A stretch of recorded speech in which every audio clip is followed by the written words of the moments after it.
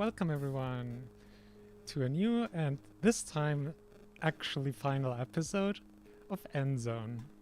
Because we have been playing offline more. In particular, there are a bunch of scenarios. Actually, I can show those here. So yeah, there's like a dozen scenarios or so.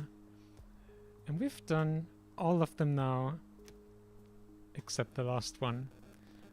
Basically, the point here is to have a settlement that survives the test of time, 250 seasons. So, which fits really well with having like the final episode to this game just being a long and chill experience. We don't need to rush anything, we just need to get by. And so as you can see, we're already in the middle of this one. We're basically like early, mid-game. So we have how many? Oh, over 200 people actually. Wow, I didn't know so many. Okay. So we have nice food production here, some farms, water. And here's our industry center with a bunch of recyclers. And we have a research center as of quite recently. Hey, Morningstar. So yeah, so we're pretty much now just trying to do... We're just starting with expeditions. This one... Where are you going? Oh, military base. Fancy. It's only like the second expedition, so we've just been setting a lot of these things up. We're still only really starting to get going.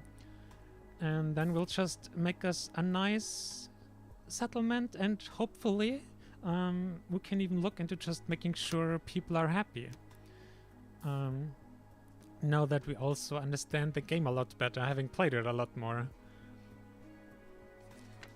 There are definitely some cool features that we missed in the first game that we were playing and when we were streaming.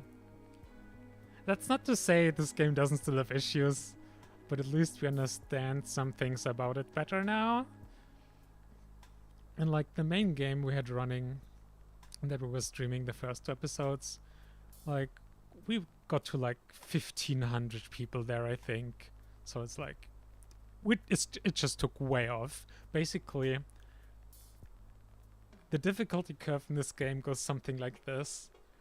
Way up here, start is extremely demanding and like so many time pressures on things you need to get going with, getting tools and clothing up and going, educating people, and just so many things. Basically, before electricity, things are like, the margins are really, really tight.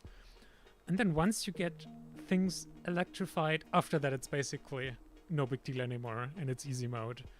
So it's super unbalanced in that way. Once you make that first hurdle, you're good, basically.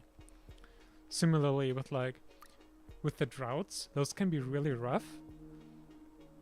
But just a set of 4 fields around one irrigation plant, which waters the ground, plus some wells around. Wells also get water independent of like rain and stuff, even in droughts. So we have guaranteed water and food production, so once we have that going, you're doing a lot better already. Yeah. And another thing we started doing was like get a research center pretty early and get the advanced school, because that educates settlers in everything max. And that just also makes such a difference when tools last longer, clothing lasts longer, just everything gets better. And you don't need to make as much stuff, which means you don't need to gather as much resources. You have to have fewer craftsmen, and it's just, yeah. You basically need to like be really focused and basically follow some specific strategies to really get by well. Otherwise, if you don't do that, then you just have to watch our game, or the first episodes of our streams to see how that goes. If we discovered the base earlier on, it might have served as a top-notch base for us, Chief. There are even a few barracks that haven't collapsed yet. Where should we take a look first? Ah, a lot of things to read. Let's do this. Let's do the west side. Also no research utensils, sad face. There are 2 weather-beaten barracks standing on the west side of the base that we ought to take a closer look at. A few rusted wrecks that we can scrap for parts are standing around here too. The door's already hanging crooked on its hinges. It's a sure thing, everything's already been cleaned out here. But who knows? Maybe our experienced scout will still find something anyway. Everything here has already been turned upside down, but at least we can still recycle the cots. What's more, thanks to our veteran, we've discovered a few small crates hidden under the floorboards where photos and other mementos were kept for safekeeping, and a few small bottles of hard liquor. So I guess not literally everything has been upside down quite yet. And we got 2 explorer badges. Very nice. Those can be kinda hard to get and are important for a lot of the really big missions like the military bases and nuclear power plants. So those are really good to have. Ooh, first barracks. Hey, I think I heard voices coming out of the barracks. We ought to go see what's up. So let me just check. Okay.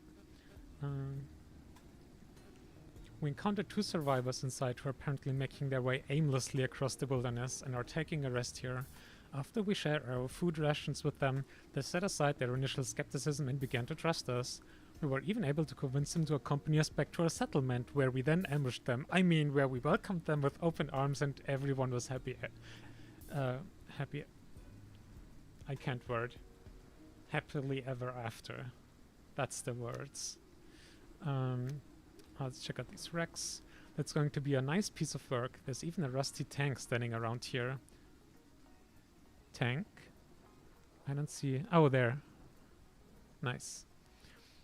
But with our expert's help, it's a sure thing we can scrap the old wreck for parts. You realize right away who knows their way around this stuff. Our experts sorted out the useless parts in nothing flat. It took a while. Wait, in nothing flat. It took a while. Okay. Sometimes when there's like conditional dialogue, it can be a bit contradictory. It took a while, but we pulled everything out of the wrecks worth taking along. Some ammo. Not that we'll be needing it, because I believe we disabled the raiders altogether. Because even learning more about the game, it just tends to be annoying and frustrating. Okay, east side. What does it look like here? The old hangar looks very promising.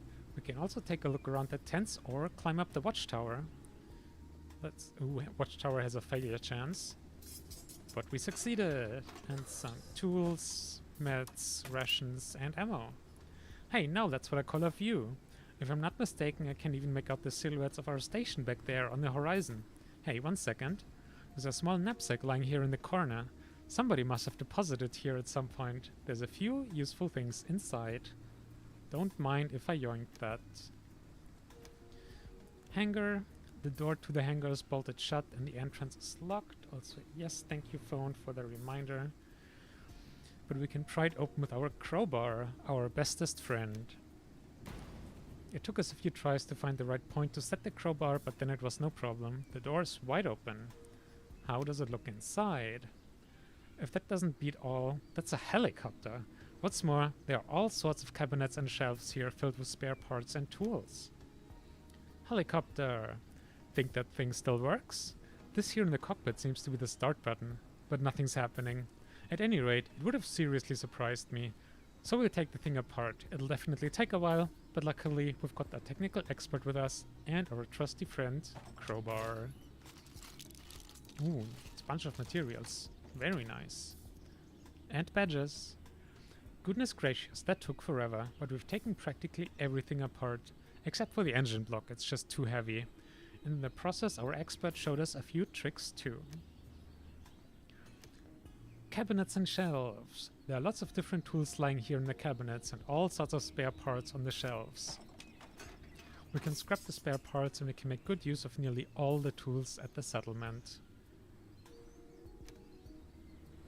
Nice, nice, nice. And trapdoor. Hey, here's a recess with a trapdoor in the floor.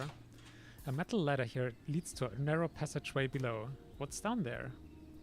After a few minutes, the passageway ends at a door. Looks like a solid radiation protection door, similar to what we had back then in the end zone. But it can be easily slid open.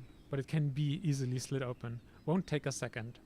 There's a fairly small room behind it. Was probably conceived at some point as a shelter in the event of an emergency. On the one wall there are monitors and panels containing electronic components built into the wall, but nothing happens when the buttons are pressed. Boop boop boop boop boop boop. Our technician is sure that no power has flowed here anymore for a long time, but we can make good use of the equipment. 48 electronics, dang. We can really use those too, because in the first expedition we were actually super lucky.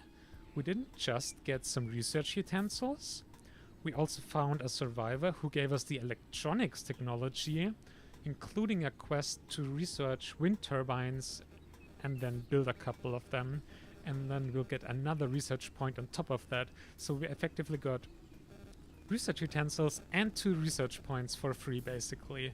So that's awesome, and we're going to need the electronics to build some of the wind turbines and power poles, so very, very nice.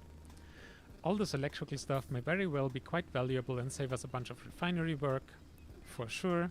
That's what our technician says. And me. We can make good use of the components at the settlement. And finally, question mark, the lockers here. There are a few lockers standing against the wall here. 1 sec, we'll have them open in a jiffy. 9 radiation suits. Fancy schmancy.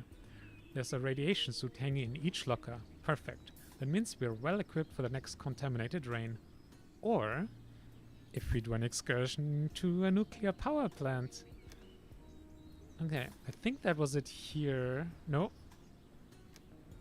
What else is here? Oh, the tents. That's right. There are cots standing in the tents. This must have been a sick bay, but it looks as if everything was already looted here a long time ago. Maybe we can still find some meds? No. Oh well, at least we can recycle these cots and a few tarpaulins. Whatever those are. Ooh. Pergola, excellent. So, decoration building that will make people happy. There are plants still lying on the cabinet. Looks like they're for one of the tents, just bigger. Chief, I think it was supposed to become an open-sided pergola for relaxing whenever it rained or the sun was too much. At any rate, we'll take the plants along with us. Yoink. Okay, now we're done. And we probably can't carry everything, because that was a chunky encounter. Let's see. What do we need less urgently? We might actually be pretty fine with metal and cloth at the moment. But we don't have that many electronics. And scrap. Let's do this. And we'll just come back later for the rest. Alright. That was one of the longer expeditions. Like, the military base and the power plant, the nuclear power plant. Basically the chunkiest expeditions there are. And yeah, cloth and metal were fine. Electronics were actually also decent. But we did take away from metal and cloth recyclers, so we probably want to switch those back over. Also, we need to go ahead with building those wind turbines so that we can finish this quest here. So let's build some. I mean, ooh, this is actually really nice spacing for the wind turbines here. I love it. So let's make use of that. And here also again, just tight space we probably wouldn't otherwise be using anyway. And I think that's enough for the quest anyway. We'll...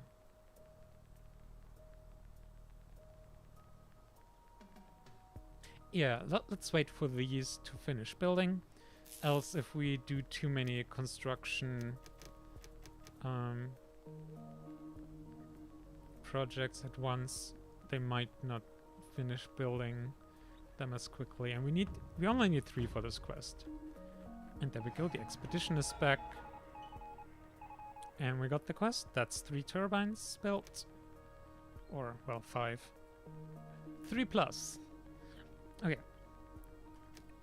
We can literally just immediately send a couple more people to get the rest of the resources. That might not have been enough. Oops. Excuse me. There is also... I mean, we might as well. Basically, there's a research here that allows you to carry a lot more resources on expeditions. And we have the research points. But we were kind of looking into researching the refinery. But if we're going to do a lot of the expeditions now, this would just be really nice to have. Plus, it's way less expensive. So yeah, let's do this.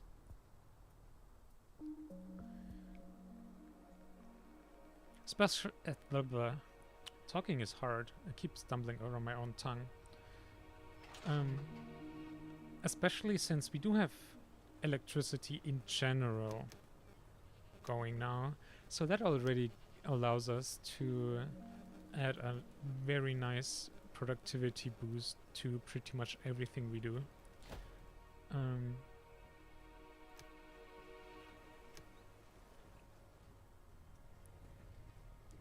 This is one of those things that are still on our list of things that are annoying. Just having to set up your electrical grid manually like this, it's so annoying. I really wish I didn't have to do this.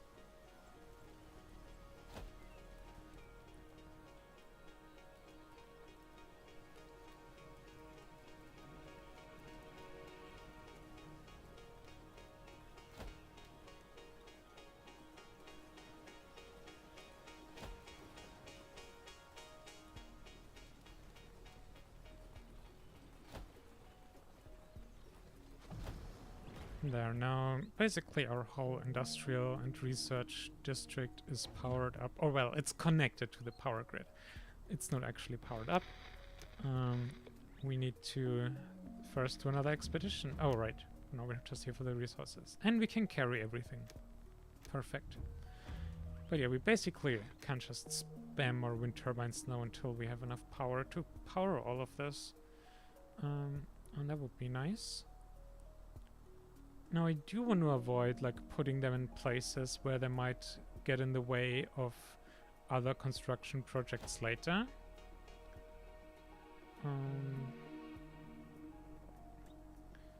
But one thing we can very easily do is adding them to all of these wells around here.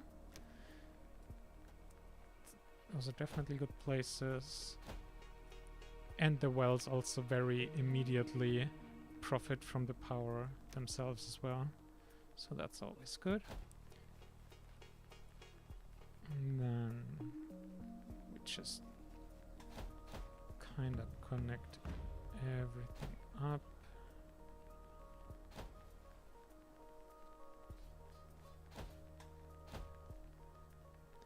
The power poles you can at least place on road tiles. They don't take up an extra space on their own. And there we go, reinforced backpacks. And now let's see. There's the nuclear power plant. Let's make this for salvaging. And that's very few requirements. That's suspicious. Let's hope we still get some research utensils out of it. And we're gonna need a whole lot of action points and tools and radiation suits. Oh, we need to start actually produce radiation suits for this. Maybe we should come back later. No, we can probably get a couple radiation suits going here. Where are we? Tailors. Yeah, we definitely don't need neck scarves. So many. Probably for quest for children who want neck scarves and scrap tools. Yep, tools also set to scrap. Forgot to set it back.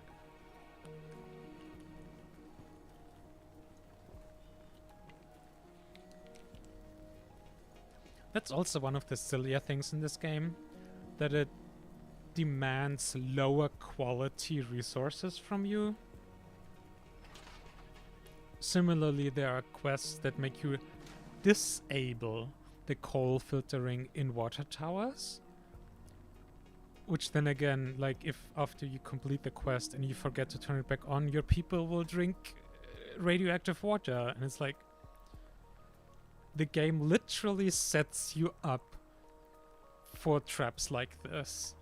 And it didn't need to be this way.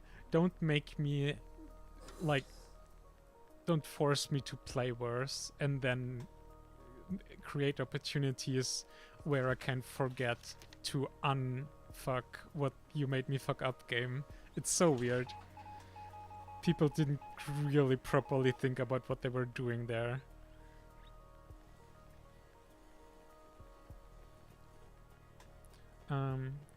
Okay, we're doing quite well. Another generic quest for various things that we're probably just gonna ignore. Because it's just there. They ask for scrap tools again and so many storage things, and it's always so annoying fulfilling these quests.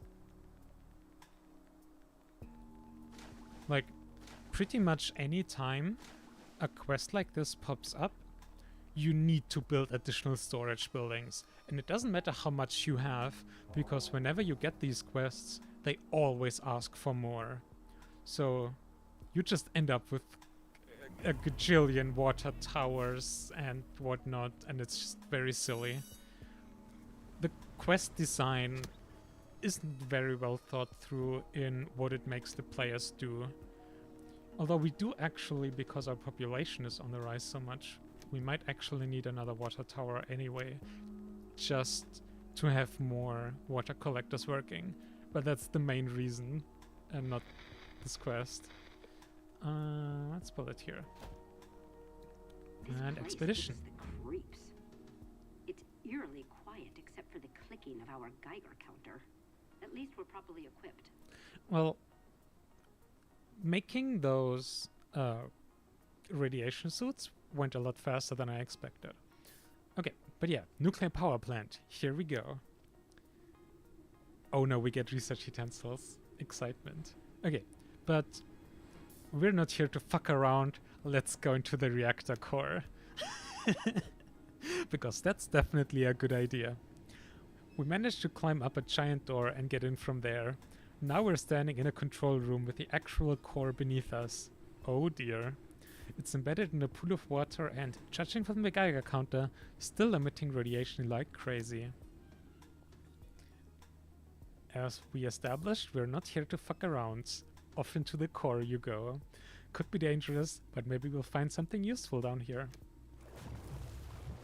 I'm sure anyone who goes down there will return very energized, if nothing else. We were pulling some of the tubes and machinery out of the pool when one of us slipped and fell in the water. Even though we did manage to pull him out quickly, we'd still better watch if he displays any signs of the sickness. Good thing we're all wearing radiation suits. Not like those do you very much good if you're like legit in the reactor core. Like radiation suits aren't magic. They only block so much. And in particular, I mean, those suits, not like they carry a lot of like lead or whatever to block a lot of gamma radiation at all. It's like, yeah. Inside the reactor, that was like standing in the heart of the catastrophe. I mean, I do wonder, because radiation is such a big theme, was it a nuclear war that happened that caused the apocalypse? We still don't really know, even after playing the scenarios, which had a little bit of lore at times, but not too much. Damn it, we almost didn't make it out of here again. Unbelievable that our ancestors built all that. We've got to do something, Chief. We need a place that reminds us all of this mistake. So we get a nice memorial. Now off into the control room. We can take as much of the equipment in here as we can carry. 63 electronics. We'll be so ready to electrify everything. A real treasure trove, Chief. This should provide more than enough electronic parts for a while. Alright. Off into the main facility. Seems to be all locked up. There are a couple of roller doors we could try to force open with the tools we brought along. Crowbar strikes again. But we could also try getting in through that collapsed roof our scout told us about. Let's go on the roof. Getting to the roof should be easy. There are ladders leading up. Alright, we climbed up the roof and reached the upper floor through the collapsed part. There are a lot of desks and locked rooms at the end of the corridor. Unfortunately, there seems to be no way down from here. The stairway is buried under slabs of concrete from that collapsed roof. Desks. Bet we can find some useful stuff if we look around. Besides some office supplies, there are even some old computers here. More electronic parts. Maybe our technician can dismantle some of them.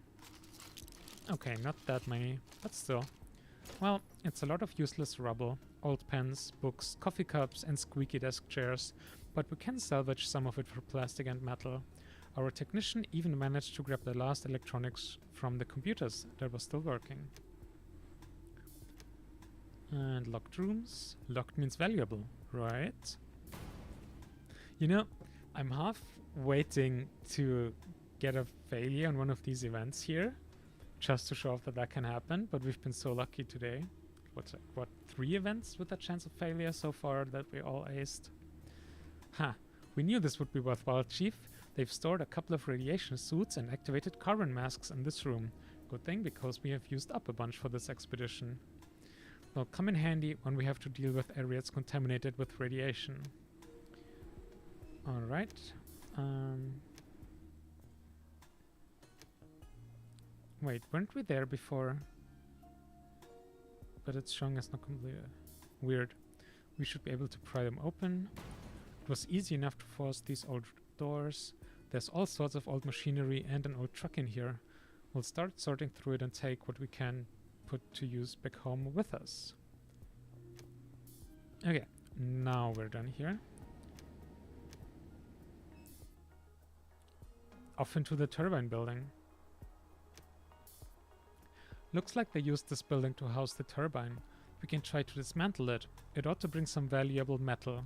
Good thing we brought along some tools and someone who knows about this technical stuff.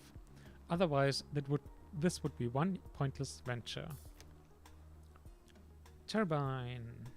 We'll try our best to take this thing apart. Nice. And our knowledge. Phew, that was a lot of work. We managed to dismantle it and still keep all the pieces in good condition. And there we go, research utensils. The steam-driven turbine functions completely differently from what we had in the Endzone. We made some schematic diagrams while taking it apart. Could be that we might be able to reconstruct parts of it in simplified form, right? I mean, I wonder why you didn't have that in the Endzones, because you didn't have a need for giant multi-megawatt high temperature steam turbines that you need when you have a gigantic power plant. That's probably why you didn't have those in the Endzone. And why a copy of it wouldn't be all that useful for our settlement, really. And there with the, or do we have the backpack already unlocked? We probably do, because we can just carry everything back. 122 electronics, 69 metal, nice, and 42 scrap, also nice. The bags are packed and we're ready. We'll see each other at the settlement. Excellent. I think we're at 3 research utensils now? And yeah, backpack is... Oh no, we're at 2. You start at 0, we have +2. Okay, we start counting at 0. This is a programmer's game. What do we want to... I mean, we can get coal mining. That's one thing we're always annoyed we don't have access to early on. I think that might be the best one. And then...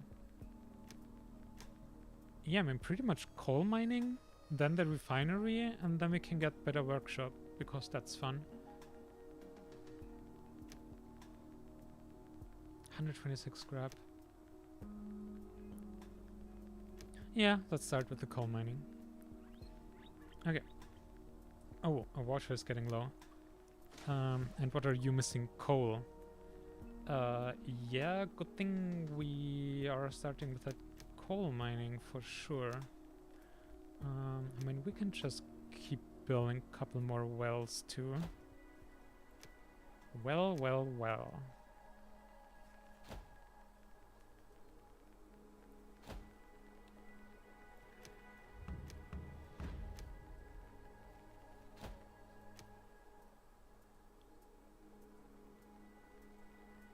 Okay, it has the resources available at least, so it'll be built soon.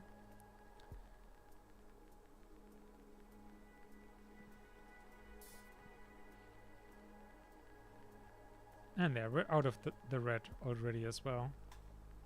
So that's good. Coal mining. I mean, we might actually be at the point where we need a third scrapyard. Oh, wait, speaking of scrap. Oh no, we need one more research utensil for the scrap catcher. That'll make getting scrap so much more efficient.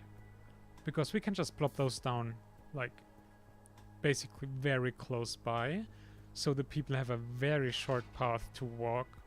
So it's not just a renewable source of scrap, it's just way more efficient than salvaging existing things in the world. That's definitely gonna be very interesting to get. Marked for salvaging, which probably means we'll just, as usual, factories also have commonly research utensils. Well, I guess they're the third kind of chunky encounters.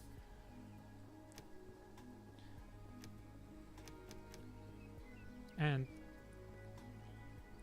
we always unselect very old adults now, because it can happen pretty often that those just die during their preparation phase. And then it's not like you get a replacement or anything.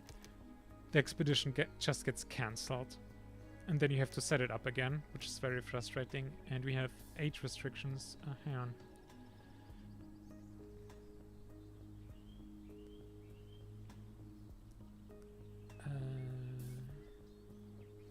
I guess adults or younger? Yep. Okay, so we can take you. Now we're good. So basically just educated, at most adults, and then technician badge and tools. It's not too bad.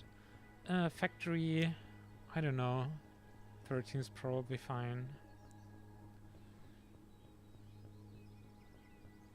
We're not really short on like food and water and stuff. But if that's not enough, we'll just have to do a second one. That's also not the end of the world. Get it?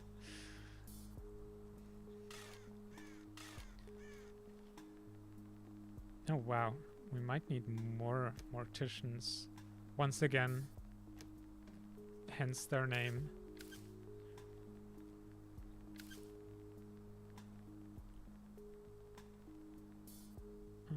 Let's see. Do we have... Oh yeah, this quest. I mean, whatever. If we don't have anything pressing to do, we can keep building electricity network up. How much do we need right now anyway? Minus 1600. That's not actually that bad. That's like 6 wind turbines. How connected up are we? Oh, this is not even connected up yet. You have 900, yeah. It's a good chunk of what we're missing, actually. And... Wait, did we not build a wind turbine here? Oh, it's because we built the well new. And no, we misplaced by one. Oh no, I gotta fix this. It should be flush here with the fields. It can't work like this. There we go. We've arrived, Chief. It doesn't look as if everything's already been looted here. After the catastrophe, people probably weren't able to do a thing with the machinery at first. Our technician's already rubbing his hands with glee. Where do we start, Chief? So much to read. Okay, let's do this. And there we go, research utensils. Let's just get those out of the way. The building has caved in on one side. We should probably be able to get in and look around without any problems. And there's a door at the rear of the building, but there's also a ladder leading up to the roof here, and on the roof there's a door to get inside the factory. Climbing up shouldn't be too difficult for us. We're all still young. There's the age requirement. Let's take the door though. Took a while, but eventually the door gave way. With pure muscle power, we wouldn't have gotten anywhere. Not much to see in here. Empty crates, few old wooden pallets, and a door that probably leads to the big production hall, where I'm sure we will find some useful stuff. We're standing in the middle of the production hall now, Chief. Probably no one's been here anymore since the catastrophe. The dust is centimeter thick on the conveyor belts, the machinery, and the floor. What should we take a closer look at? The thing with the research utensils, please. You could say that's one monster of a machine, Chief. Good thing our hotshot techie is along. Otherwise it probably never would have occurred to us that apparently components for air filtration systems were manufactured here. There's no way we could move the machine away from here. The best option would probably be if we removed the most valuable parts. Without our technician, we'd truly be up the creek without a paddle, Chief. But this way we were able to remove the most usable components. It took quite a while, but it should pay off. And in the meantime, we learned something too. So not just resources, 6 technician badges, knowledge, but also research utensils. While screwing things apart, first read that as while screwing things up. While screwing things apart, we also came across well-preserved generators. We'll remove the most important parts and sketch a few drawings. That might help us in the future. Okay, so we already got what we came here for, basically. There's a small control room halfway up the stairs to the roof, Chief. Apparently the machinery was controlled from there. A few of the fixtures and computers might still be able to be recycled. Luckily, we've had educational training and can recognize what's usable for us. Yay, education. 100 electronics. Holy shit. Basically, it's all pretty easy to understand if you've ever occupied your time with electronic component assembly. I think we must have removed the most usable parts. We're eager to hear what you intend to do with them, Chief. Alright, off to assembly lines. The conveyor belts for the assembly lines take up the greater part of the hall. Hard to believe that people used to spend the greater part of their lives here. The same movements day in, day out, so that some corporation can rake in the profits. Very subtle capitalism criticism here. Very subtle. As for me, it's no contest that I prefer our community where we share and share alike. Communism ho. Well, at any rate, we can dismantle the belts. It's probably going to take a while, but at least we have the proper tools with us. All done, Chief. What luck that we had tools with us. Yeah, luck. Like, the luck that was sending scouts in first to know how to prepare properly. That's definitely luck. There's going to be an awful lot to lug around, but we can definitely put the parts to good use in the settlement. Ooh, and we got a technology as bonus where we can place wells together now. Because usually they have like an area, and if you place another well in the area of another one, then basically both only operate at 80% efficiency, and it just drops further down the more you have stacked. So this is really nice. Especially for like droughts and stuff, where you really want a lot of wells to prepare for them. Okay, let's do the side next. We climbed up over the remnants of the collapsed wall, but we won't get any further here. The way inside is blocked by rubble. What we can do is to take a look at the boiler tanks standing here. With the right tools and some time, we can take them apart and recycle them. 6 scrap collector badges. Nice. It always confuses me because the pickaxe symbol always makes me think of miners. In most games, pickaxe would be the symbol for miner profession, but here it's scrap collectors, and mining is, I don't even know, probably the mine symbol? The fact is that really was, despite our tools, a tough piece of work, Chief. And if we had weeks of time, it's a good bet we'd be able to recycle even more. As it is, at least we've taken one of the boiler tanks apart. We can put the metal to good use. And I really hope you're all enjoying listening to our voice here, reading all of this. Alrighty, we're getting in via the roof. These rusted ladders don't look very stable. We ought to watch out where we step. Great, we're up there. A few rungs on the ladder broke off, but nothing happened to anyone. Good thing we've all still got plenty of power in our arms and are able to hold on tight. The door up here on the roof isn't locked. That saves us the trouble of investing more effort. Keep going! And in fact, we're not keeping going, but we're returning. Or... Okay, there's the depot still, but the main factory building is done at least. So let's take a look at that hall. Luckily, the storage depot is still intact. Raw materials for the factory were probably kept here. There are containers standing next to the building too. They look interesting. What should we take a look at first, Chief? Depot! Would you look at that? The gateway to the hall wasn't locked. All it took was a little bit of muscle and it could be pushed open. Crates are stacked up in here, all emblazoned with export prohibited, solely for national use, in thick red letters. The crates are wrapped in plastic and nailed shut. We've opened a few of the crates, Chief. A piece of cake with our crowbar. Thanks, crowbar. They're all filled to the brim with cloth masks. The most you can cover with them are your nose and mouth, and they don't look too durable either. They probably won't help us a bit, but we can make use of the cloth. They were probably produced and hoarded during the major pandemic back then, instead of distributing them to countries where they were needed. These days we'd hardly be able to survive if the name of the game was Every Man for Himself. Right, Chief? This is also actually one thing we're now certain about, that it's a COVID reference. There are other bits of lore that are way more explicit about it.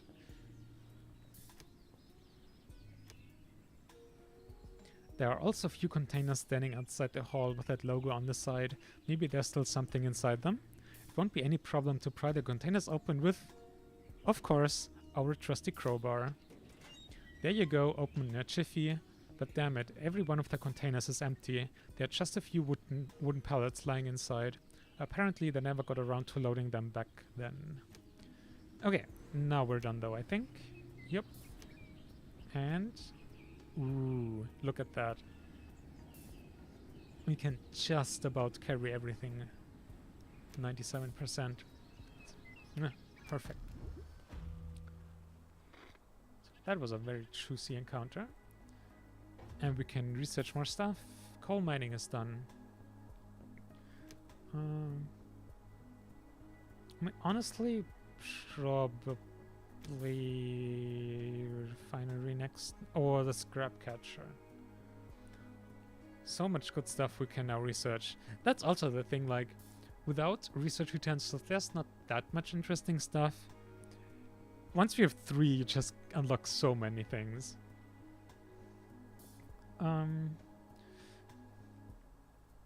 I mean, poor refinery has been waiting around for some time now. It's gonna take so much scrap though. But still. Let's... oh no, really? Can't build it by one... Actually, we can move the road by 1 tile. So we can make it fit. Here.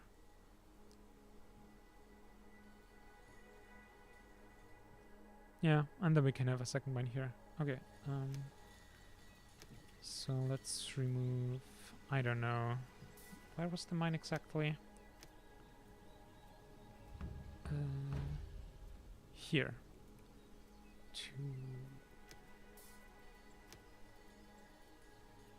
Okay, well, I don't know how many tiles, but...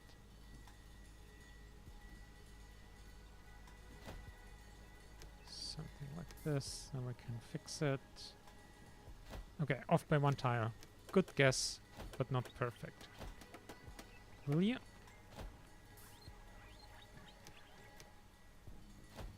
Okay. Coal mine! Yeah, scrap.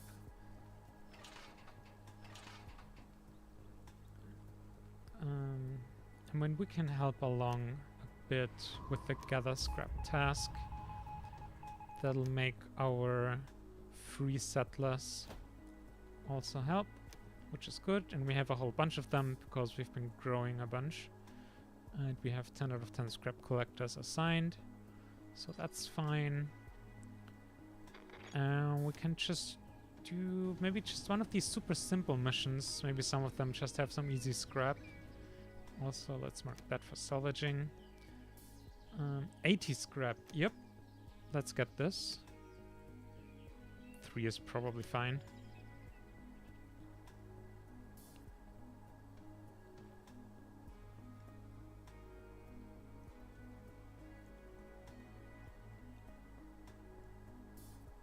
Oh no.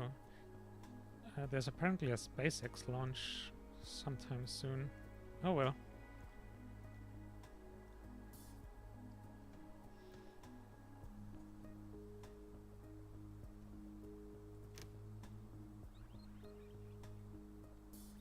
Also, our food is looking great, even though we only have our fields working with like 50% people working on them.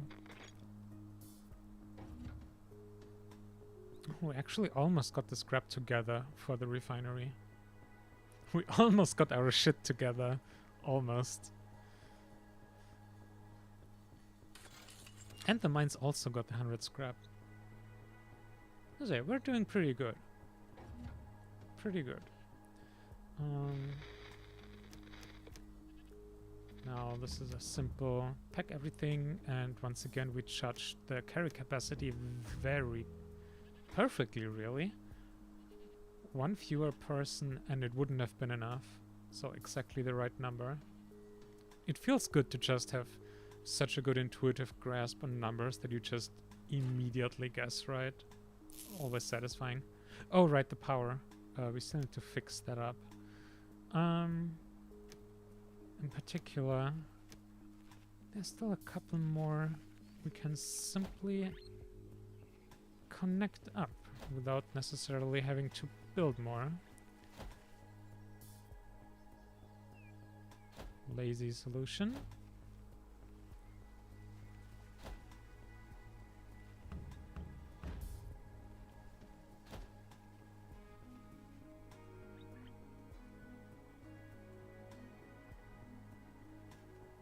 And that'll honestly should be enough to at least get the industrial district running.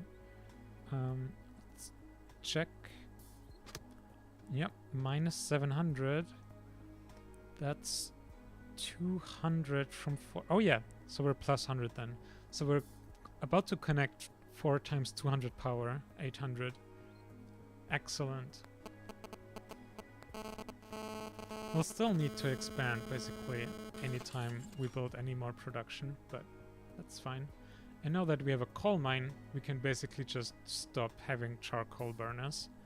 Because not only are they probably less efficient, I say probably because it's one of the things the game does not give you any numbers about how much coal a single charcoal burner produces compared to how much coal one miner produces. But it's supposedly more. And yeah, and on top of that, of course, we're not burning up wood to produce the coal either.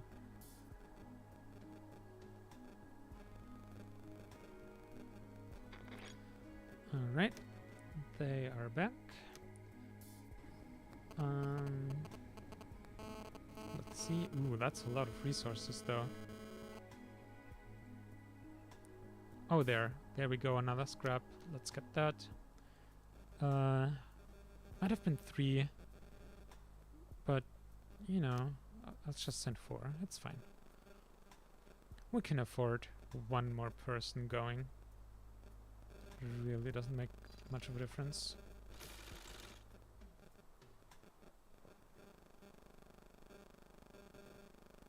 And yeah, just everything is looking good. And we have 300 electronics. Man. Speaking of... Yes! We have power, lesbians and non-lesbians. Which means a lot more efficiency. It's like... And now refinery technology. Perfect. Okay, let's build some more wind turbines then. Because we just wanna power all the things now.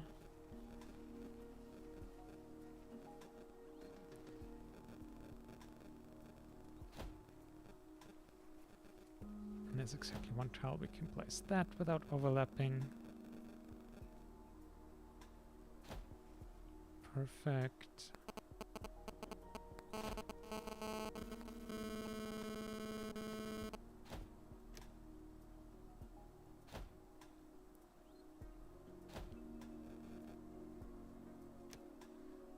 Now, we can build a little bit of a wind park. I think right here might actually be good. We probably don't want to build too much over here anymore.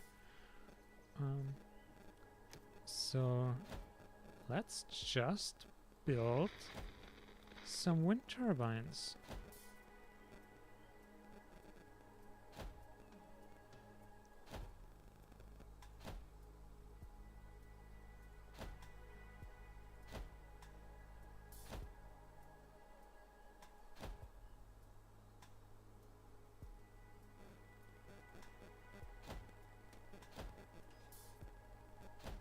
It's a bit fiddly to set up because it depends on the distance to the wind turbines so much, and then having to connect them all to the power grid.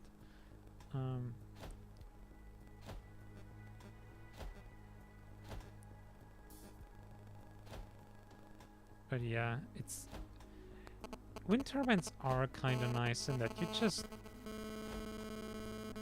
if you have enough to power your base, then it's enough.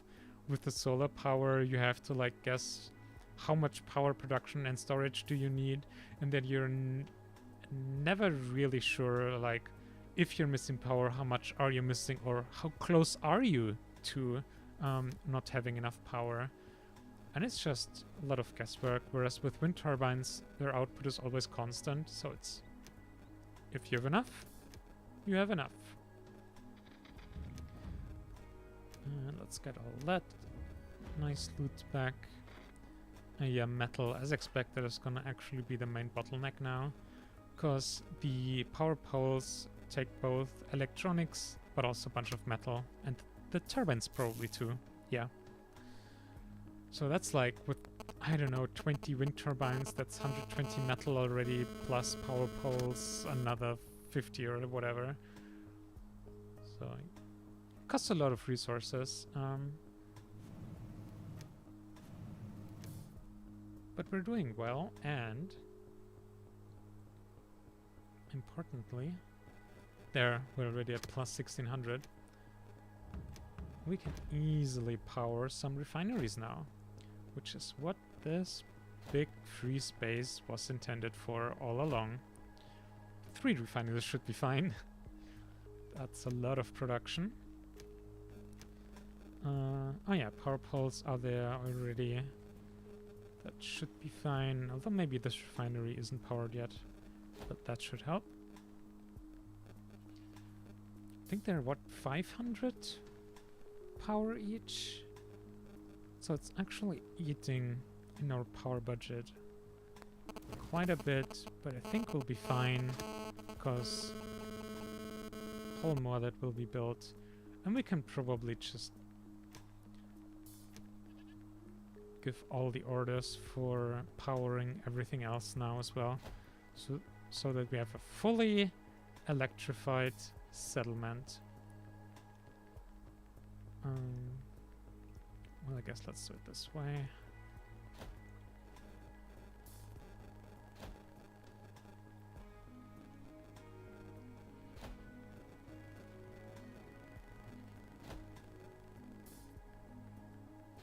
That's gonna keep the builders busy for a while, and also all the refiners.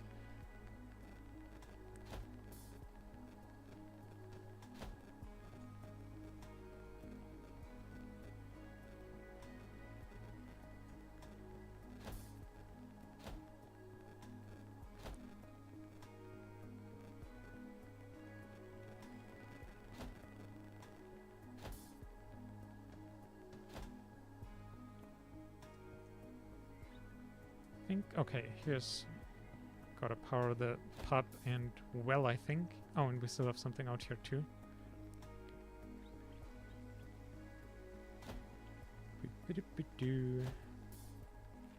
And yeah, this just in things I wish I didn't have to do manually.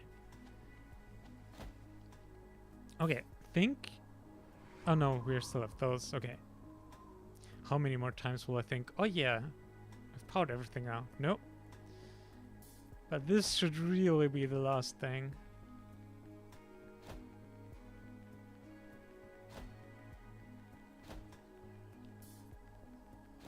Could even plunk down a couple of wind turbines over here too. Bunch of free space. Not that we probably need it, but it's also kind of nice for a little bit of flavor having some wind turbines around.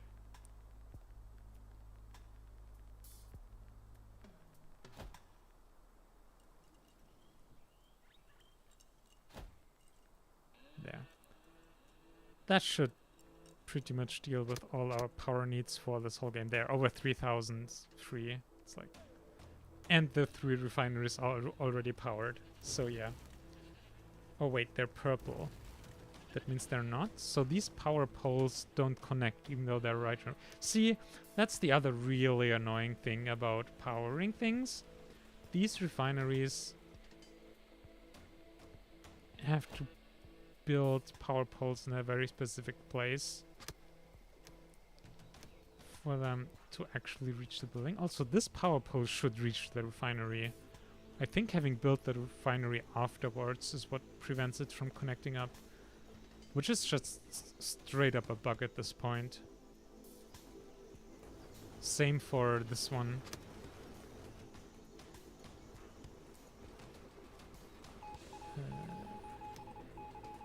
Oh no, that one wasn't built yet. Okay.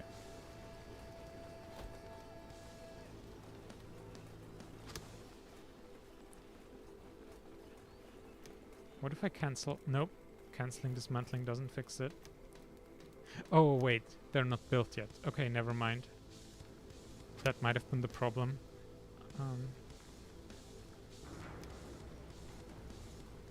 Oh god, these food from different sources quests. Another one that's just so annoying. Now let's see. Think we can get scrap catchers now, which means we can. Well, I guess you can still gather more scrap in the meantime.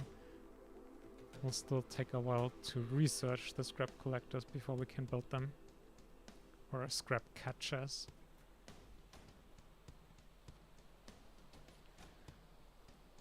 And I think we can stop producing so many electronics.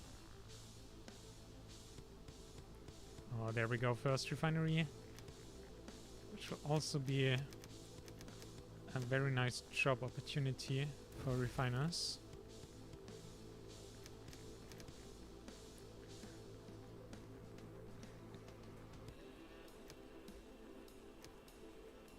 No. Long time I want this one to have all 4. And then like this one to have only 3 enabled. And this one just cloth and metal. Just those weirdly specific urges for organizing things.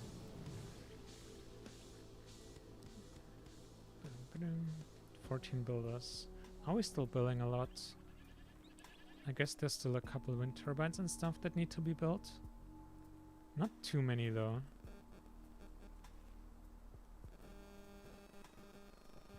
Also, are you powered yet? Okay.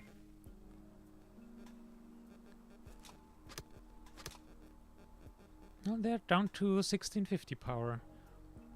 Now that we have everything powered up. Yep. Well, minus unfinished refinery. So you make everything except electronics.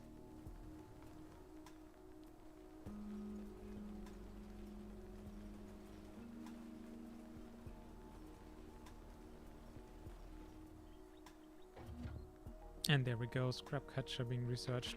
Let's send out more expeditions. I think we were kind of short on metal. Also no old ones. There we go.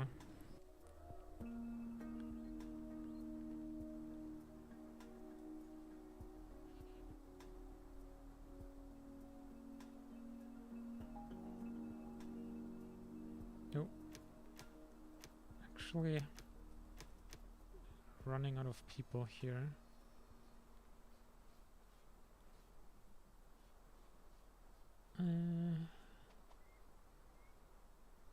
I mean, do we need 3 morticians? 3? Oh, the 3 are not keeping up. Oh, the graveyard was just full. But hey, it emptied out now, so we should be good. Yeah, all those arrows are still dead bodies lying around.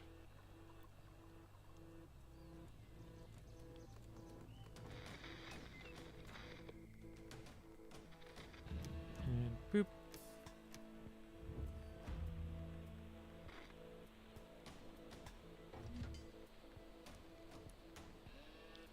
We also have a bunch of scrap saved up, so we can just immediately build up a couple, and then we're set up with scrap for life.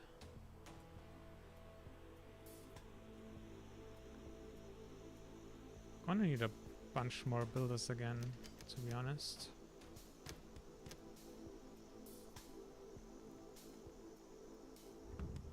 Expedition. Okay, we're full on supplies and stuff. We can do another big one. Let's see, is there another military base, maybe? Oh, but a hospital.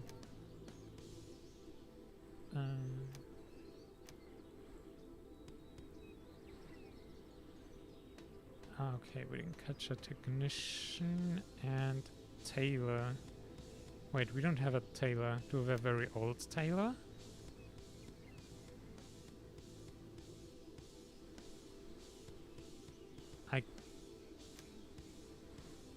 I struggle to believe we have 0 tailors. Okay. 2. Let's just hope they don't die on the way, because they're very old.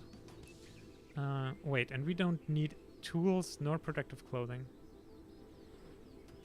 Okay. Fine with me.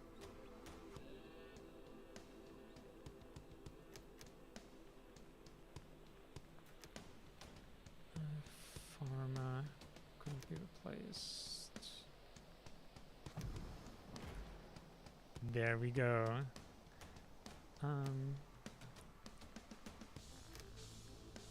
People keep dying now. What's our adults? Very old. I guess we had a peak here with very old adults that are now dying off. Okay. Let us build some scrap catchers. We could leave a little space here for maybe a couple more production buildings if we want. And then just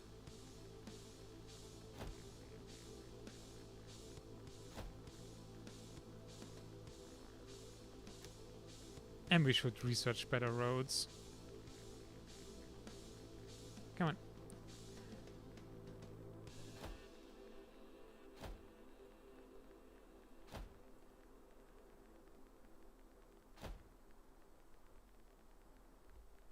Well, I guess we're doing them everywhere here.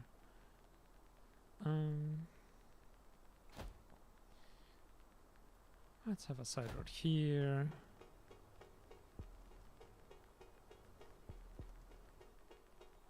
Oh. No. What are you for? This is seriously... I mean, we complained about this before, but the fact the game just tells you there is some building with an empty work area without telling you which, that's just... Oh, it's probably one of the scrapyards. See, and then you can have funny things like you have a scrapyard that says there is scrap nearby. Good time zone, Ouroboros system. So you can have cases where the scrapyard says there's scrap nearby, but it's an interesting location.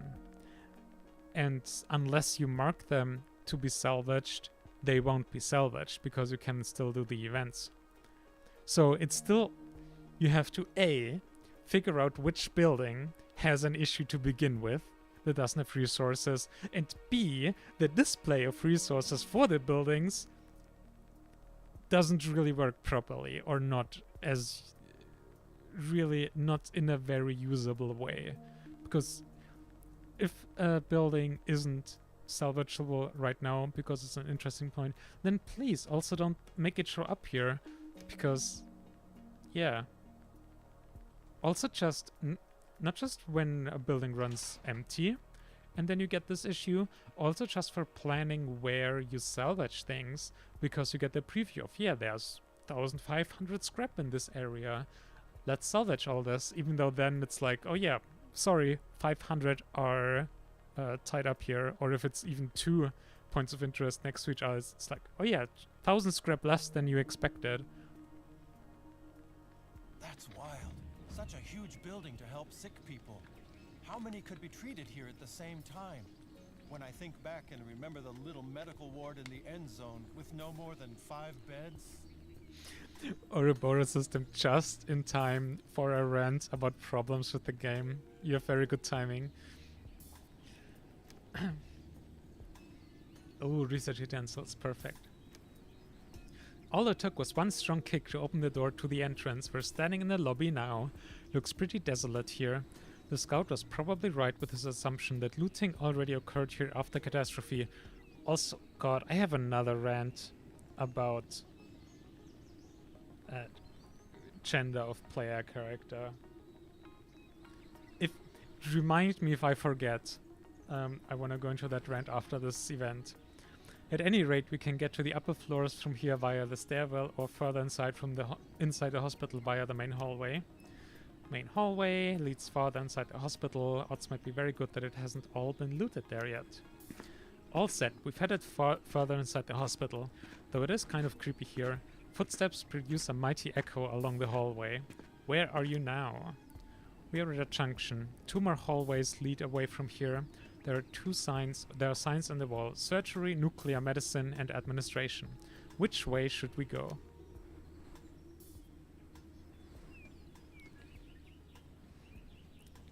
These operate... Yeah, see, that's also the thing. There's so much space, you could easily have a display for like immediately salvageable scrap, and then scrap in points of interest. Like, there's the space to do it.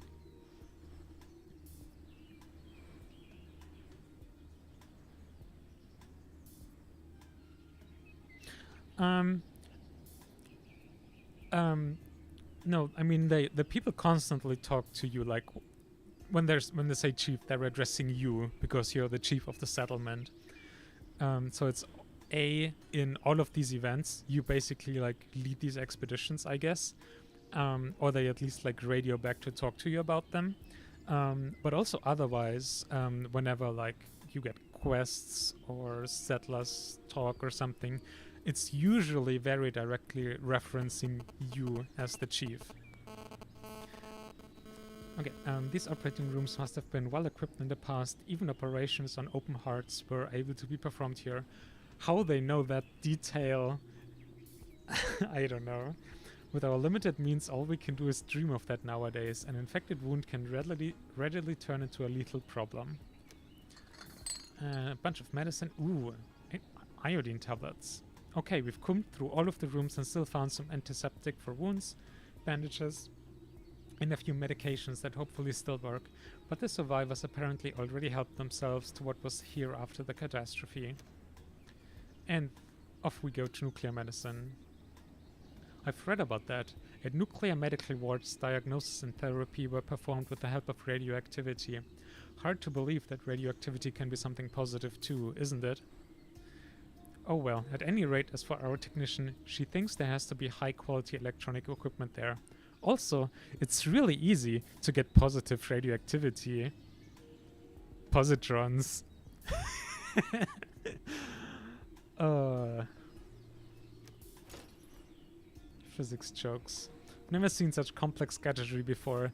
Taking it apart wasn't easy without damaging all the electronics, but with the help of our technician lady we got it done. Naturally, we prepared up the fixtures, gadgets and laboratory objects, which were in great condition. We ought to be particularly able to do something with all those test tubes and pipettes.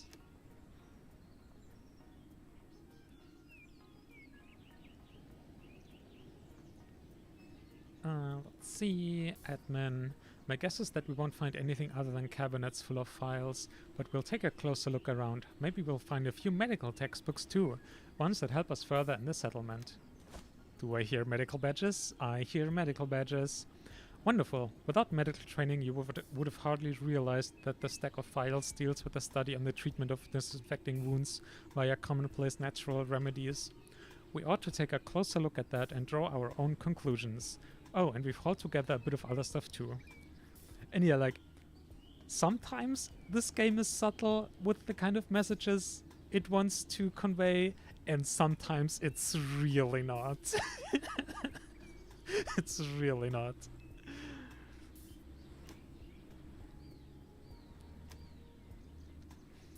According to the signs, 2 medical wards are located on this floor. Unfortunately, there's not much left of one of them because that part of the building collapsed. All that's left in the other ward are basically beds and a few old computers. Most of what was here has apparently been looted. But our scrap collector is certain. She says we can still reutilize all of it. So that's done. It's going to be a major haul to get all this back to the settlement, but at least it was worth it. And up to the second floor. Half of this floor has collapsed, Chief. All there is on the other side is a medical ward that's already been pretty much cleaned out. Hey, in the storeroom here, there's a whole shelf full of bed curtains made of plastic. Our tailor's already rubbing his hands with glee because it can be turned into first-rate protective clothing. We've packed up the curtains and took apart a few of the beds to boot.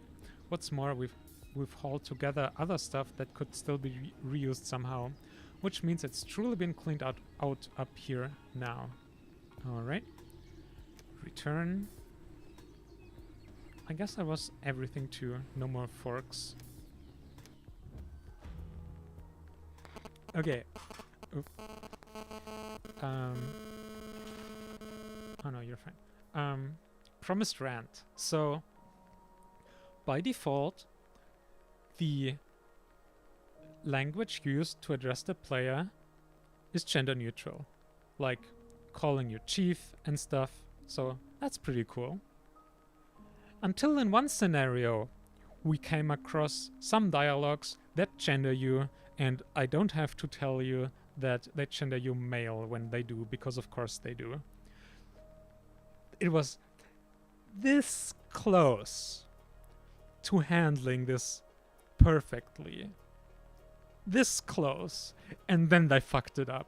That was so frustrating.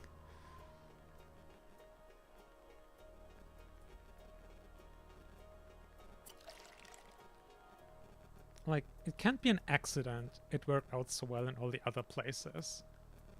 They must have thought about it, to some degree at least. Like, I don't know how that happened exactly.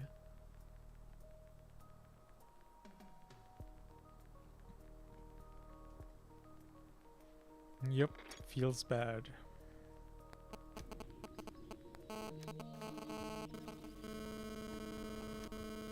Alright, let's just get a bunch of these greenhouses for seeds and stuff. Yeah, it's gonna be fine. Don't have to think hard about most of these events, really. Most of them aren't that difficult.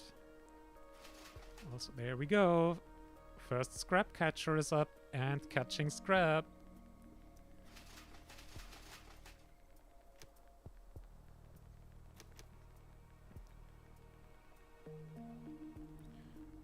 Let's see. I think next we're gonna go for the roads. Oh, 3 science points for the paved roads. 3? As much as for designing a refinery? Well, that sure is one over-engineered way to make roads. Jesus.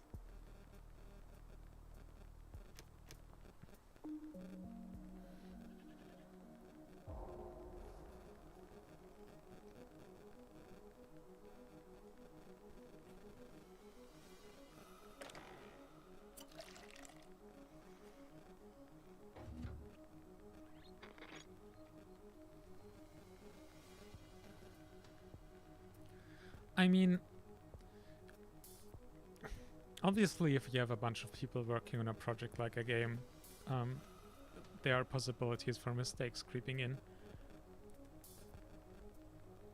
But it's still like if you playtest the game and stuff, like, they should have caught it, and it's not too hard to do like one pass over text and stuff, or like having one person like who coordinates all the text in the game to be mindful of that so they catch it. Like it's not impossible to do, right? And it's it's just one of those things.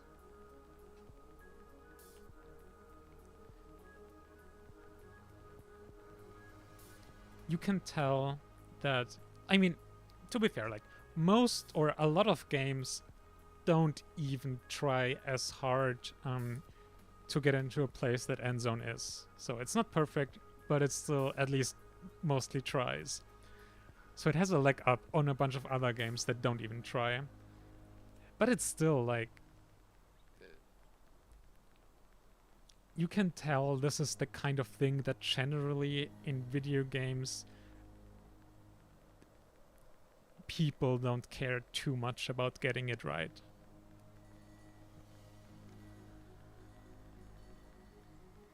Oh, nice. Beat Saber is one of those games that we'd be excited to play once / if we get a VR headset.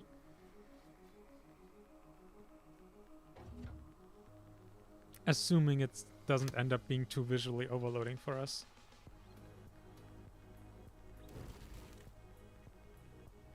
Yeah. I mean, honestly,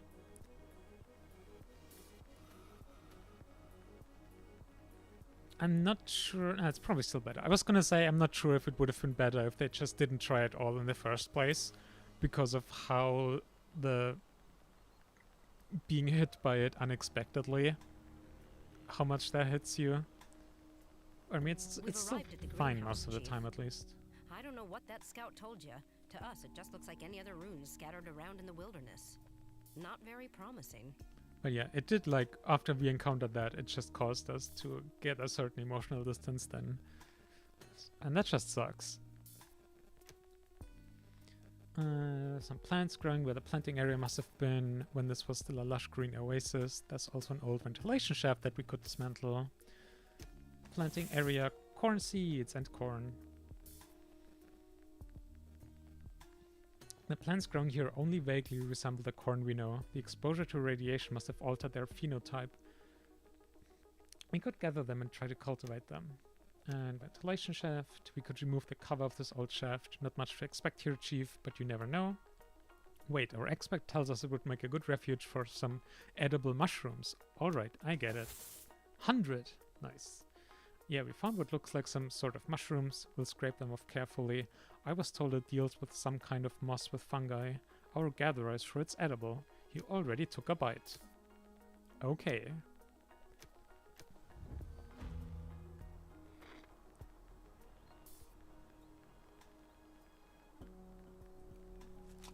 Yeah, that makes a lot of sense. The potential is certainly there, though, and we'd have to be mindful of it. And it's also just a thing where it's like, you kind of push yourself to some degree, and then it's like sometimes you might push yourself too much and stuff. It's just difficult when it's something you have to even consider visual overload. Like there's also not VR, but games like Beat Saber, not Beat Saber, Beat Hazard, way too similar names.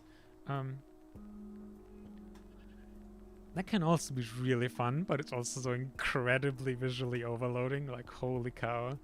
It's like, play it for 10 minutes and then you need to take a nap. Also, yes, all the 4 scrap catchers are up.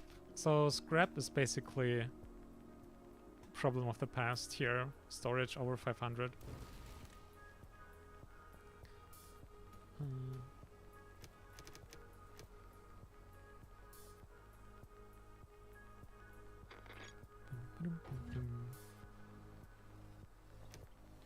Let's see.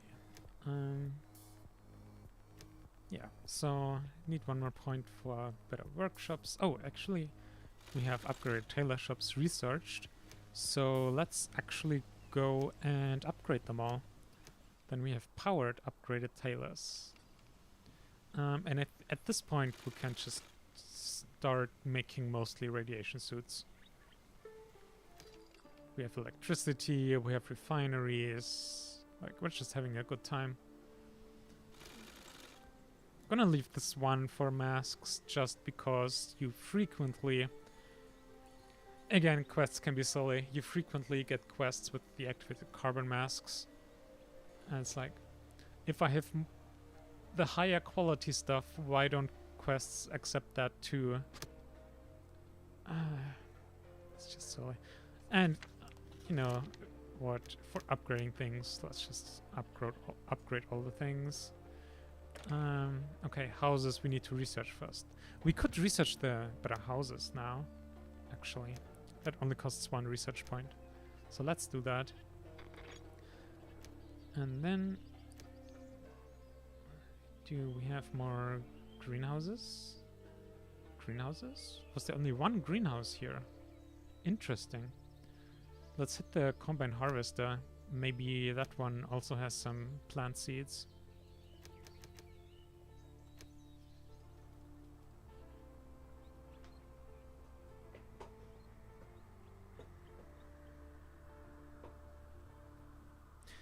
Yeah, I mean, our sensitivity, when we're plural, our sensitivity is definitely also very... Also, how are we at 0 wood?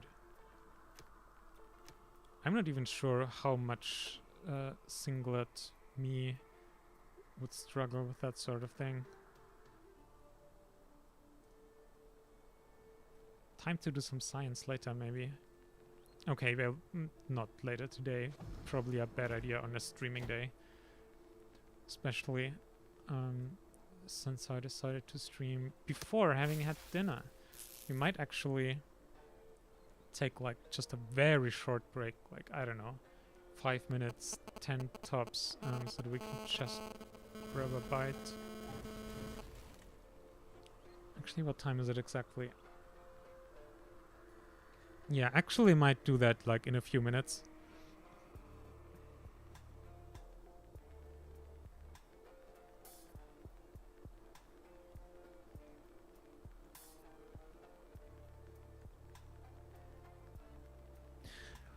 Yeah, that's not really something we can do, at least not all the time. There's definitely a thing of like...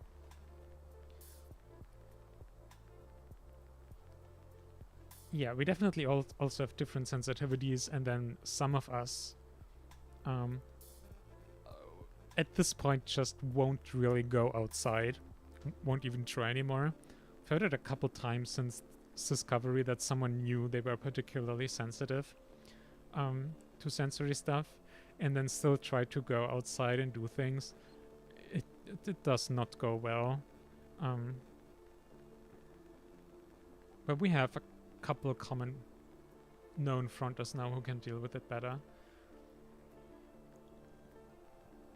But yeah, it's still something we need to be very conscious of, and we'll compensate a lot for it with like, if there's visually overloading things, we'll specifically turn away and focus on something else, or even outright close our eyes and only navigate using sound then. if we can do that and we don't also like need to wear the headphones and stuff. So we do actively compensate for that a lot as well. Similarly, I mean, for sound, always compensating with headphones basically. And we just try to like, basically we just try to distribute the workload between our visual and auditory senses mostly, because those are the two things that are A, the most useful to then also navigate the world, and B, the two that we tend to be most sensitive to. And so we try to just balance each other, those two out.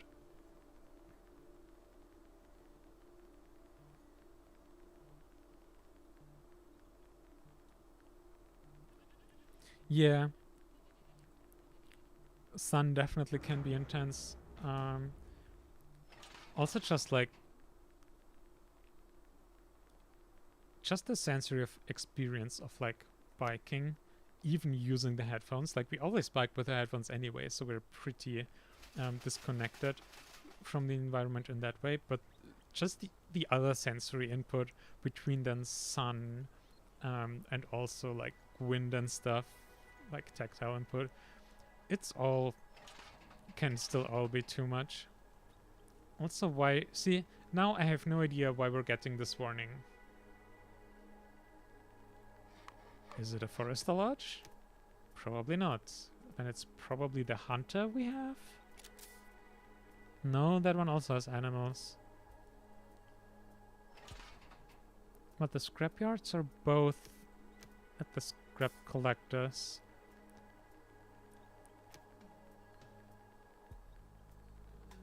See, I have no idea what this warning means even now. Because it's even incomplete in saying check scrapyards and Forester Lodges. And both are fine. Like, come on, game. Like, it even first it leaves off hunting lodges, and then now I don't know what its issue is. Yes, another quest we'll ignore.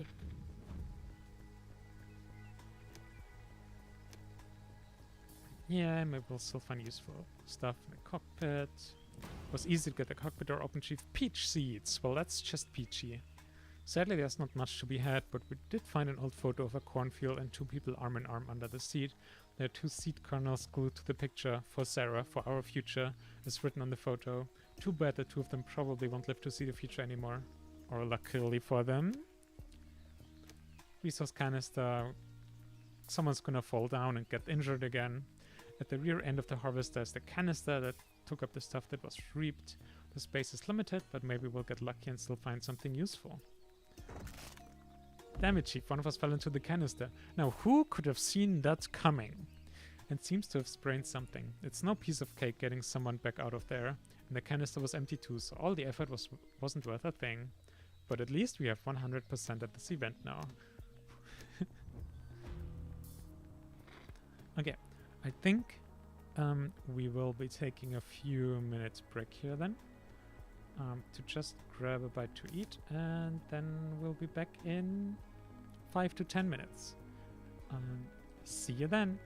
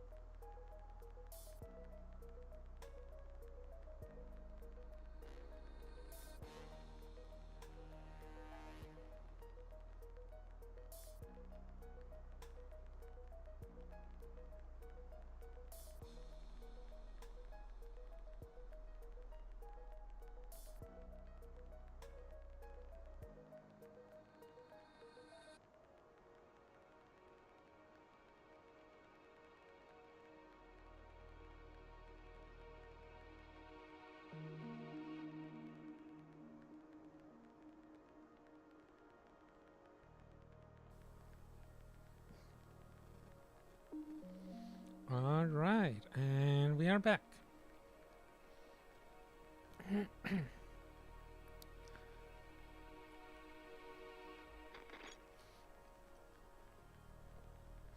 That should keep us going for a while longer. And yeah, we were considering earlier, like, flat out only starting at our usual stream time, like, around now. But we just really wanted to start earlier, and so we did. Thank you. It's not ideal, like, couple-minute break, but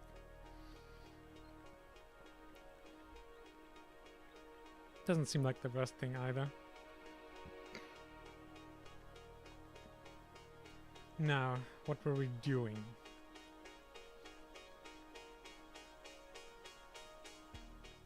We electrified everything. Right, expedition. Oh, and yes. Credit workshop, go. And expedition.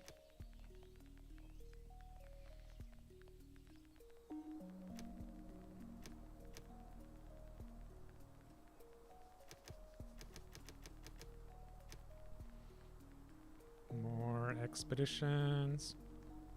Oh wait, I remembered something during the break earlier. Oh yeah, an example for the gender stuff, because I remembered a specific example. It's not just like one minor line in like one of the scenarios or something. It's one of the traders and a voice line. Because one of the traders calls you gentleman. And a couple other references, probably from the same trader, maybe even other traders, I'm not 100% sure. But at least one of the traders just calls you gentleman. And generally, yeah. And it's like, I could have understood it more if it was just like one text line somewhere in a scenario. But a trader and a voice line? That should have been caught.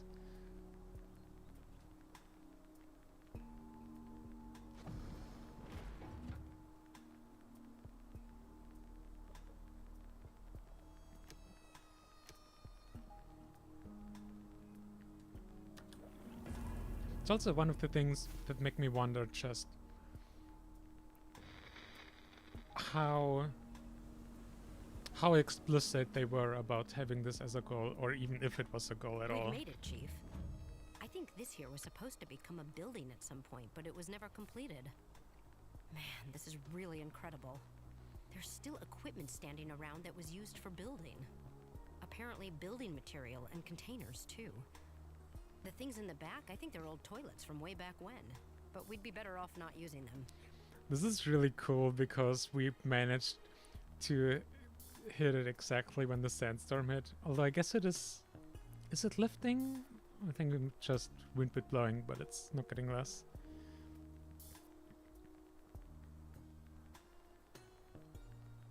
Maybe.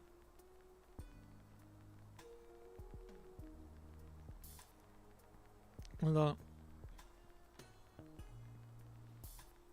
I don't know. The traders in particular are a bit weird because their vibes are just kind of different from the rest of the game in a way. But also kind of in a good way because they have a lot of character.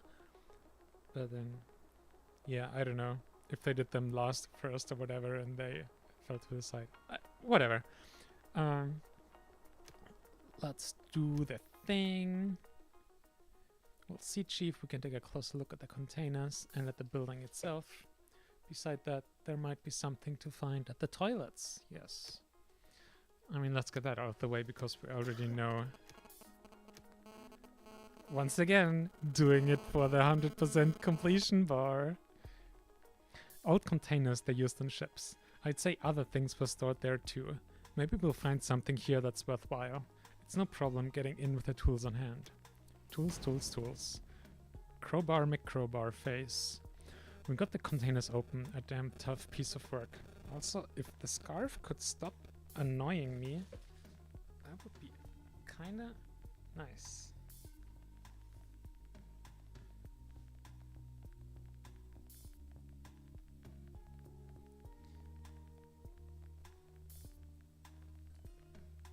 Now maybe? Okay. Got the containers open. A damn tough piece of work. The locking mechanism was completely rusted, so the only way we could move the door was with a lot of muscle. If we hadn't had the tools, I know for a fact that we wouldn't have gotten in. Alright. Check out the container. Chief, I think these things here are old construction containers. If memory serves me, building debris was collected in them to have it transported from the construction site later on. So it's a definite possibility that we won't find as much useful stuff in here. Luckily, we have someone along who knows more about what we can recycle and what we can't make any use of.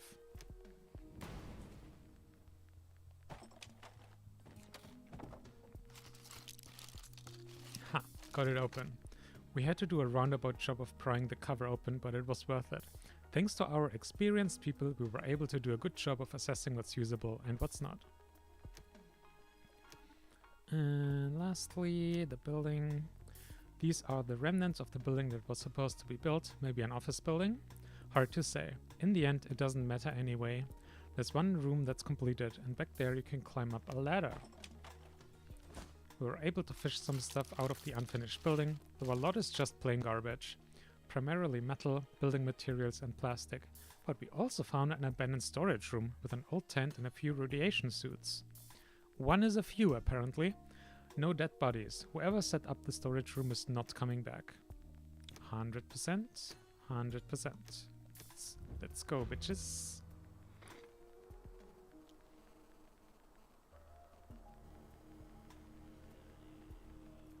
Now I think, yes. So we could just upgrade all our houses to double our population. Not like we necessarily need to. Like, I mean, at this point, we could legit just get up and walk away and come back in an hour when season 250 is over. But that's, of course, boring, and we want to do something with the settlement, especially now that we know the game a lot better, and we know what we can and can't do more. So one thing we definitely want is not just a teeny tiny settlement. And I'm sure nothing will go wrong if we just in one go double our population. I'm sure there will be no shooter water shortages or anything like that. If the game gets too easy, just make it harder for you yourself. And if we're upgrading things, let's upgrade. Oh, it's already a town center. Never mind. Can't upgrade that more. Anything else?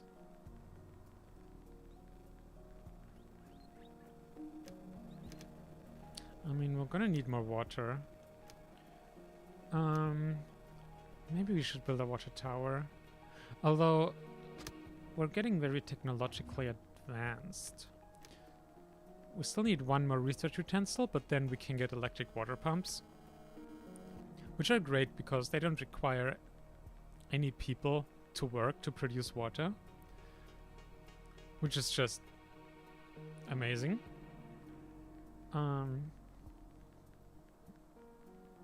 So let's go find those last utensils, shall we? Now, where could they be? We're pretty much done with all the obvious spots, like factory, nuclear power plant, hospital, clothing store, diner, general... Oh, doctor's office. Let's try that.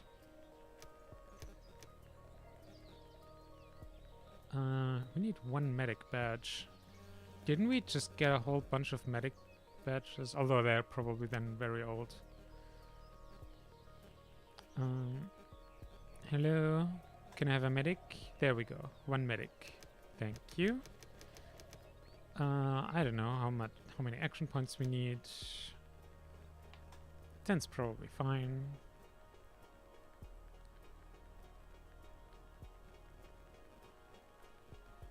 And yeah, there's like exactly 5 research utensils in all the possible expedition locations.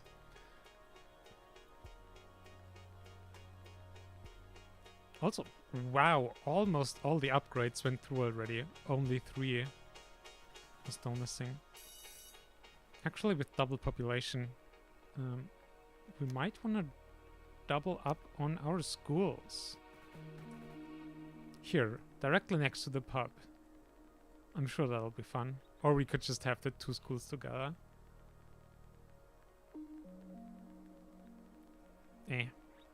Let's be a bit silly. And I think, yes, we have the better roads. So let's... Actually... Oh, so this is one of the things we realized the game has that are really cool features that would have been nice if we knew about them earlier. Where is it? Wait, is it here? Ah, yes. So there's a couple tools like this where you can either upgrade things. Okay, upgrade all the roads, please. I guess they're size limited. Okay, well. And they also exist for buildings, which, to be fair, we could have just used now here, but whoopsie. But yeah, so there's upgrade, demolish, and also pause building. So that's neat. And yeah, then for roads, upgrading roads. That's definitely nice.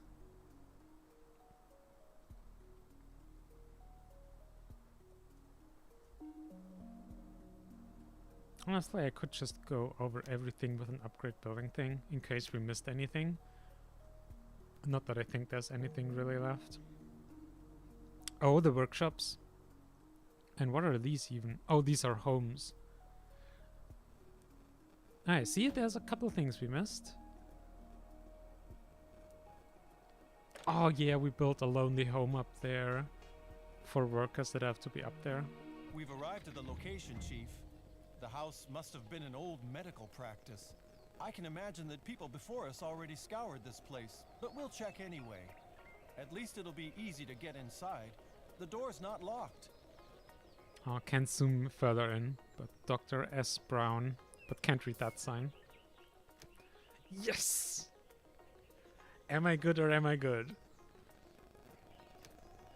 We're standing in the doorway now. There's a stairway to the upper floor, and these must have been a waiting room and treatment room down here.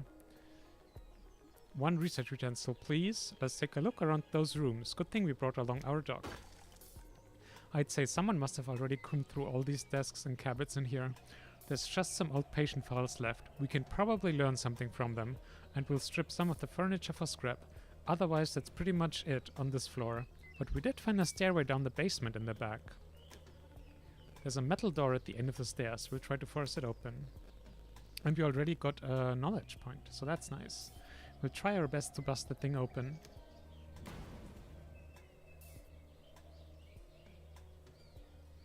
Oh my god. Well, the door's open now, but it wasn't locked to hide valuables. There are hospital beds lined up all along the walls here with a skeleton on each and every one of them. Just lying there, hands folded. Looks almost peaceful. In the back of the room there's a skeleton sitting at a desk. A grimy white doctor's coat still on its shoulders and its fingers wrapped around a syringe. Guess they must have chosen death over the fate that awaited them after the incident. We could scavenge their bodies, Chief, but we won't feel too good about it.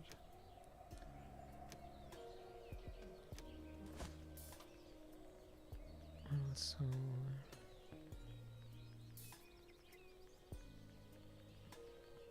That dog must have lived right over his office. Everything's pretty much in ruins up here. Someone else must have already been here before us. Nothing left but rubble. Ah, wait a sec. A few old dirty sheets at least, spotted by one of our hardcore scrap collectors. I was expecting you to say hardcore scrap enthusiasts. And that's it, yep. 5 out of 5, and we even got the research point that we can immediately spend on the electric water pump. Perfect.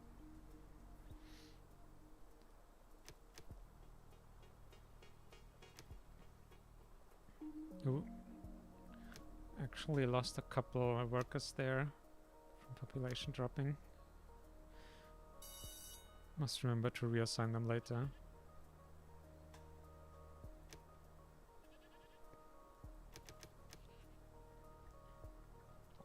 I too am a hardcore scrap enthusiast.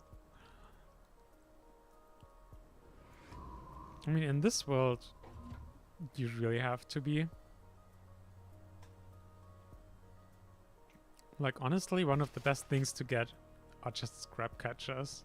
Scrap for free, out of the air. Woohoo!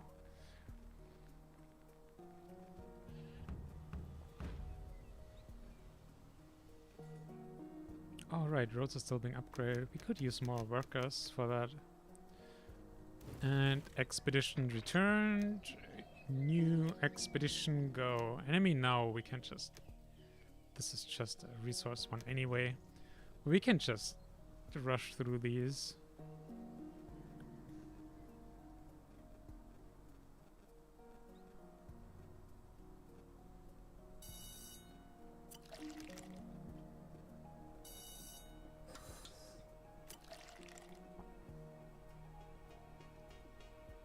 Oh, one thing we can do now that we can easily... Okay, first we have the water pumps, but also... Oh, the memorial, that's right. But yeah, we can build some decorations here. The memorial has this huge sphere of influence anyway. It's just wild. And also, we realized, A, most decoration you can build multiple of. B, their effects stack. And C, probably no good way out to have that much scrap in the air. Yeah, I mean, if we're talking like amounts of scrap, like including like metal parts and stuff, amounts of scrap usable, like in amounts that you can use to build buildings out of, that sounds extremely dangerous. Vague message about population, thank you. And another very specific thing we realized. Remember the great old one that we once tried to build and realized that only fits in water? Well, just build your settlement near water. That's the reason why these houses are here near the water. Because then you can just go... Great old one, great old one, great old one. And it's very silly.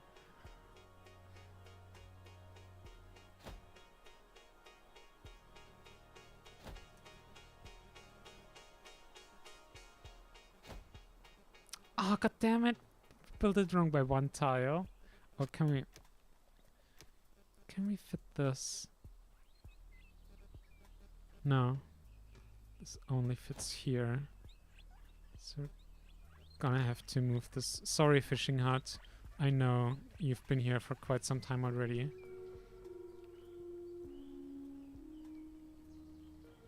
But I'm gonna have to ask you to move.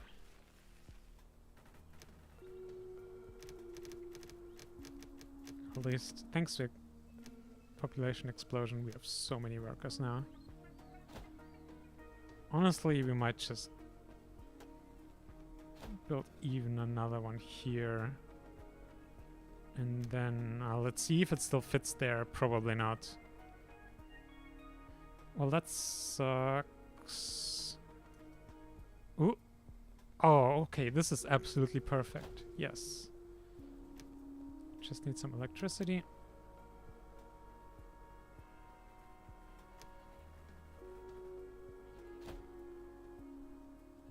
Nope, nope. There. Yep, great old one spam. It's definitely not overpowered. Oh, most of them finished building already. There, 130, 145 attractiveness.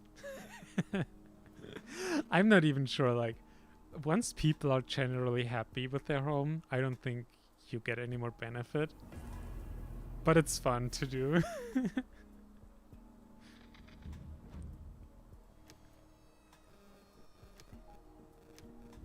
Another fun moment of abusing game mechanics I realized. So for example, take the fire pit. It's plus 15 takes up 5 by 5 spaces. Okay? Compare that to a shrub. Takes up 1 space, gives you +1. About the same radius, but it means you can place 25 shrubs in the same area than a fire pit. So you just get +25 attractiveness instead of +15.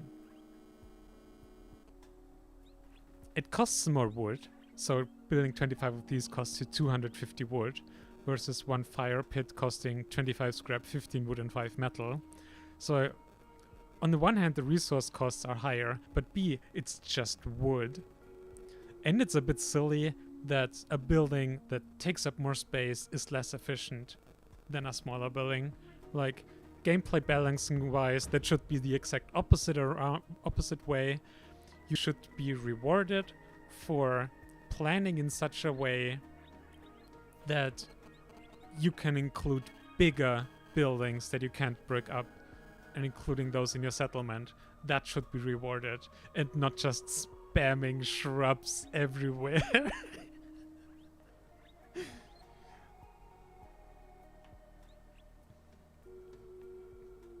I mean, I don't know about you. I think living next to a bunch of old one statues is really cool.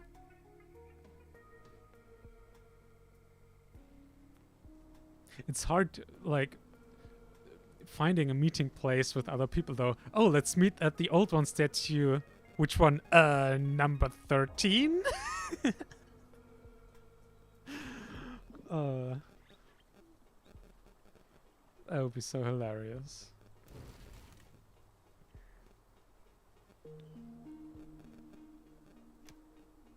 Oh. I spy a non-power refinery, actually. I guess this power pole literally has to be 1 more space over. So yeah, those power pole connections, because it's at the far end of the building, it's really hard to connect over the road. But the worst offender for this is the mines. Because mines literally do not connect if you put a power pole directly in front of them where the road is. It does not connect the power. You have to build a pole on the side of the mine, which prevents you then from building extremely compact. That is so silly. Oh my god, why is the power pole connection not in the middle so you can connect it from the road?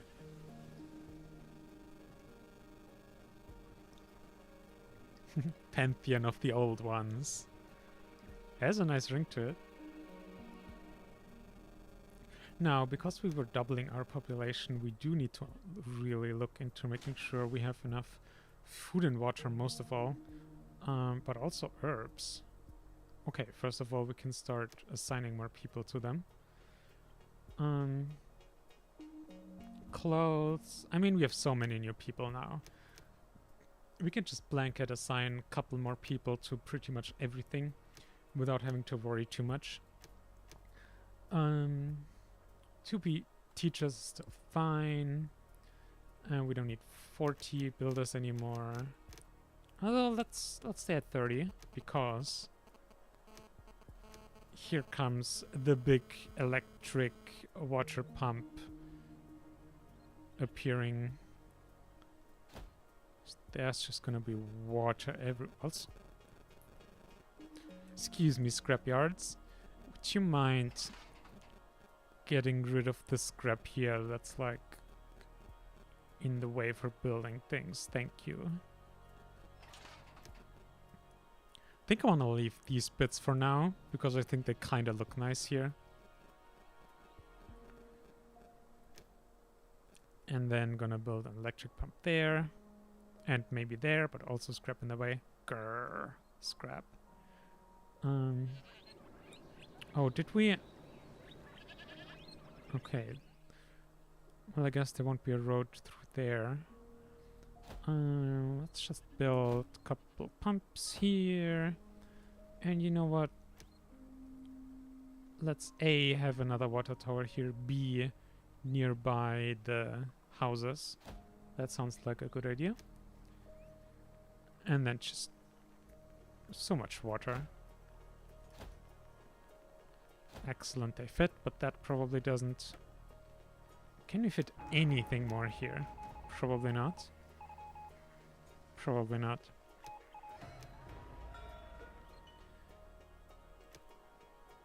Who wants more water? Delicious, delicious water. Fresh water.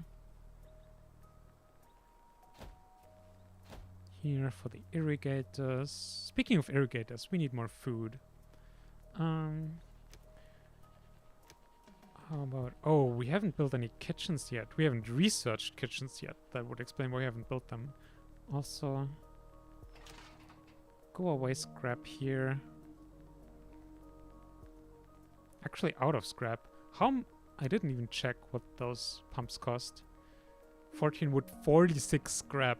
8 metal, 8 electronics. Yep, that's a lot of scrap. Efficiency of water pump placement makes you very pleased. Well, I am pleased that you are pleased. The 3rd of May, 2334. More than 150 years ago, the cornerstone of this city was laid by my ancestor, Aeneas Pathfinder.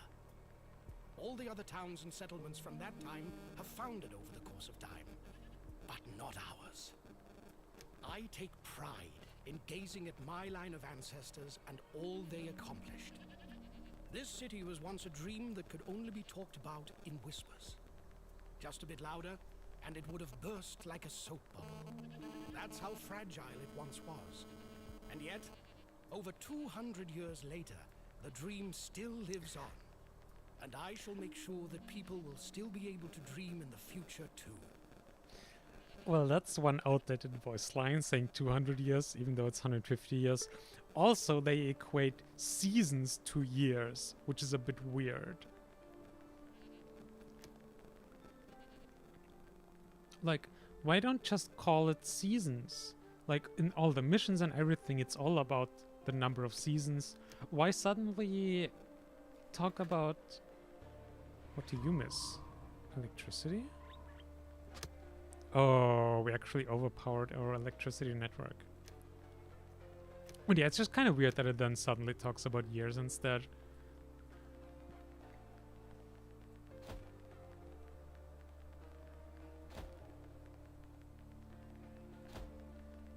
Boop-a-doop-a-doo, more wind turbines.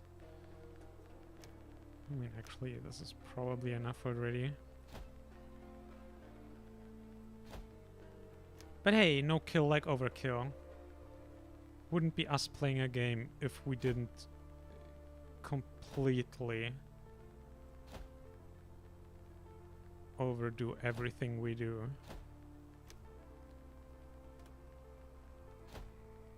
Because anything that's worth doing is worth overdoing.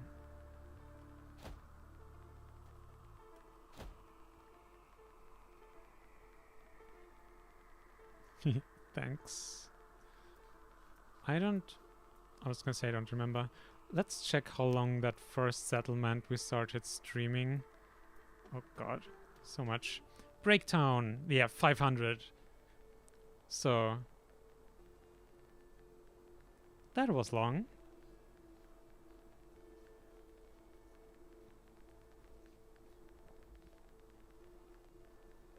I'm not actually sure how long does it take to play a season.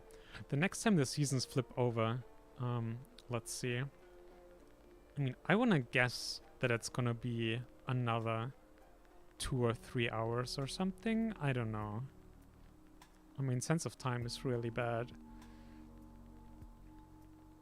And food, we keep forgetting about the food. Do we have the space for another pasture now at least? And the kitchen. Wanted to research kitchens. And we have the points. It's also one of those things. It says it processes food into blah blah blah. A large number of settlers can be efficiently provided as a result. So presumably the processed food is worth more than the unprocessed food. But once again, the game does not tell you how much, doesn't give you any numbers, nothing.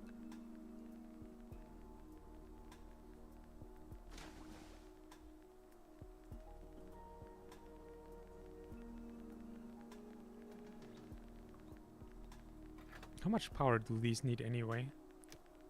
Oh, 200 each. And we've been building like 10 or something, so 2000 power. Also, use gather scrap can go.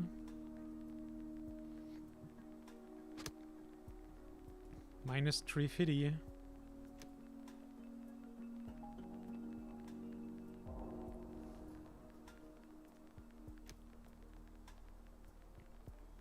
Oh yeah, those sandstorms been causing a lot of damage to our wind farm. We might actually need more than 30 builders, but I mean we have 60 idle settlers. Let's have a casual 60 builders. Okay, we need to really get going with food. We are not in a good place right now. Let's... God damn it, get rid of the scrap pile, please.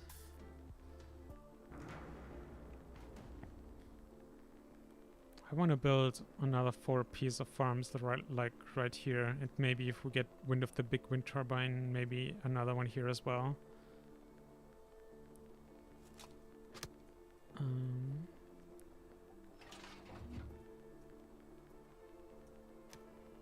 I mean, pastures are also nice. You can clean that up, I guess.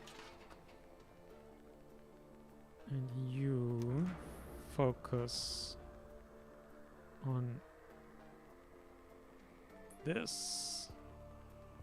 Oh no, not up there.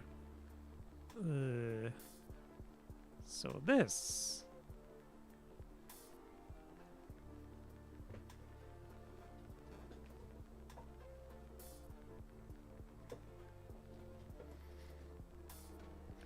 Yeah, our sense of time is either incredibly on point, like we can go like 8 hours without looking at a clock and then going, I wonder if it's X o'clock right now, and it's that like off by at most a few minutes. So it's like our sense of time is incredible, or we just have absolutely no sense of time, but there's barely any middle ground. Okay, food. Let's... I think the big scrap piles are gone. That's good. Where do we want to place them exactly? Here, maybe. And irrigation plant.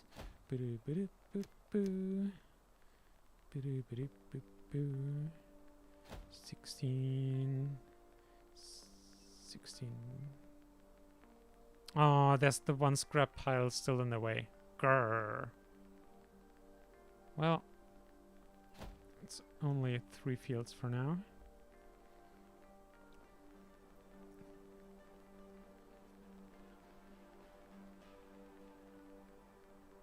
Grrr. Go away. Shoo.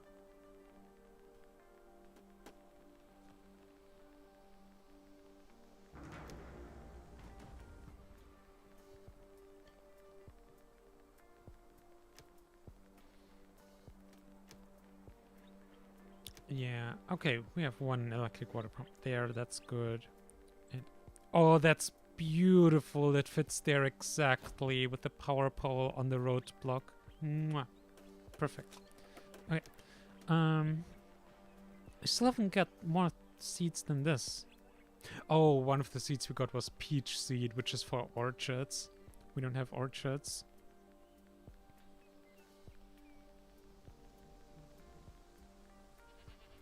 Oh my god.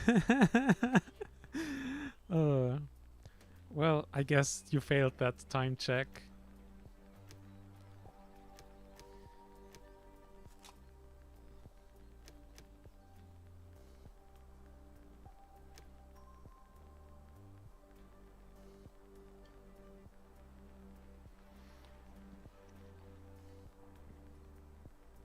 Okay, we're at close to 0 food.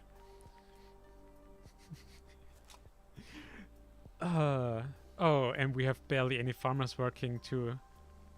Gee, I wonder why our food situation is so bad. Certainly not because we had barely any people assigned to the jobs despite also the limited number of buildings available for food production to begin with. Gee, I sure don't think it's related to that. Okay, let's get more bunnies, I guess. And because gotta have equal of both, let's get another pasture for goats. How's the research? Oh, also short on scrap. Do we have power again at least? Okay, plenty of power. So our water is running again at least. And also those food production buildings that profit from power will be boosted. Which does not include the farms, which are one of our main sources of food. But still. Being this low on food, I'm gonna take all the extra I can get. Also, can you please remove this pile of scrap? Please. I wanna build here. I wish you could give like building commands even though things are in the way, so that they'll start building it when it's free, like Factorio blueprints.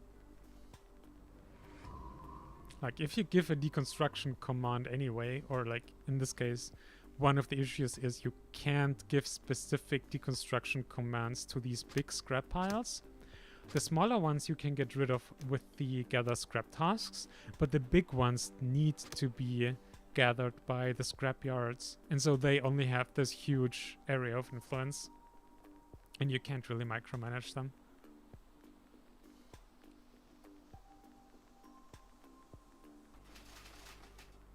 Yeah. Oh, we have both scrap yards assigned to other stuff. That's why we're so low on scrap. Well, that was my mistake. I was wondering how we could possibly be this low on scrap with the scrap collector setup. Well, it turns out that's not a big problem if you're not using your scrap collectors. Whoops.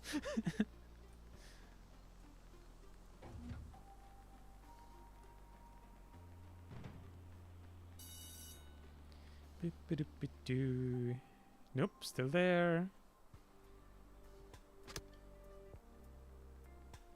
Also 300 food, my god. So far, no one is hungry. And some of these are getting harvested, which is good.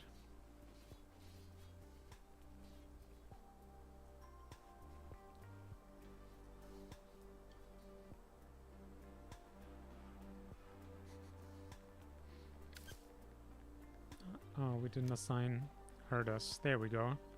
Herd my gird.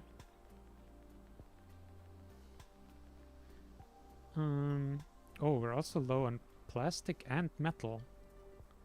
That's not very metal of us. Let's generally switch over a bunch here. Oh, that might be mostly because we're out of scrap, to be honest. But still. Let's do something like this. Also, you do this, so we have all 4 active. 3, 2. That'll be a very rough approximation to how much we need of all the resources. Although, I guess plastic, especially if we're mostly making radiation suits at this point, those take plastic to produce 2 plastic for cloth for coal. So it doesn't hurt having a bit extra plastic.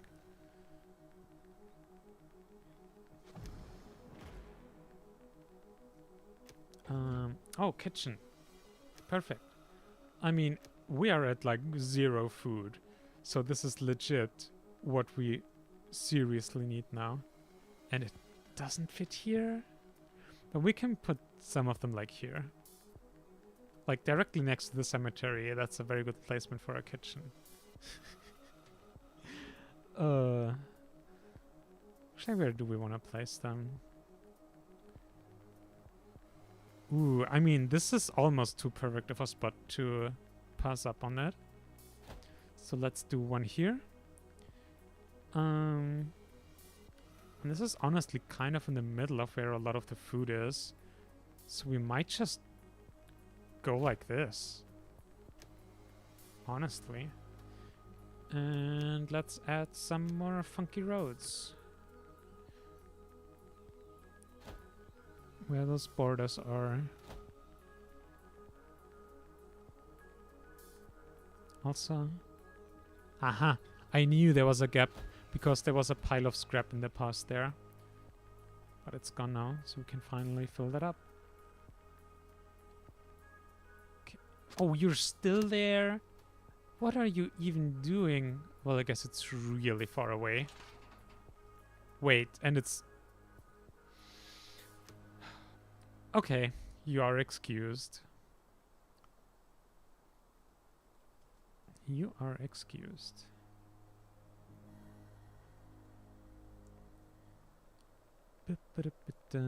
We might need a second coal mine sometime soon. Also...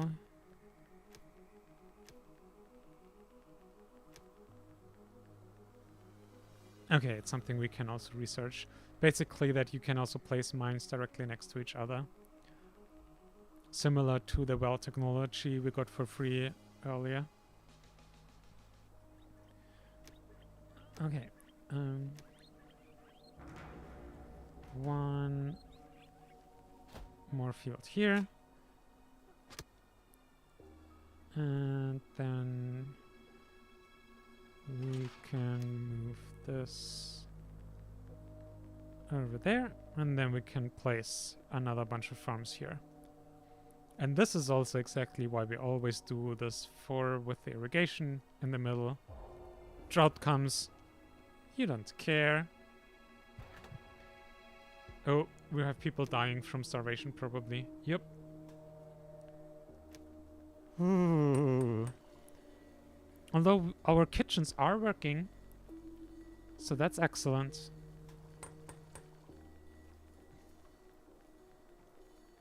Ooh, here are numbers. 10 food and 10 water become 100 food. Times 10? Fuck yeah.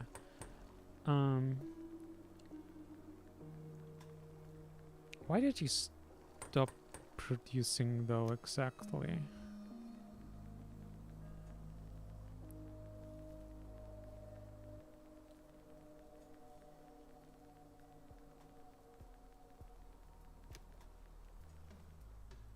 I do wonder how the prioritization is.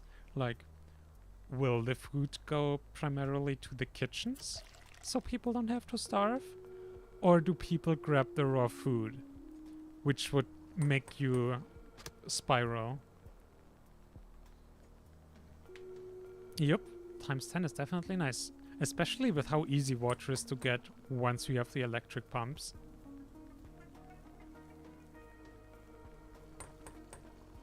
We might just need more kitchens, even. Well, I guess this is our kitchen corner now. Oh, you know what? I'm gonna adjust this road to make it fit perfectly. And then it'll feel good. Perfect. Like a glove. We might have too many cooks at this point. Who knows?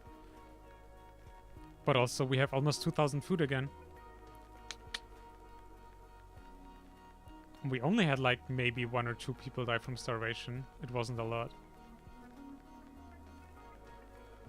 Don't even see it anymore.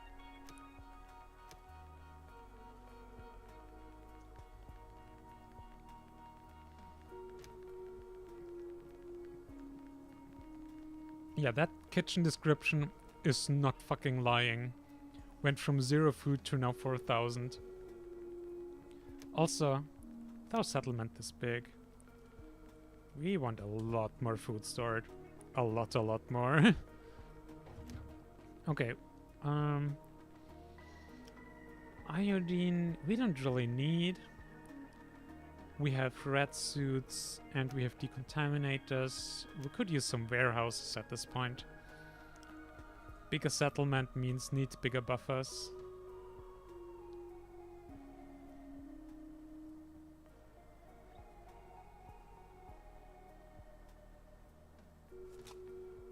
You also do corn. Oh, this is almost almost done. One more.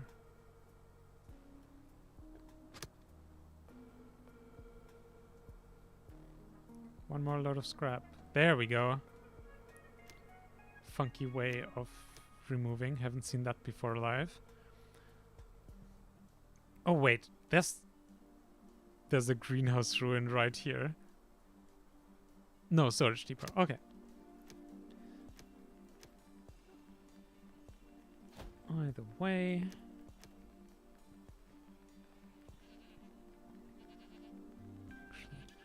It's so hard to tell. Sometimes people dig out like one tile around a building, remove the radiation. But not always, and it can be then confusing where you need to build something. Oh, what's that? Warehouse. Excellent. Now where do we build that house?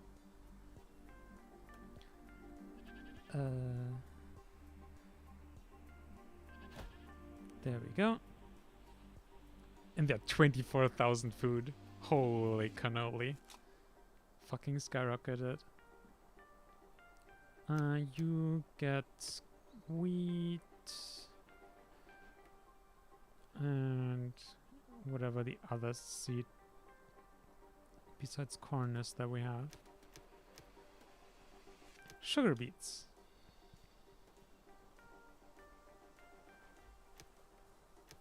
Alright, water. Boop-a-doop-a-doo.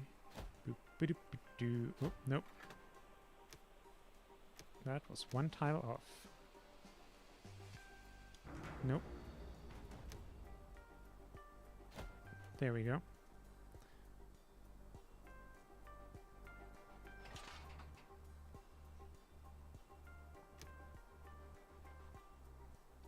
Okay, let's do a couple more simple expeditions.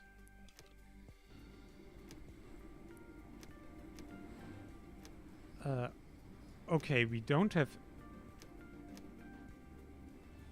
Okay, we have 0 people with Explorer badges. We waited too long doing expeditions, so all the ones that had one died. Okay, time to rapid spam expeditions. Woohoo! No, we don't actually need tools. Oh, it's an Endzone. 9 action points. I'll be fine.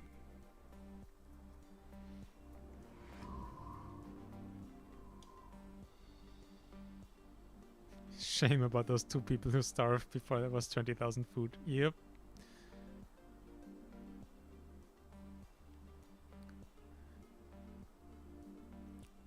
Spoiler feature on YouTube for Conan Warnings. Yeah, that would kind of be nice. Feel free to just post it on the Discord server so we'll see it later at least. But yeah, 40,000 food now. I need to look at this statistic because holy shit.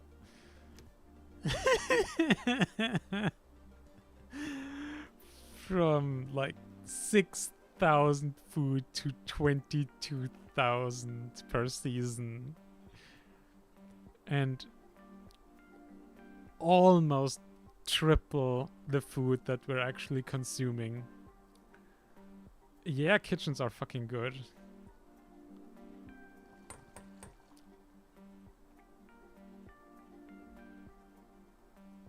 Oh, running low on coal.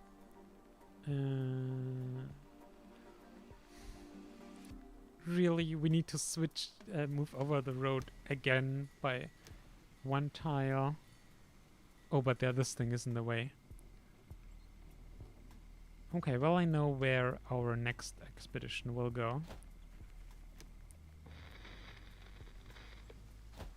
Speaking of... We've arrived, Chief. Looks like our facility. We've checked the power supply and the elevator can still be operated. These are also at least somewhat interesting. Well, apparently all the elevator buttons can be pressed. At least they're all lit up, but nothing happens except for the button for the first floor. According to the display, the hydroponic station is supposed to be located there. First floor. The elevator's moving, creaking and grating as if it hadn't been used anymore for a long time, but it works. What does it look like down there? Oh, speaking of long time, one thing we learned from lore from the scenarios is this is like 150 years after the apocalypse. Like those Endzone bunkers, people were stuck down there for 150 years, at least like the group that you're playing to be a part of. And there's still so much radioactivity around, so whatever happened must have been bad. Because like even just like accidents of some nuclear reactor can't really be that bad, so it must have been something like nuclear war. The elevator's moving, creaking and grating as if it hadn't been used anymore for a long time, but it works. What does it look like down there? Damn it, Chief. The elevator stopped, and all of a sudden we're standing in water up to our ankles. Hopefully not radioactive. Pieces of skeletons and other objects are floating here and there in the water. What the blazes happened here? The way it looks, we can get into the main hall where the plants were kept and watered. Or we'll take a look around the machine room where the pumps are supposed to be too. Let's take a look at the machine room first. Chief, we found the defect. Apparently there was a malfunction in the pump systems. Instead of evenly distributing all the water that had been stored to safeguard the survival of the people here, it all got pumped up here.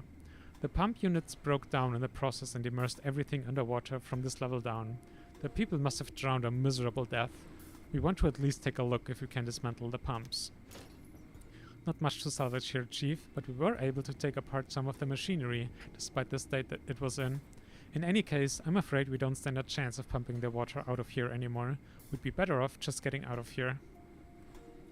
Off to the main hall. In a nutshell, everything's underwater here. Some of the plants still seem to be alive. Can we get some seeds out of here? But otherwise, everything here is all moldy and permeated with moisture, even when it's not directly standing in water. It's not very pleasant here, and we're poorly equipped for something like this, but we'll see what we can fish out of the water, Chief. Nah, no seed. Okay, Chief, there's nothing I'd call the least bit pleasant here, but we were able to rescue some plants. What's more, there are some rare plants among them that have medicinal benefits. Oh, yes! We got the fishing upgrade! Woohoo! There are drawings here in the container that have stayed dry. They plan to set up aquaculture farms for breeding above ground. They wanted to supply the fish with special feed. It's all described here.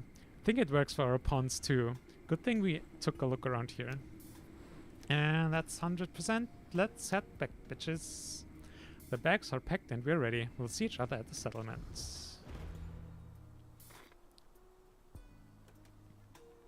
Okay, then next we'll just do this fast food restaurant so we can get rid of this ruin. Or, hang on.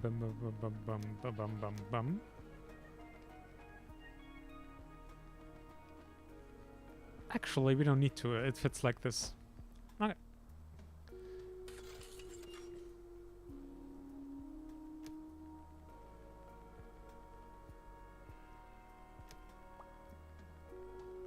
Oh, irrigator.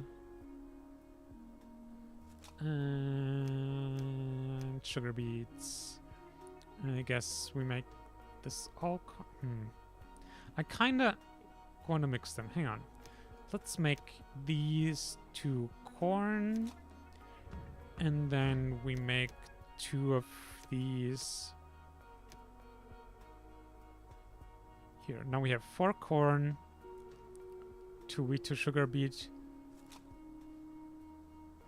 And then we do also this 2 corn and this. Actually, we might have the most corn of everything now, but that's fine. Corn is fine. 39 people. We don't know what to do with people at this point.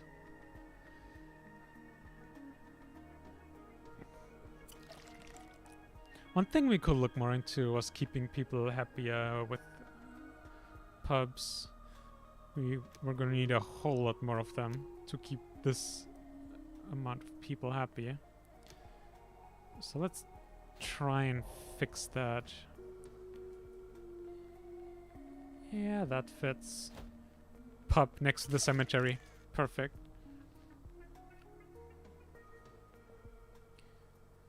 It's so funny, honestly.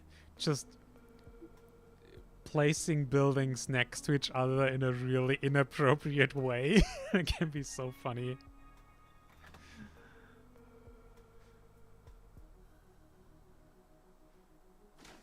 Oh, you don't... Oh, wait, you don't need coal filtration since you only work with pumps. Which only give water free of radiation. Okay, we will need... I know... See, now I'm a bit torn between researching the mine upgrade since we're gonna need it very... Wait, that still applies even next to a non-functional mine? Well, okay then. Then there's no reason to not keep you working. And we're probably gonna need the charcoal burners. Come on, you can do this. Expedition from here to here. Oh no, we gotta stock up on supplies. It's very difficult expedition here. Literally just grab stuff and then head back again.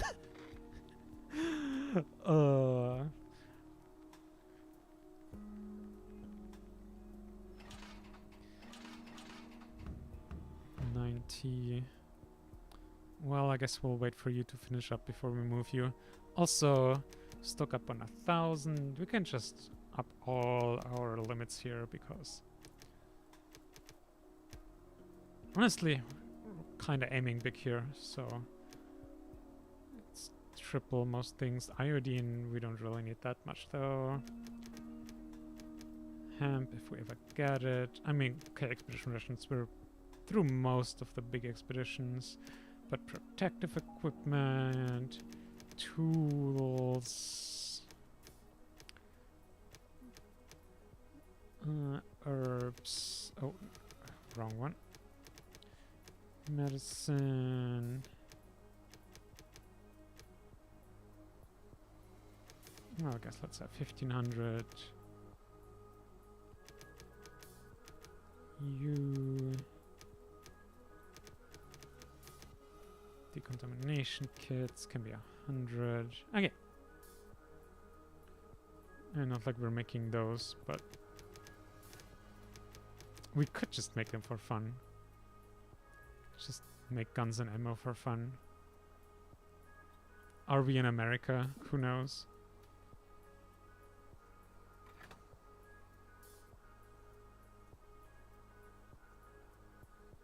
Actually, I don't really know where this is.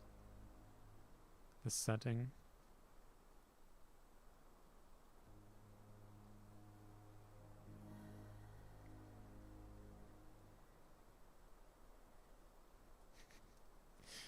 Gotta be prepared for everything. I mean, if this was like a nuclear power plant or a factory or something, then it's honestly kind of valid to prepare.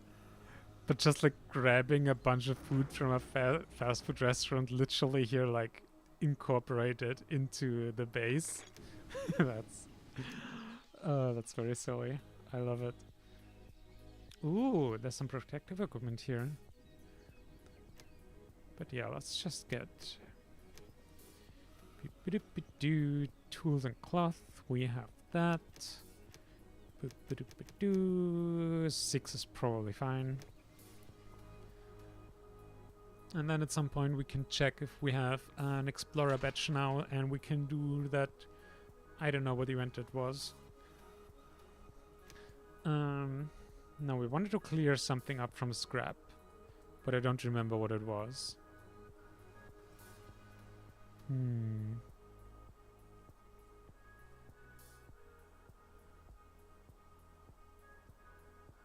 I really don't know. Well, let's just continue cleaning up here.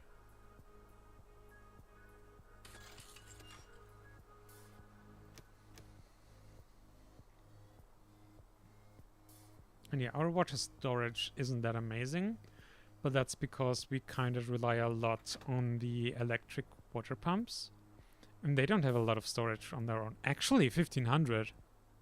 That's pretty good, actually. Okay. Oh, interrupted you. Whoops. Okay, we're there. Really looks quite promising. The front entrance seems to have been barricaded, but there's a good chance that meanwhile the wood is rotten.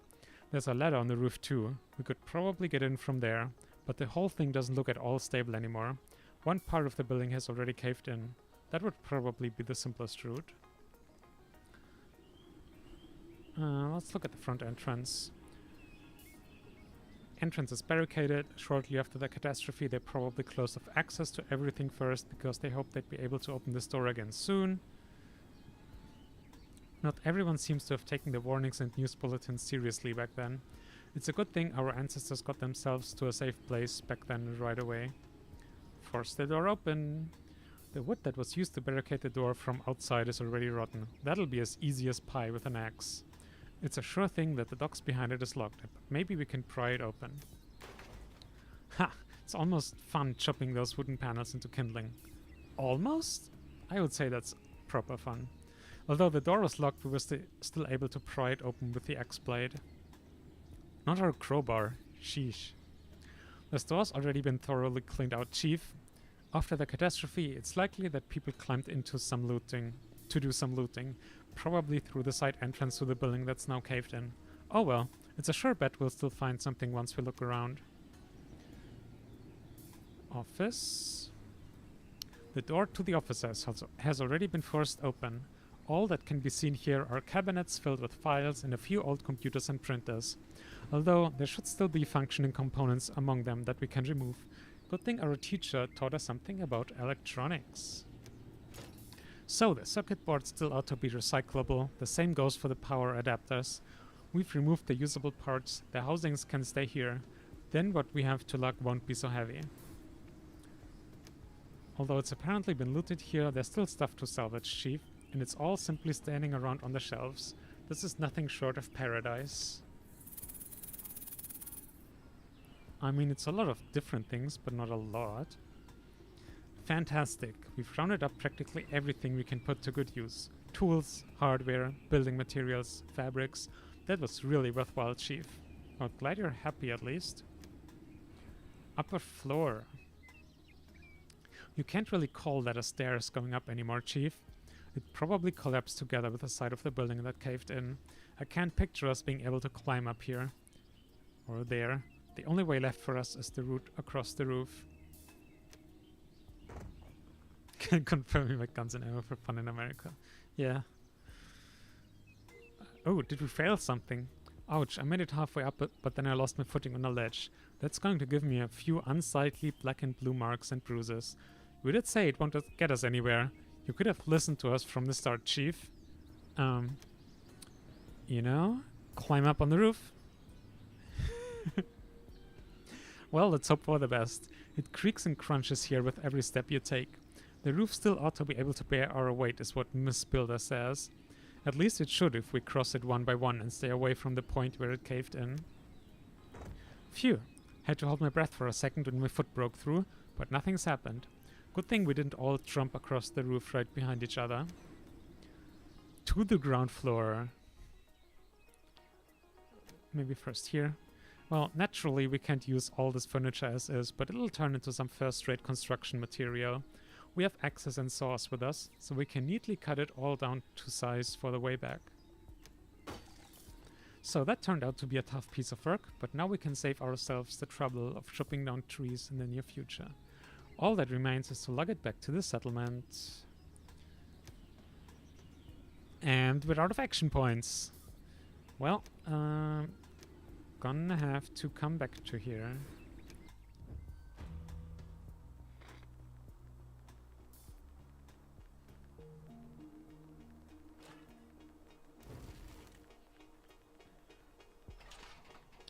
I'm not sure if I'm missing a reference with the roof existing. Oh, the thing we wanted to remove the scrapyard was the fast food restaurant. Oh, but no, we then realized we don't have to get rid of it. Actually, let's come back to that later. We still want that technology for the mines. Think it might be in one of those. Some person somewhere will give us the technology. Also, oh god damn it. Everyone's getting so old. And yeah, we don't have a young explorer. Well, there we go. Tools. 8. Go.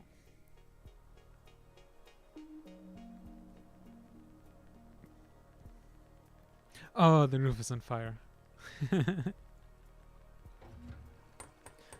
I had an inkling of something, but I couldn't remember what. Also, have more technicians and tailors. And foresters.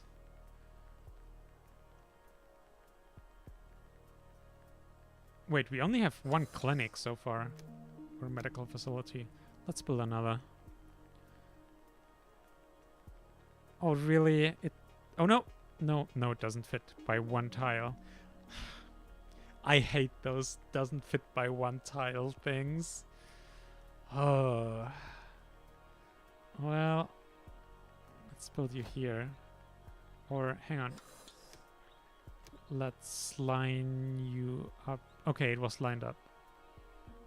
I do appreciate those helper lines going into the directions. So you can line things up. Those are a very nice touch. Also, how are morticians doing? Okay, so we have enough morticians working. That's good. We have 6 of them. 6 people just dedicated to getting rid of people's corpses. The scout really wasn't exaggerating. That mural on the wall is creepy, but somehow fascinating too. Was it maybe supposed to be a warning? Well, at any rate, it'll be easy for us to get into the building. Part of the rear wall has collapsed. Kitty went on expedition to find supplies on other bed sheets.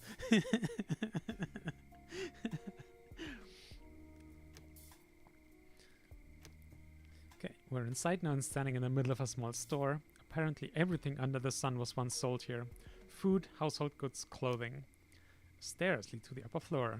Let's check out everything here first. Okay, let's take a look at what's stacked on the shelves here. Survival food is written here on a crate. Seems to deal with pre-packaged food rations. Luckily, I know a thing or two about chemistry and understand the list of ingredients on the packages. No reason it shouldn't be edible. There are at least enough additives in it to preserve that stuff for ages. We've also picked up all sorts of other stuff that we can put to good use. Small office. There's a door to a small room here, probably used to be the office. Everything's packed pretty much to the brim in here. Files, big mounds of paper and old boxes. Hard to picture how anyone was able to run a business in this chaos. Oh well, at least a dusty laptop was still lying on the desk. And up we go. Stairs leads to the upper floors. Good, we'll take a look around the other floors. The stairs lead all the way up to the top floor. Which floor should we take a look at? How about the first one? Appears to be the door to an apartment, but bolted from inside. No problem, for situations like this, we always have a crowbar with us. Okay, the door is open, or to put it better, burst apart. Somebody actually did attach a heavy iron bolt to the door from the inside. We're standing in the hallway now. Doesn't look remarkable here at first, but we'll take a look around. After we take a sip of water.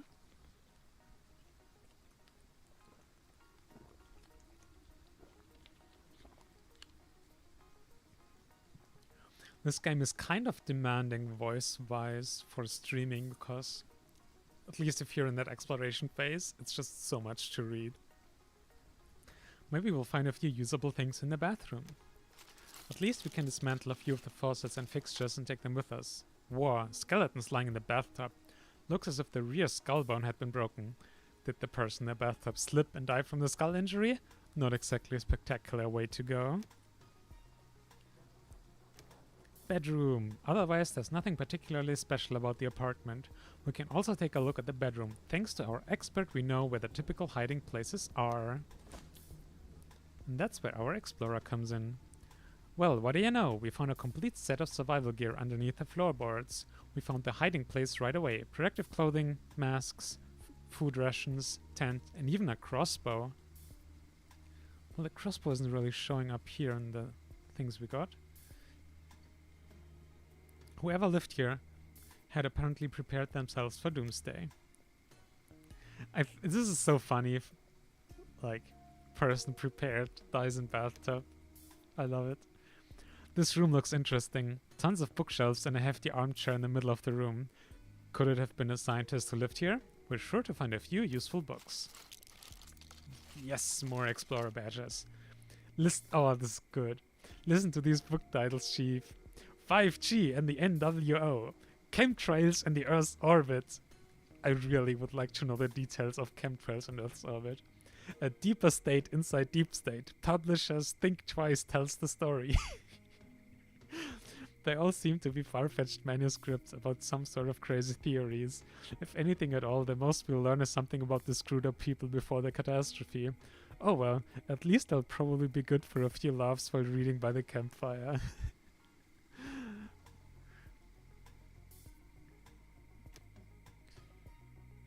Okay, second floor.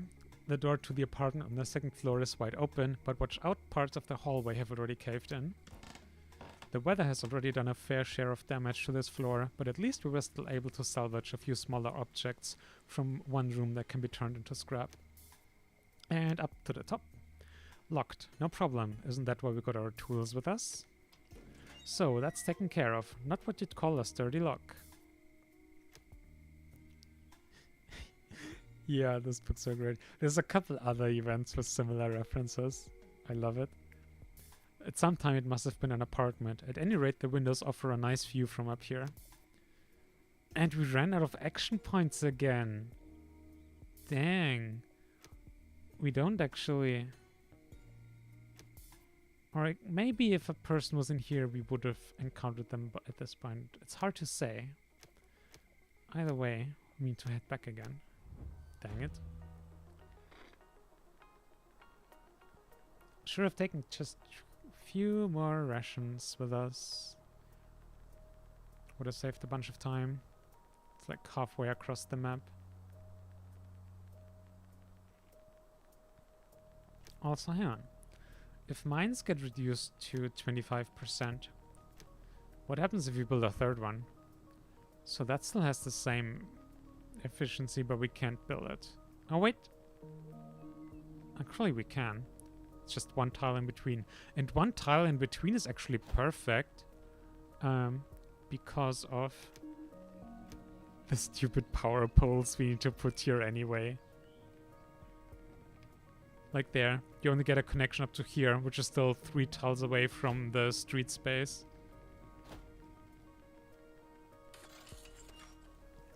Oh, no. We don't need even more builders. I wanted to fill up on miners. There we go. Expedition. Well, let's just go to another one. Trial luck. And I guess here have 10. We don't need to worry about expedition rations. Water and food both are complete non-issues.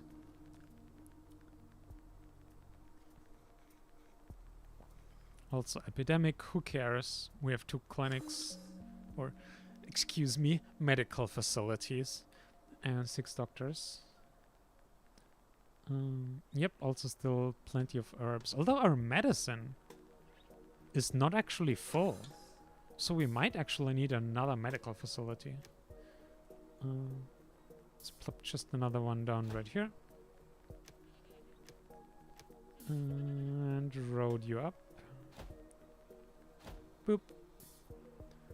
Speaking of roads, we should probably have at least vaguely road going to the fields, and probably also to here. That probably doesn't hurt.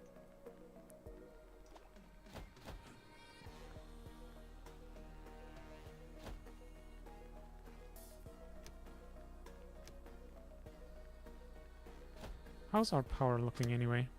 550. Not a lot of buffer. But we're fine. Oh, but not everything's powered.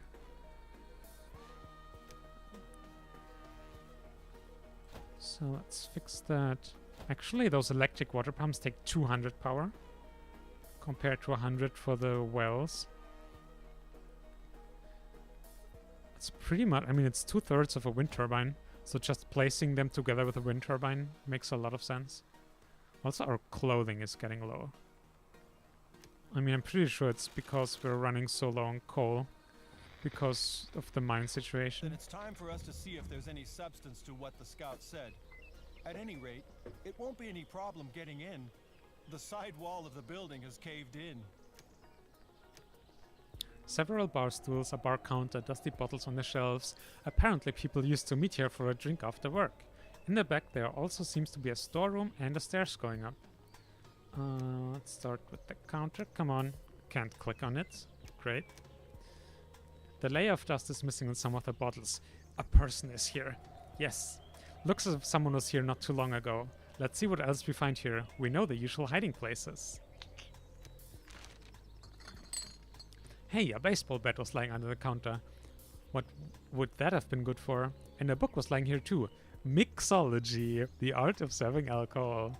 We can definitely still learn a thing or two from that. In addition to the bottles on the shelves, we found a few more underneath the floorboards. That must be the good stuff. And got a badge as well. Okay, storeroom. The floor here is littered with shards and the shelves are empty. Apparently someone's already looted the room. However, in one corner we did find a crate with intact bottles still full. Unlike the others, there's no label on it. Somebody wrote, "All the best from the doctor," by hand. What's that supposed to mean? At any rate, our pubkeeper didn't feel it was beneath him to take a slug straight out of the bottle. Seems like it's first-class moonshine. Hey, it tastes real good, but it packs a punch too, which means that at any rate it still ought to be drinkable. Our pubkeeper says time and again that when liquor is high proof, it can't go bad in the first place. I'm already looking forward to long nights by the campfire with the stuff. Okay, stairs. Person. The stairs still seem to be in good shape. The apartment above presumably belonged to the people who ran the bar here. Hey, there are tracks here on the dusty stairs. Maybe the call for help isn't so old after all. Looks like something was dragged up the stairs here. Okay, we're on the first floor now. The tracks here lead along the hallway, but there's still another floor too. It literally reeks of liquor somewhere here.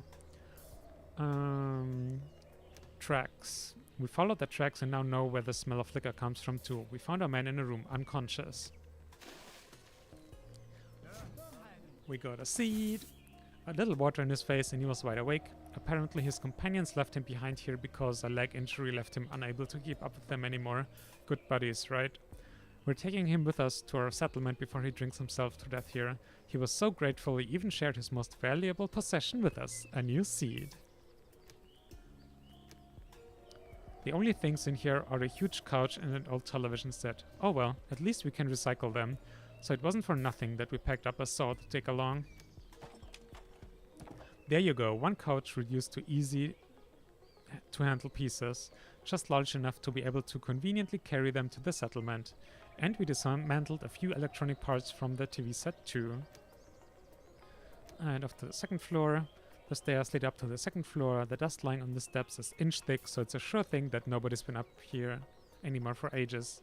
Bit weird that the person being here didn't take a look up either. We're at the top. The steps creak and squeak like crazy, and not much light gets in here either. Two rooms that we can search head off from the hallway. And there's a ladder that heads up to the attic too. Okay, first the room. Apparently, truly no one has been here since the catastrophe anymore. Everything looks untouched. Almost feels like a journey across time. Our veteran is urging us to ransack everything in sight. Almost everything here is already disintegrating into dust, Chief. We still found a few pieces of jewelry and gold coins hidden in the bed mattress. Naturally, our veteran spotted them right away, and we took apart a few old pieces of electronic equipment too. Okay, finally. There's not much space up there, but apparently the attic is stuffed full of boxes. If there's anything useful inside? Books, and more books in every single box. Apparently they were really well-read bar owners. Oh well, We'll comb through the well-preserved copies and take along whatever sounds intriguing. Seems like they're primarily novels. I guess everyone's happy. Still... Ooh. Okay, you worked. Hey Chief, our local drunkard told us that he previously worked as pubkeeper in another settlement. Although the settlement ultimately had to be abandoned because the surroundings were contaminated with radiation, they planted and farmed wheat, brewed ale, and ran a pub there. The settlers liked it, and it apparently strengthened the sense of solidarity too. What do you think, Chief? Wouldn't we be able to... Well, at least we have the right seats now. I mean, way ahead of you. Pretty sure... Yep. I mean, I guess we can have a second pub for beer. Okay.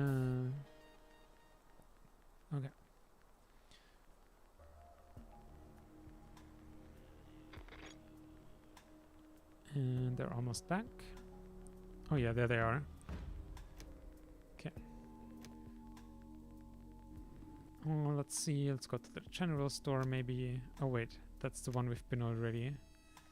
Let's explore ones we haven't been at all.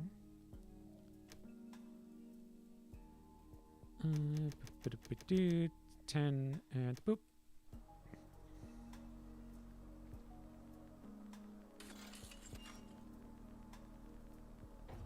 Also, we've probably been wasting research points.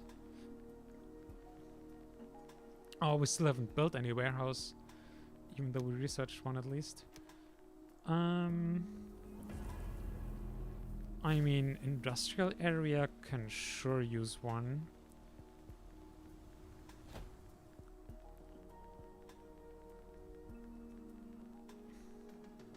Maybe another...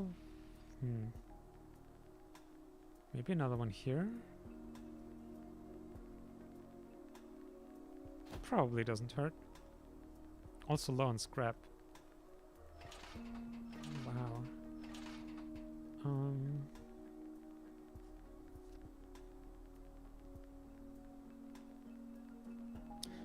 You know, we've been low on scrap a couple times now. I think it's time to admit we just need a third scrapyard. Then we can have 2 always active at the scrap catches, and 1 other can get rid of various bits that are otherwise in the way and we want to get rid of. And another forest. I mean, I guess it's not that bad if they overlap a bit. You can clean up here.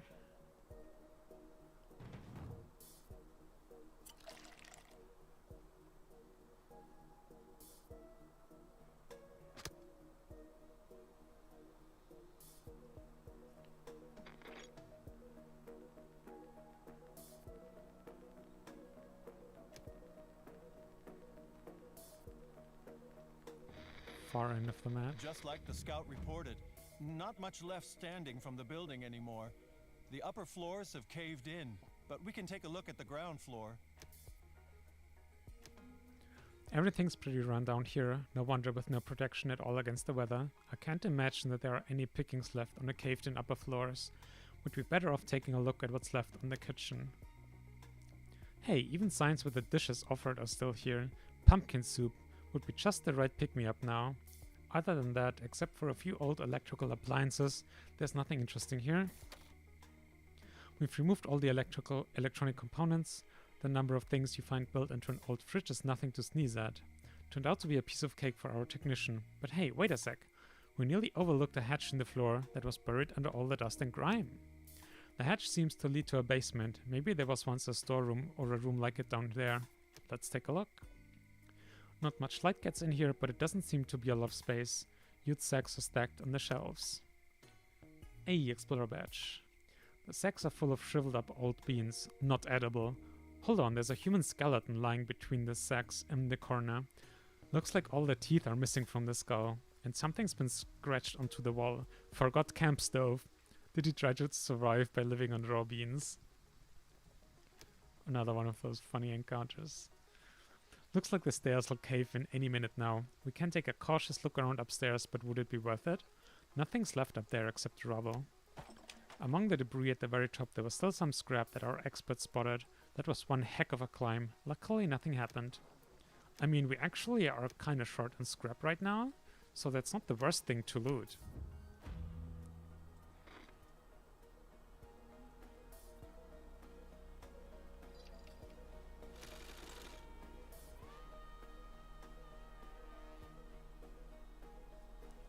We might actually need more workshops and tailor shops. Also, can we fit a mine there? Probably not. No. Okay. So we can put a workshop there, which fits there very nicely. And tailor shop fits here. Quest fulfilled. Excellent.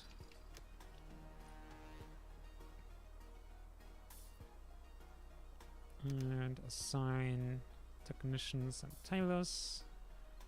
And scrap collectors. And foresters. A lot of jobs got free.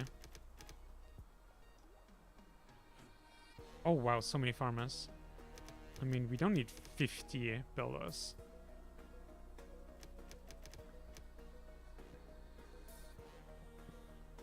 To be fair, we also don't need this many farmers. And even just like having 3 out of 4 per field is generally fine for efficiency. Oh, medics can use more. Also, fuck it, more morticians.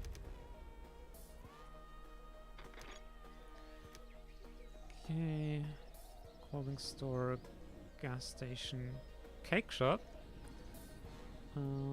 House ruin. Let's look at the house.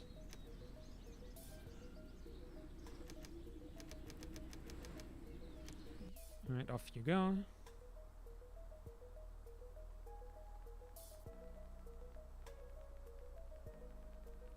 Reminded ourselves now, forget camp stuff during apocalypse. Yeah. Heat is very important also for just sterilizing water. Very important. Things one takes for granted. Access to clean water.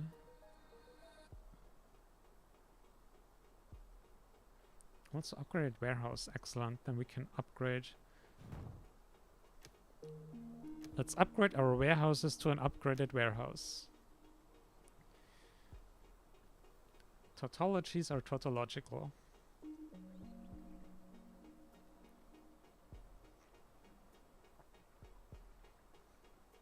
No, we could build more homes at this point. I mean, the food is not an issue, water is not an issue.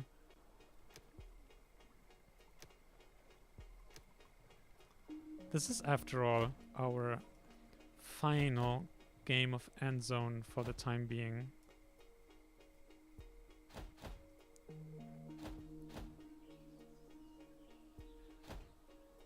So time to overdo things. I mean, still, like, we're only at 500 people now. Like, third of what we... We did another thing by one tile off. Jesus Christ. Why? Why? This is why in some games we just actually plan out everything ahead of time. But it's just really annoying with having to disable then building all the buildings individually. So it's really... It's a lot of effort to just put down buildings as plans that you don't want it to be built.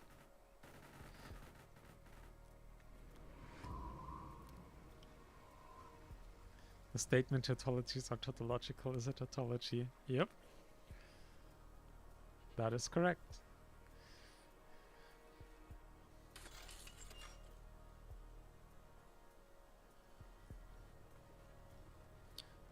No, I think if anything we're gonna run out of clothes before tools.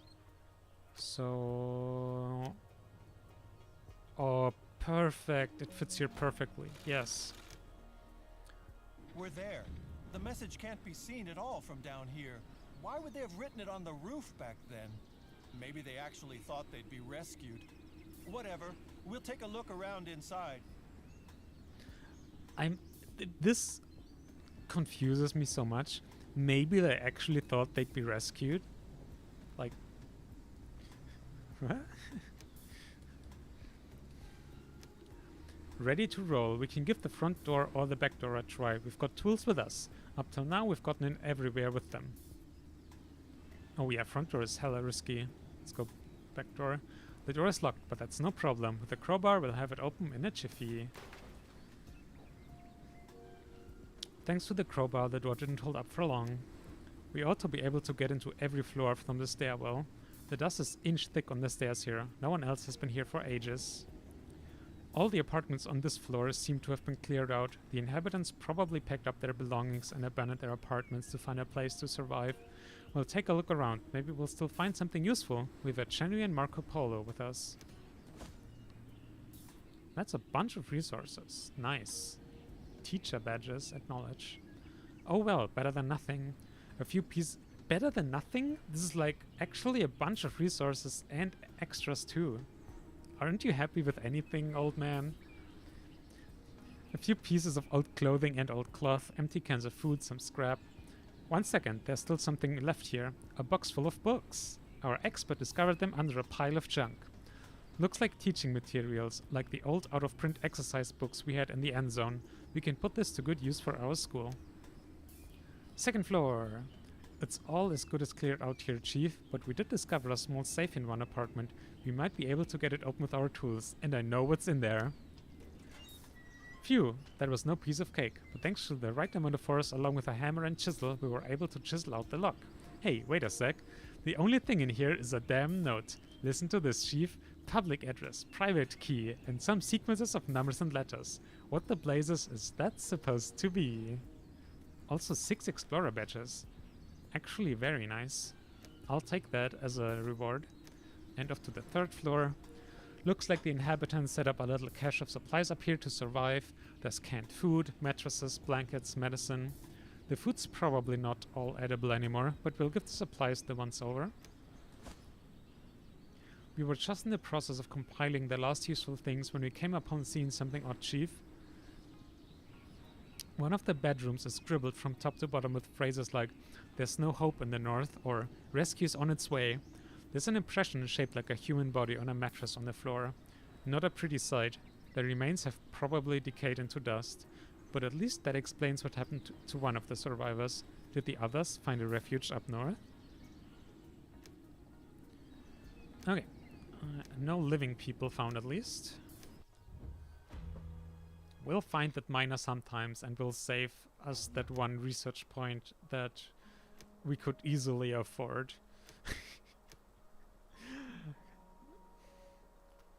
Optimization urges. We are definitely one of those people who will, if we can get something for free in the game at a later point, or just be able to make it more efficient later, we will wait until we can do it later, even if it just hurts us in the meantime. It just feels bad having to do temporary solutions, redoing things, like breaking things down, rearranging. We just like to go for the most efficient one right away.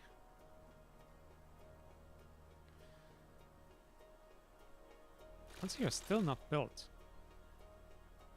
I mean, I am pretty sure time is paused while you do expeditions.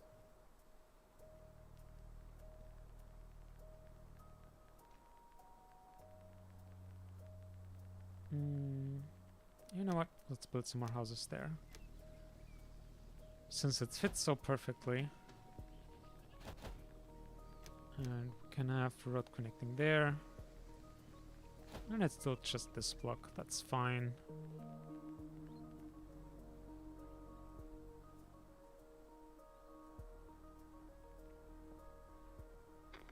Ah, almost back.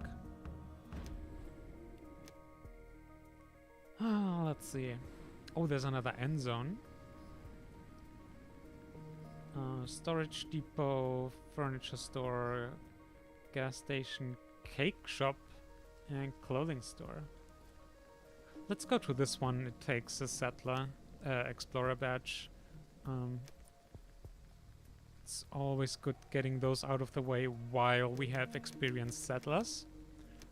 Because if we run out of explorer badges, but we also don't have other ruins to explore anymore, we literally can't do that part of the encounters anymore. Or maybe we can do it with like just sending people there, even though they can't do anything returning back home again. Like maybe that still has a chance to give them explorer badges. But also, I don't particularly care. We're out of power. I don't care about finding out if that's true or not.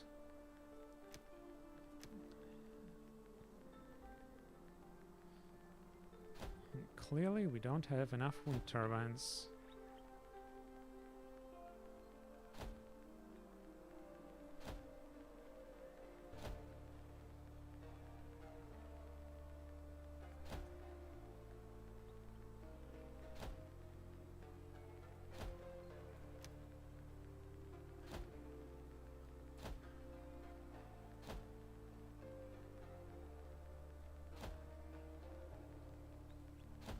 There we go. And already our clothing is diminishing noticeably from reduced efficiency.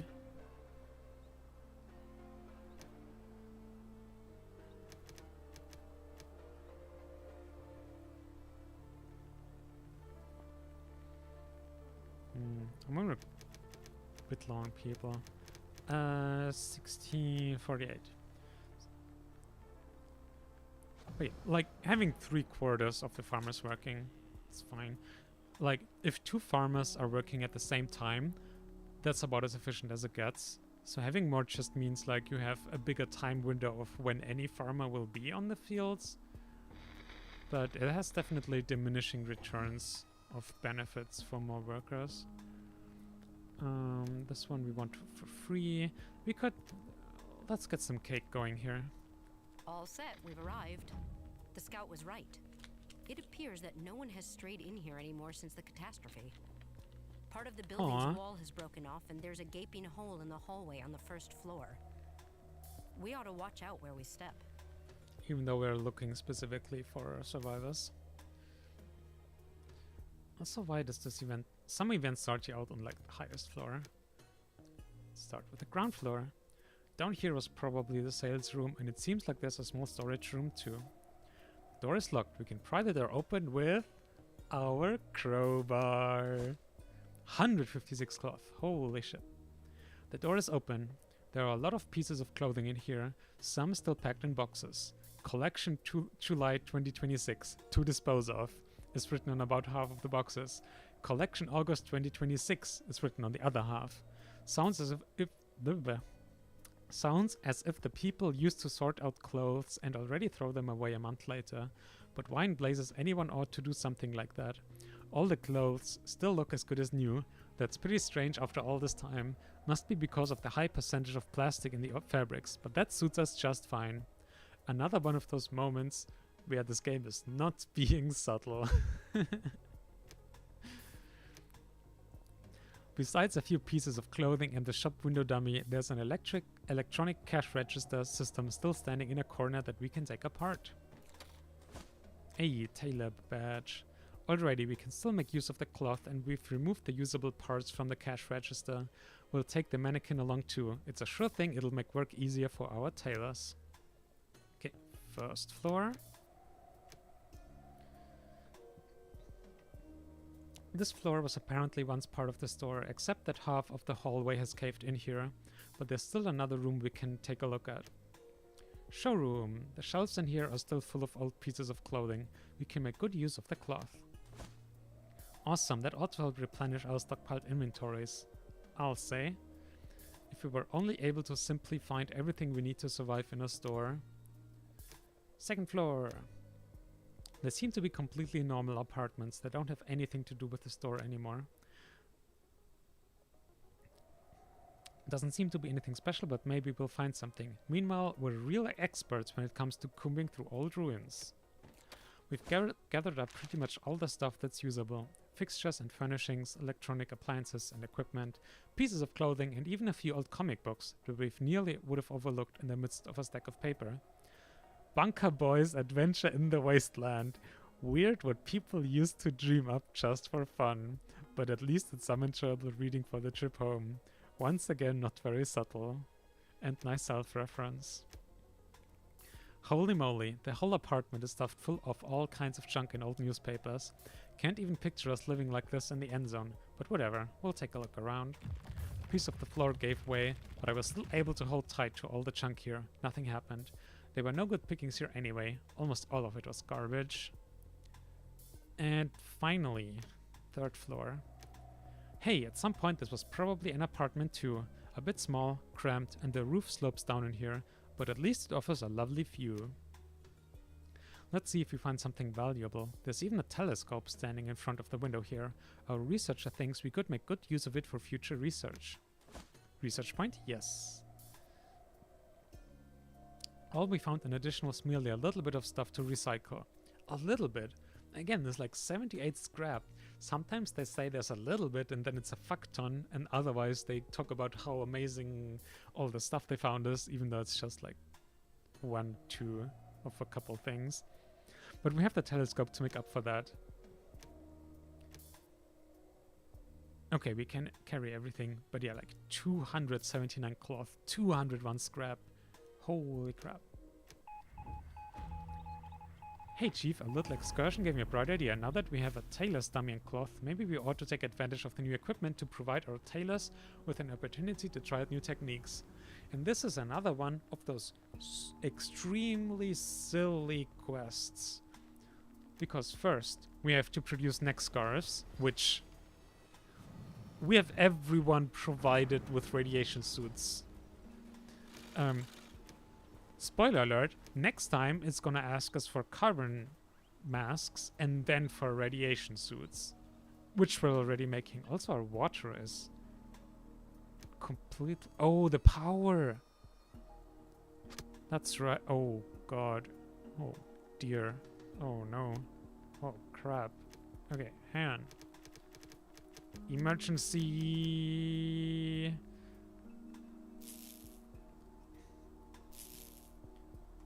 Here, give you a focus. Oh, God.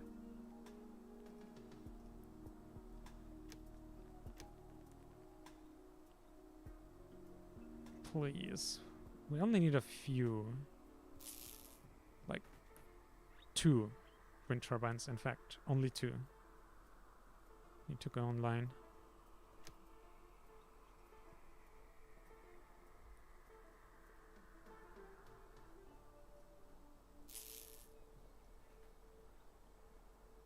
Okay.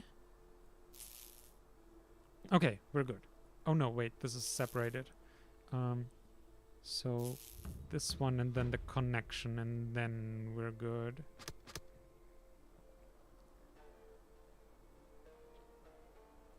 I need those neck scarves to accessorize the radiation suits.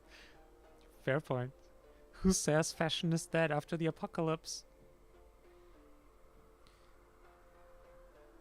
I mean, we have... Okay, well, I guess I don't want to grab for that. From one of the Stalker Collector's Editions. The game series Stalker, like Shadow of Chernobyl. That looks pretty sweet.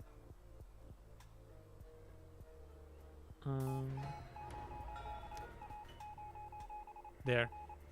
Are eager to try their luck on an activated carbon mask. Yeah, it's not like we've been doing that for ages already. Okay, we're good now. Plus 50, plus 350. Okay. We're producing water again. Whew. That was kind of a close one. Probably need 2... Gonna have to make 90. Let's have 2 tailors making them. Oh, and we can assign more tailors. Assign more tailors at birth. Keep thinking about that whenever I talk about assigning people.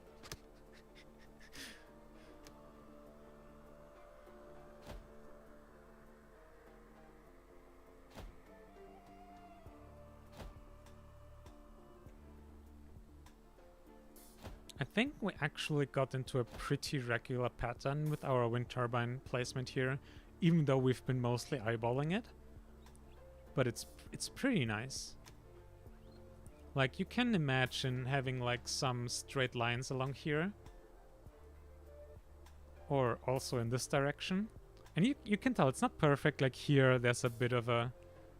In material science, you would say here's a displacement.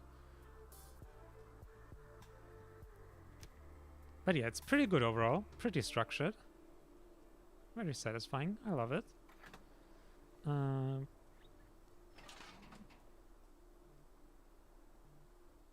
Wait. What? Oh, it's this one. Okay. See, here's a case where there's 2 points of interest, 750 scrap, but it's nothing to get anymore. Yep. Well, I guess you can clean up here. And we still need... Okay, do we have any events where we need explorer badges at this point?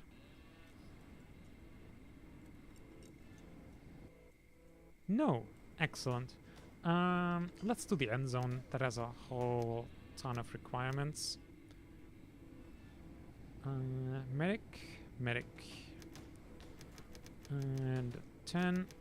And let's go, bitches.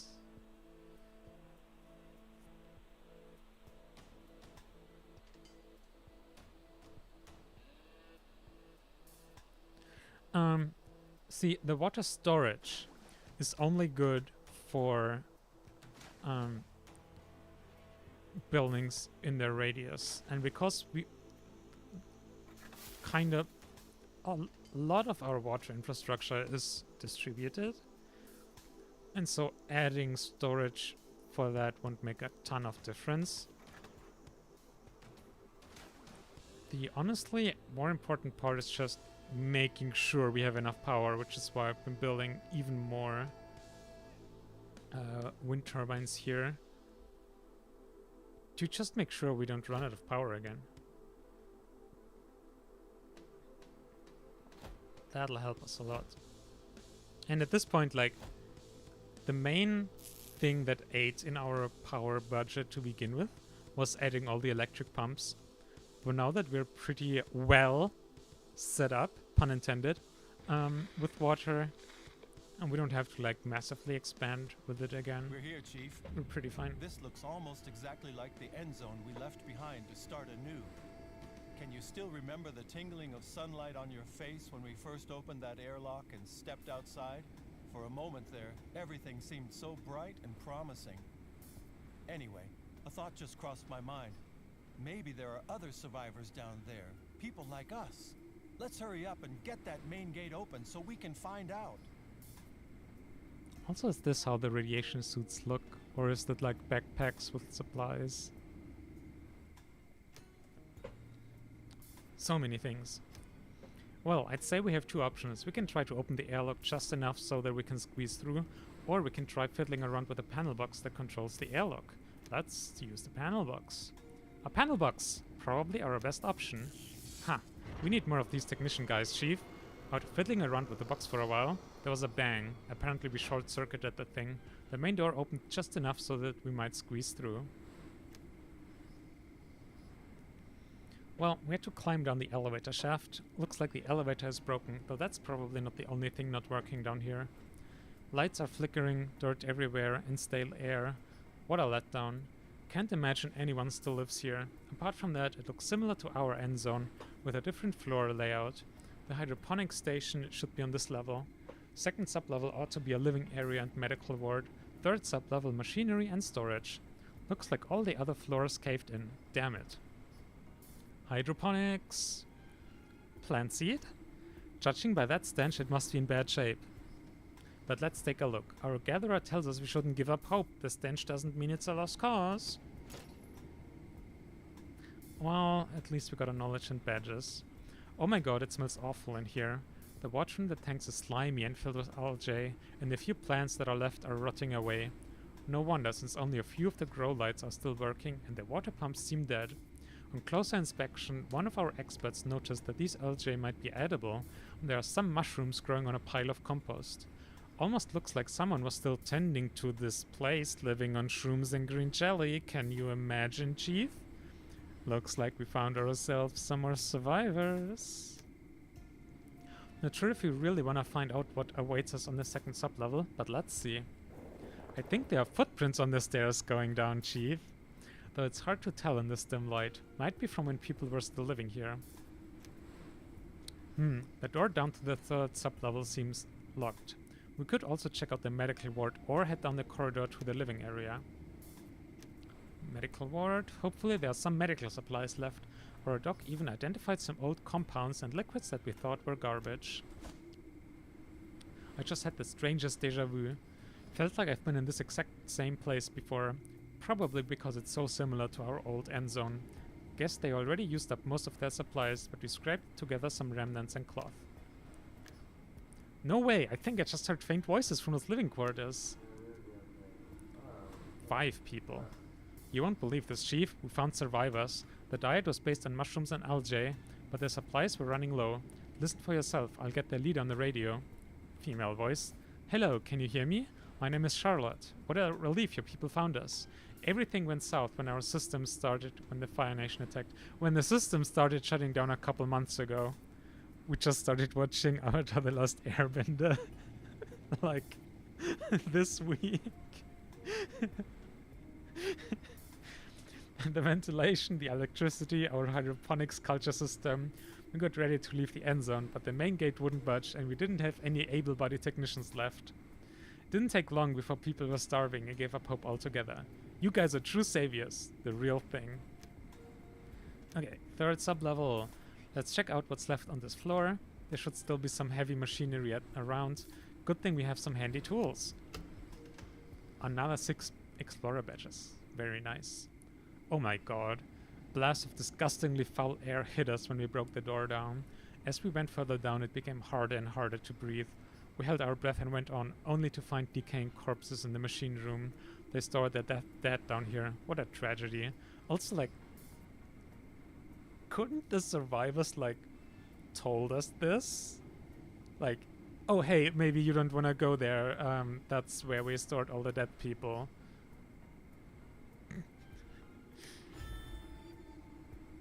Oh, but we do get a pioneer statue. Whenever the inhabitants came down here, then I don't want to picture it. Man, are we lucky. Like the people here, our ancestors also made their homes underground for 150 years. That's where we got the number from. They survived so that we are able to return to the surface. We owe it to them to remind ourselves of who they were. Alright. But still no sign of the mining event.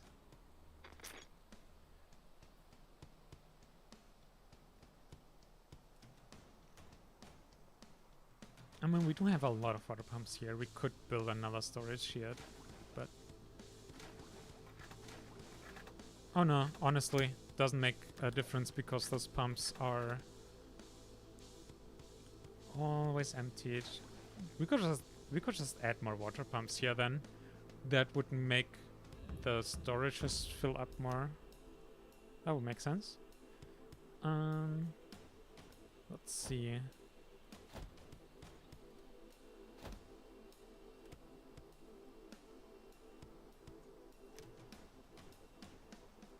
All the electric pumps. So that's 1200 whatever power unit. I'm just gonna call in kilowatts. 1200 kilowatts. So we're eating into our power production capacity a lot there. Okay, a couple are still being built. But let's prepare. Ah yes, the silly Taylor quest. we're wholeheartedly on top of this and don't want to stop here yet. Our Taylor's next target is to try their luck on testing radiation suits, because we didn't long do them. But they still need some more plastic to do that. No, we don't. See, this is another one of those super silly quests. It doesn't matter if you have 300 plastic stored. They want you to produce 100, so you have to raise the production limits. It's... why?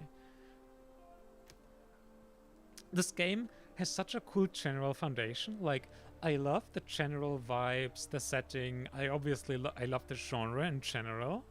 It's great. And this game does a lot of things in pretty cool and interesting ways. Handles the setting pretty nicely. Like, I enjoy a whole bunch of things about this game.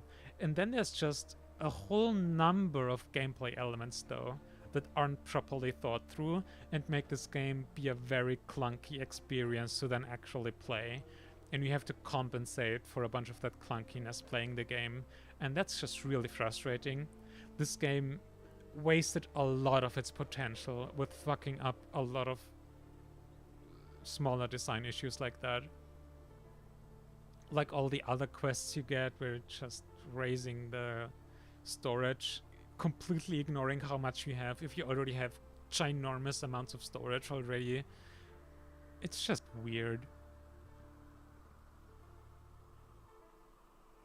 And it then pulls you out of it because it's so artificial and just not well designed. It puts you out of the experience and you go like, oh, the game is being silly and I need to compensate for it being silly now again.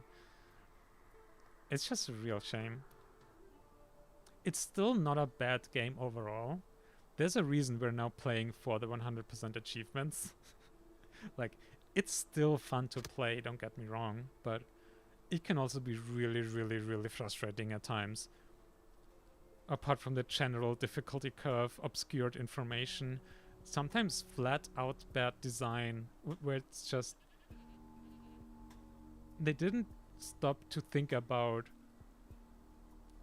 what certain game mechanics make the player do and what it incentivizes and the effect it has on the gameplay. It's just a disconnect there. It's like someone who didn't really understand the game, like, had to add a couple quests and was like, okay, yeah, sure, I'll do this. And they didn't quite understand what it would mean and how it would interact with the rest of the game.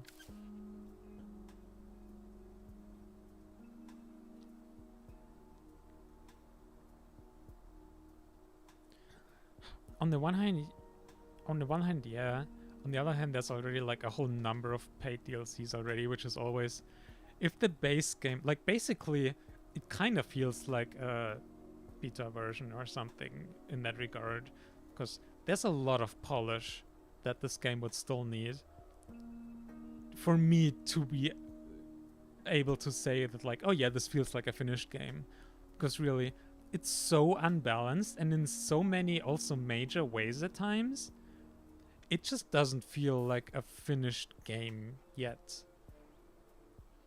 That's how big the issues are. And it's like any beta version of a game, you can still have fun playing it, but you have to overlook a lot of issues that are still present. That's what this game is. If you can overlook the issues, you can still have fun with it. We've still had fun with it. But yeah. It's not in a great state, honestly.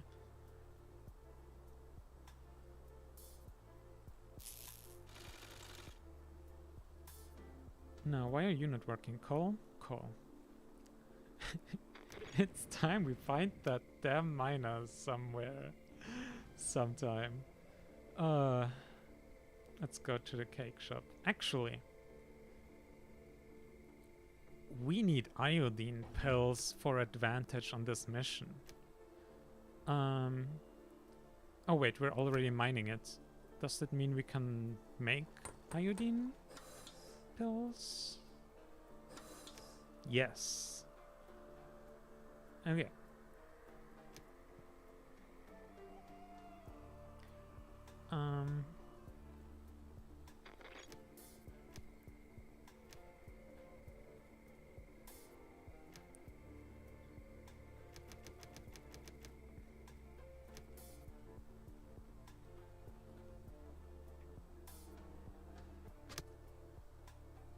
But yeah, the fact that I went on to like make paid DLCs already instead of further polishing the base game doesn't give me a good feeling.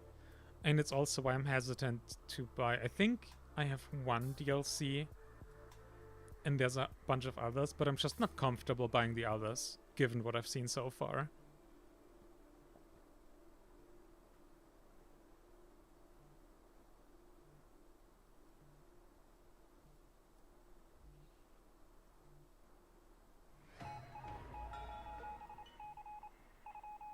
Brilliant idea to try out new techniques. Yeah, sure. This quest is also another just fantastic example for either quests are incredibly hard, or it's like you don't have to do anything for them, basically. One or the other. Yes, population growth, it's fine. We're at 700 people now. Nice. Also 165 idle settlers. Also, it's really... I mean, there's a lot of issues with the game anyway, but especially in the late game, besides bad performance, FPS, we got like down to 20 FPS in our 1500 settlement. Assigning a lot of people at once is awful. This is the fast way. If you want to assign like just 100 people somewhere, you better be ready to wait like 20 seconds to hold the button down, because you can't like type in and it doesn't accelerate the rate at which people get assigned the longer you hold down. Both of which would have been ways to make this easier.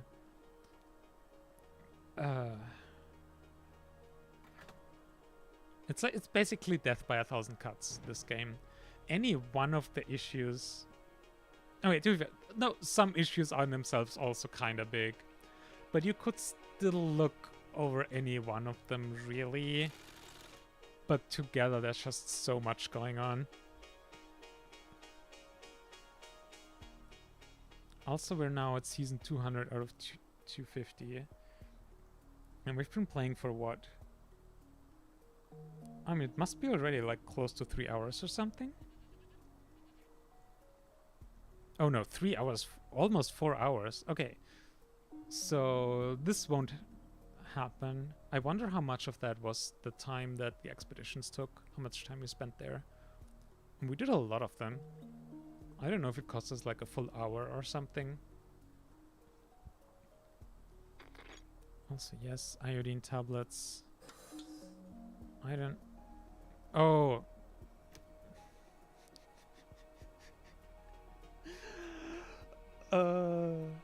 I mean, to make iodine tablets, you kinda have to start mining iodine. Whoopsie! Oh, that's hilarious. I wonder why they're not being produced. Finally, water pumps are... Oh no. Oh, actually I think these ones just don't have the electricity lines. It's not that we're out of power. Almost got worried there for a bit, but actually only 750. How do we keep building more power and it keeps running out? I mean, I guess we did build a whole bunch of electric pumps again.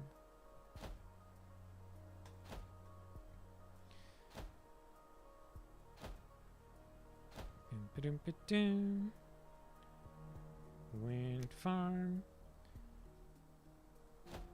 Solar is denser and would honestly kind of make sense at this point. Okay, you know what? Oh, we need to research it. I mean, that won't stop me. We have literally more than the base limit for tech points you can have.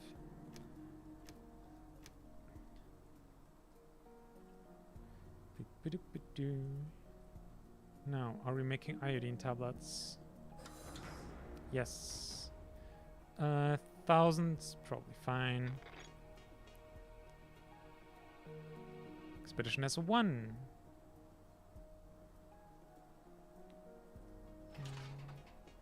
And there also, another one of those just small things. The scrapyard. These circles are for the other scrapyards. You don't know where the working area from the scrapyard is. You just have to like guess and kind of look around. There it is, and then the line is there. But you don't see the line there. It's just another one of those things that make the game be really frustrating. In particular then with the other issues the scrapyard specifically already have. With the scrap display and this message, and see why do we have this message again? What's going on? Scrapyards are fine. Forester lodges? Hunter has animals. Forester lodges all have plenty of wood. And now it's gone again, and I don't know why.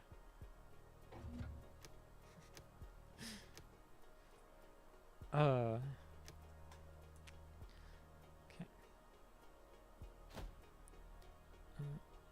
This would have been so nice if we could have had those next to each other. Oh, this is very satisfying too, though, how they fit together.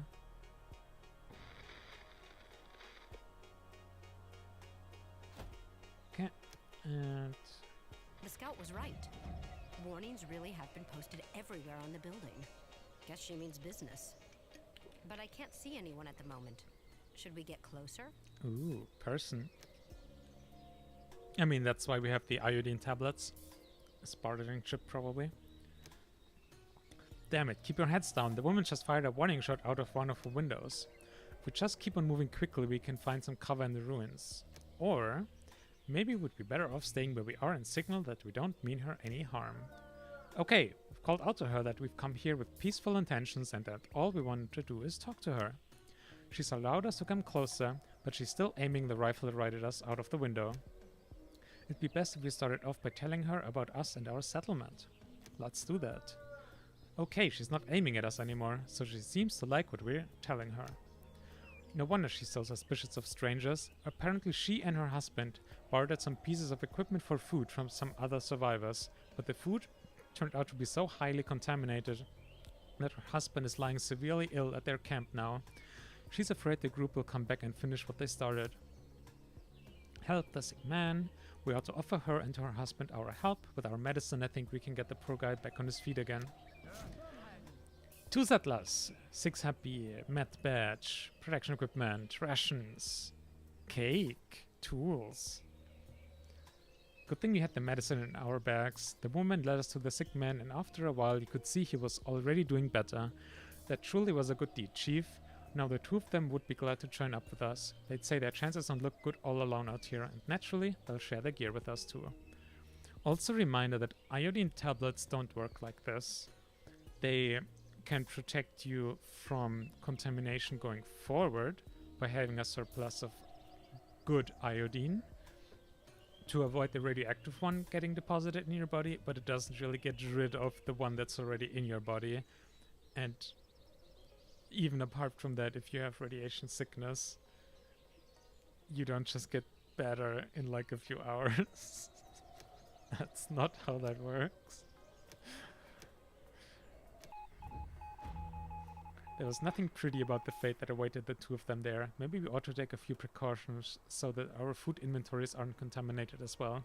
It'd be best if we build a decontamination post where we can produce kits for decontaminating.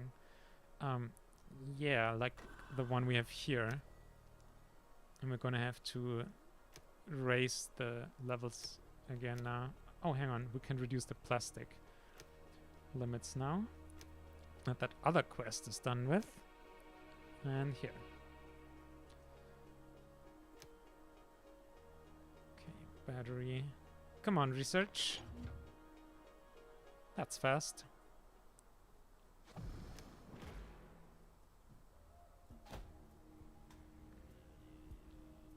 Yeah, the power storage like this is probably an even better insurance for the water issues. Although it only delays it really, so arguably Might even be bad, honestly. But we've already fucked up our power statistics with the solar collectors, so who cares at this point?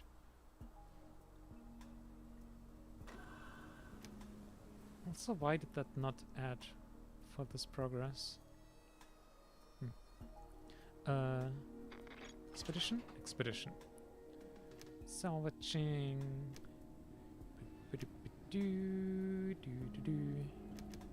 Tools and boop.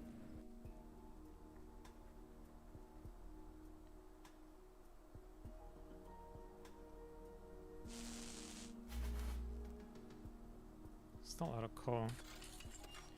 Well, why do we have 2 iodine mines? Jesus. Oh wow, we're out of clothing. Like, properly. Holy coal. 1, 2 tailors.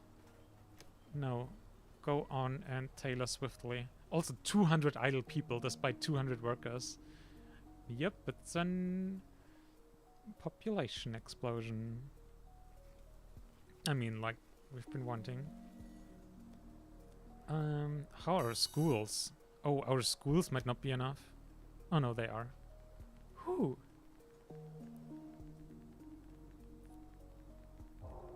But also, I mean, we have the people. It's also one of those things, I don't know exactly what difference it makes having more teachers in the schools. Having just 1 teacher in a school seems to be doing pretty well already. We're here, Chief. But we have the people. Well, that scout pretty much summed it up already. Not much left here. The station is in pretty bad shape. The structures look like they're made of rust instead of metal. But we'll look around anyway. Well, the gas pumps are either gone or busted, but there's a garage we could check out. The convenience shop too. Our best bets, I guess. We'll check out that shop, but to be honest, most of the stuff is probably way past any expiration date or has simply become unusable after all these years. Good thing we brought along a scrap collector to sort out the stuff that's still usable. Found a skeleton in the midst of a pile of old whiskey and beer bottles, surrounded by empty food cans next to some sooty walls. The poor guy must have spent his last days drunk as a skunk, waiting for the inevitable. Guess only a few made it to the Endzone. We'll take what's left in here and let him rest in peace. Most likely we'll find some old tools inside, along with some sheets of metal. Judging by the size of the garage, they also did some repairs here back then. Good thing we brought along a crowbar! Yes! The door's open. Looks like an old military truck. They must have been in a real hurry. Everything's scattered around. The truck's pretty much stripped and a bunch of tools are lying around. A welcome discovery. And that was also it. Oh wow. 542 0 protective equipment. No.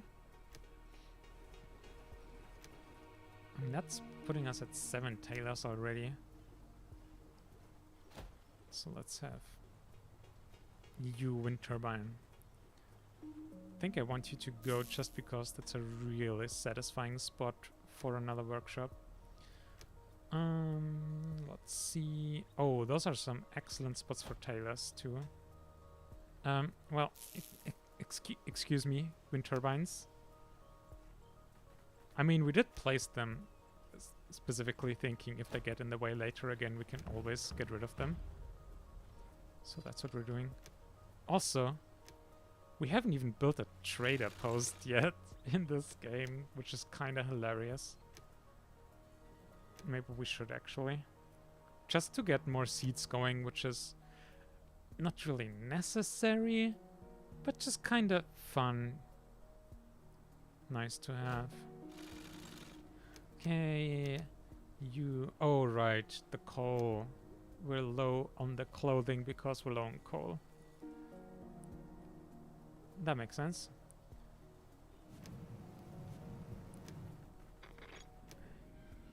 I mean, we're just about been everywhere.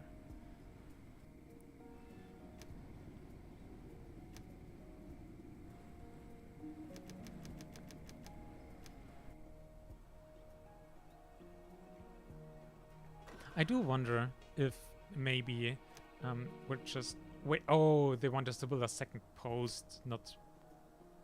Jeez. I was thinking that was like producing stuff. Yeah, having another decontamination post here makes a lot of sense because there's the storeroom here, so any food that's contaminated can be decontaminated here. 200 people just idling.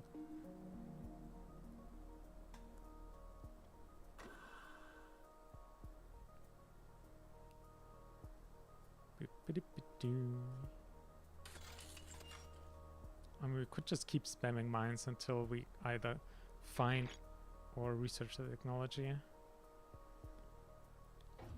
Also, I don't know if I finished that thought, but I do wonder if the technology is always present in the ruins. If that's even guaranteed. Let's research. Oh, speaking of stew.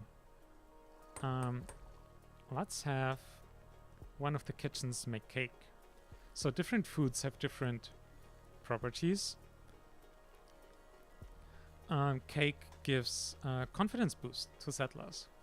Oh, also you get an 80, so it's still like a massive production boost. Honestly, I think I want to have 2 cakes then. Unprotected. Activated carbon masks. Also, you really need to finish building soon.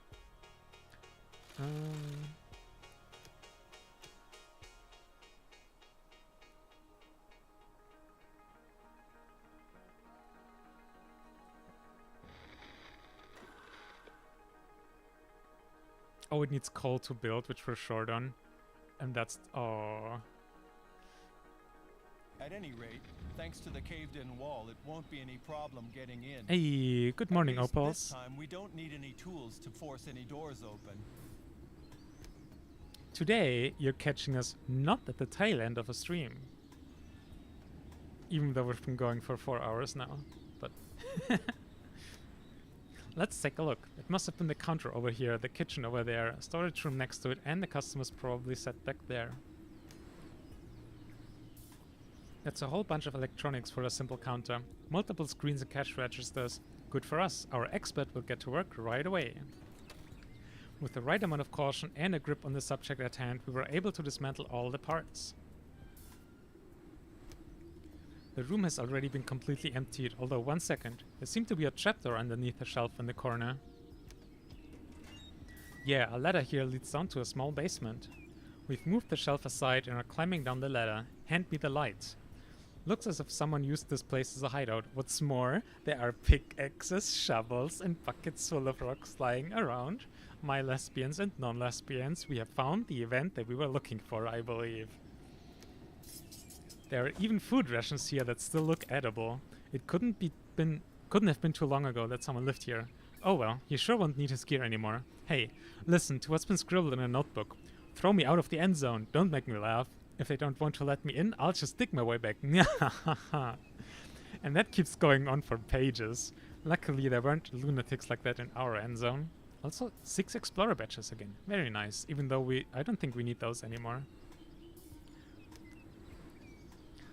It seems to be a pretty long tunnel. It looks anything but stable, but I don't understand a thing about tunnel construction anyway. There are 2 miner badges and confirmed it's like a mining cart. And knowledge. Tunnel is definitely nearly 100 meters long. All that's left all the way at the end here is a pile of rubble blocking the way. 1 sec. Something's peeking out from among the rocks. A leg. Sure thing, it's the poor guy who dug the tunnel. Must have caved in above him. Would have been better if he shored up the tunnel's ceiling. We ought to take that to heart if we ever want to operate mines. Gee, that almost sounds like we might get a mining-related technology. Seating area. There's still lots of tables and chairs made of plastic standing everywhere here that we can turn into scrap.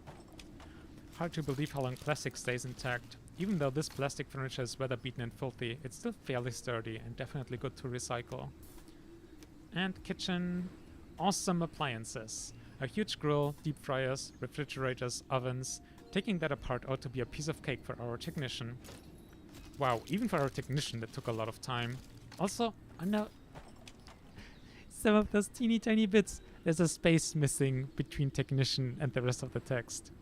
Even for our technician, that took a lot of time, but as a result, we've taken all the appliances apart into easy-to-handle small parts, and all we have left to do is bring them back to the settlement.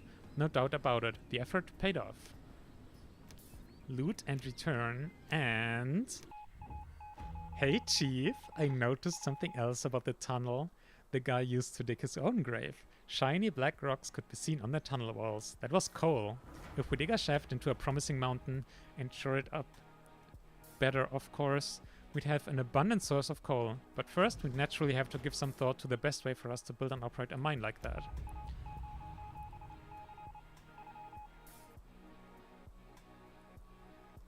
Oh, we failed the mission for building the thing because we're short on coal. Well, we're about to fix the coal problem. Alrighty, we've worked out a concept and can start...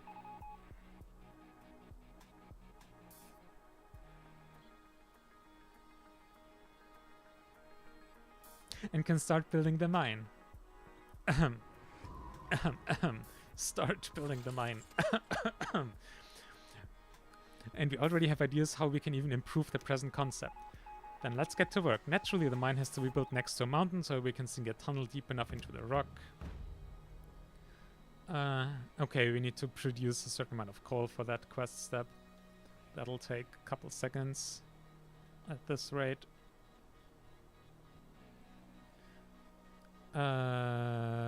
Power blackout. Why? How? How are we? Oh, it's just not connected. 20,000. I mean, that's the solar collectors. So it's like not continuous plus 20,000 that we have. Because during nighttime, the batteries will drain to some degree.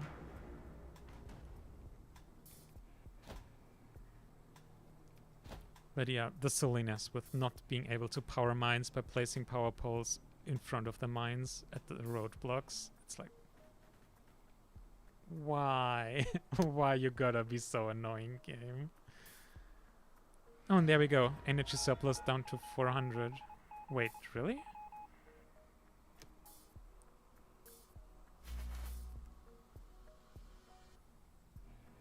Oh, yeah, but the... Okay, yeah, no. The storage is full. Wait, we didn't get that technology?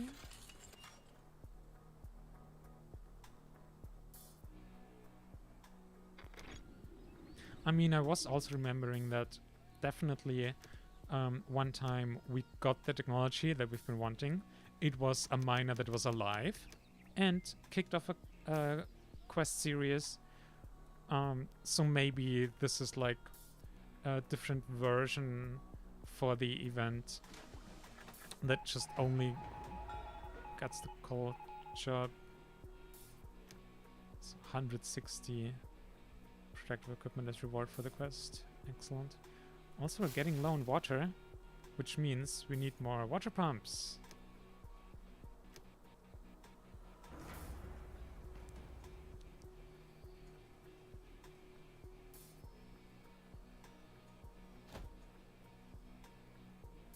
And also sometimes the game simply doesn't acknowledge a command you give it, which is very weird. Okay.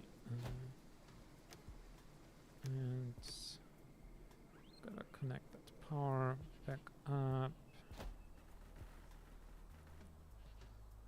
And maybe we could also use water points here.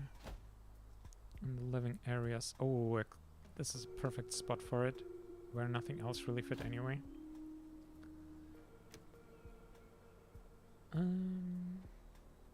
What kind of workers work there anyway?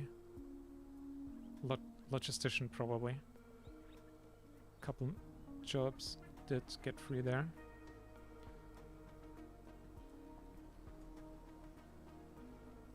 Also trader. Oh. Ola Sorensen at your service. We sell food items and water Now, of the finest quality and quantity. Especially nowadays, you can use all these delicacies to turn your settlement into a little spot worth living in. Now, you may ask yourself, River System, what's up with this trade? 1 beer for 5 food. Uh, the main purpose is to just have a good deal, because that will max out the reputation with this case trader. here Oops, sorry. This case here truly deals with a genuine gourmet. If I'd been aware of that before, we would have already come here more often. Ole Sørensen would be willing to go for this deal. And what the good reputation means is in the future we'll get basically more offers for like rare things like seeds and stuff. And yeah, it doesn't matter the scale of the trade you do. If it's a good trade, The you max scout out your really wasn't reputation. Exaggerating. That mural on the wall is creepy, but somehow fascinating too. Was it maybe supposed to be a warning? Well, at any rate, it'll be easy for us to get into the building. Part of the rear wall has collapsed. I was thinking, didn't we have this event before? It's the one we've done partially before, and we're now way over-equipped to do. But oh well. Time to check out these 2 rooms. The living room nearly extends across the whole top floor. Hey, there's a huge TV set and loudspeaker standing back there. Our technician can remove the usable parts, then we don't have to haul back all of it intact. There we go, our technician is all done. That ought, again, a space missing. That ought to be all of the usable electronic components. We've also gathered up a few more objects that can be turned into scrap. And finally, wow, there's a huge bed in here. 5 or 6 people could easily sleep in it at one time. Why would you need something like that? Oh well, let's take it apart. Bed frame was made of high-grade metal, and we found pieces of clothing in the cabinets too. Now we're done with this. That's a lot of stuff to carry.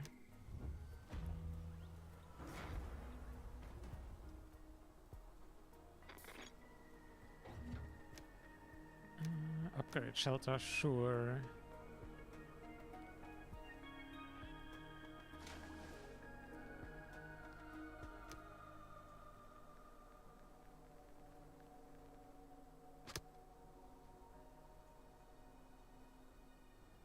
No, you don't have an electricity connection.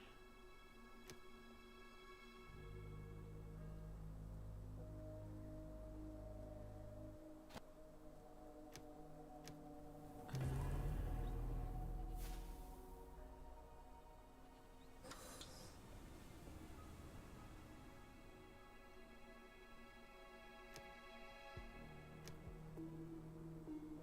22 electric water pumps already. 4.4 megawatts for water. Let's build more. More can always only be better.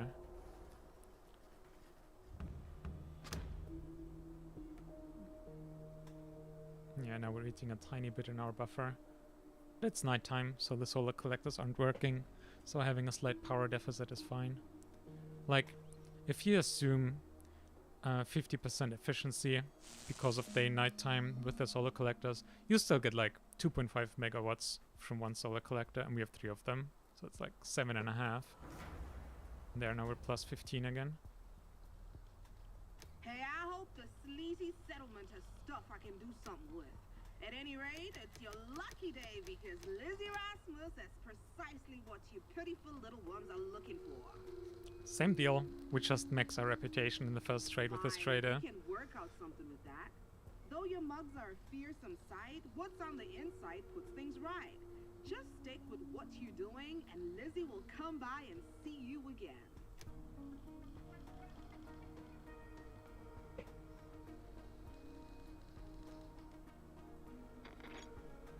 Oh wait, we don't have an expedition ongoing? Let's fix that.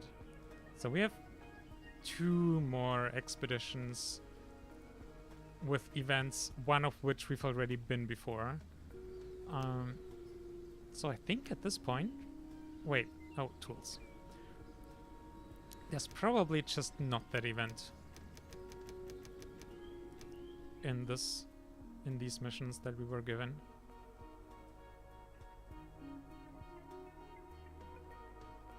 But I will continue checking all the expeditions first before doing the research.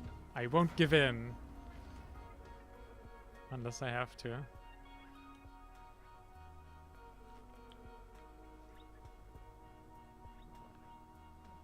Oh, So what season are we at now? Okay, 209 of 250.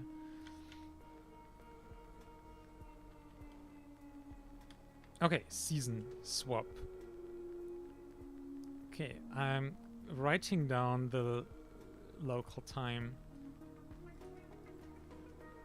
so that I can check how much real time one season takes. Because it feels like it shouldn't be all that much. I don't even care anymore. I guess that costs us a few seconds, and the expedition will also have to wait. We could also call it half time, like now, plus a few seconds. Okay, so it's like 40 seconds per season. Wait, 40 seconds per half season, or 80 seconds per season, or 1.5 minutes. 40 seasons, so that's 1 hour of pure playtime without any pausing left to finish the scenario. We're at the location now. Like that scout said, a dilapidated storage depot. At least we should be able to get a little scrap out of this place, but who knows? Maybe we'll get lucky today. So, there's the old shipping container the scout mentioned, locked up, but that shouldn't be any problem since we brought along some tools. Let's open this thing up. Good thing we brought along the right tools. Open sesame. Easy as pie when you bring along the right tools, like a crowbar. Can tell you how much I've come to love my trusty crowbar chief. Yep, there it goes. The container is filled with crates full of authentic folk costumes. At least that's what's written on the label. From the look of them, the stuff was probably produced on the other side of the planet and then shipped here to be sold for a song.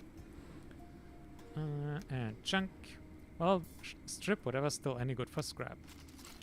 Well, let's see. Some old crates made of metal, some wooden pallets, a few pieces of plastic, some junk.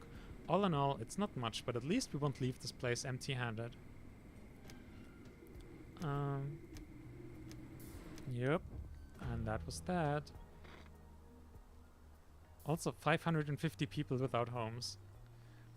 It's really hilarious how that works out in this game with housing. Because really only a tiny minority of people will live in houses. To home everyone, we would have to add 550 shelter spaces, and we have 800 total population.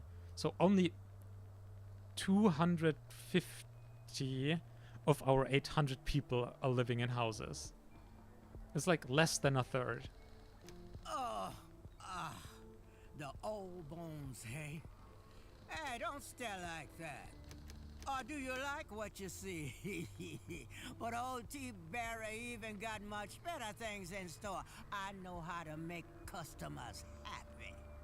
Take your time, look around. I'm sure we'll do business with each other. This is one of those traders that calls you gentleman. So I might just skip all the voice parts here. Because, yeah.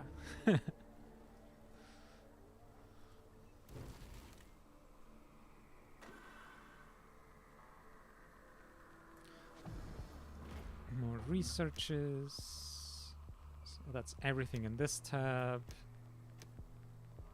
Let's get more here. Expeditions. So last event expedition, and once again we've already been there. So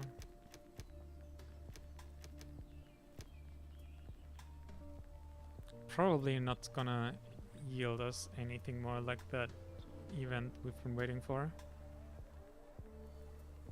And their waters looking better now. Excellent. Wait, you all need electricity.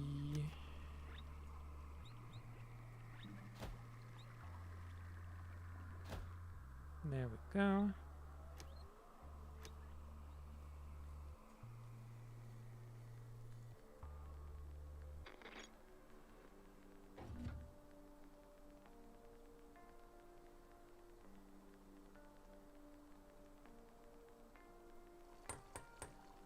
So, okay, we have all 3 types of food now. Stew improves health of citizens. We don't really need that. I think cake for happiness makes the most sense. We could honestly mostly Let's switch over all the food production to cake. That would be very silly.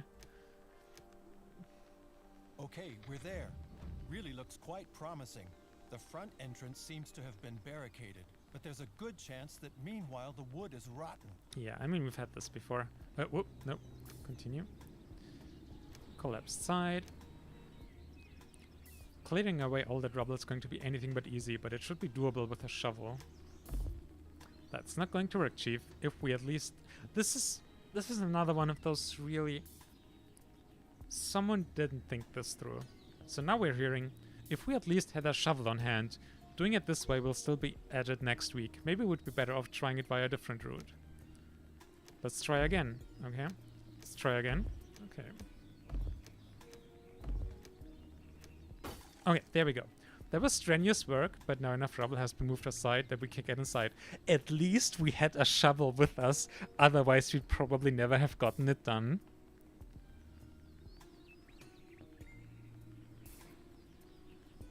Aw, you're welcome. It's very nice to hear that it helped you. Continuing rant about the game. So first it failed us because we didn't have a shovel, but after trying the 5th time, we succeed because at least we had a shovel with us. It's... You didn't think this through, game designers.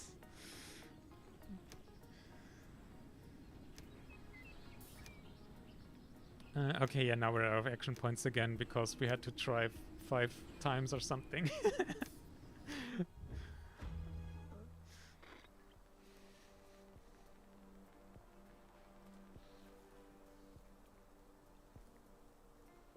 Yep. If you're late to start watching the stream from the beginning, you can hear a couple other rants we've done about this game already. Like, we pretty much interspersed this whole episode again with our final criticism of the game, just because we've already... I mean, there's nothing new waiting for us at this point. I mean, it's just the scenario to survive for 250 seasons. There's no new twist to it or anything. So we pretty much have our final thoughts on the game already anyway, and we have a bunch of time to kill until we reach season 250. Oh yes, it's him! Yeehaw! What a hell of a ride! Me? I'm Rusty Rolf, the one and only, far and wide. What's that? Never heard of me?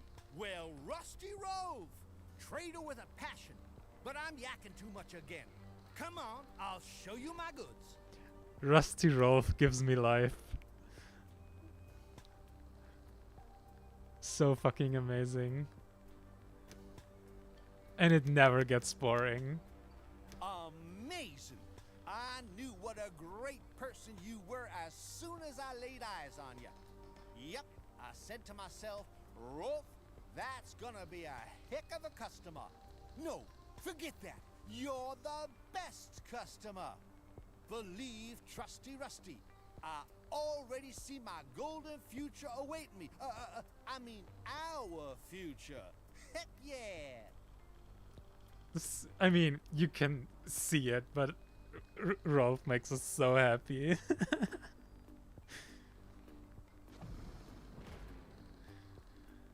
I mean, to get new shovels through mitosis, you still need to have one shovel to start with.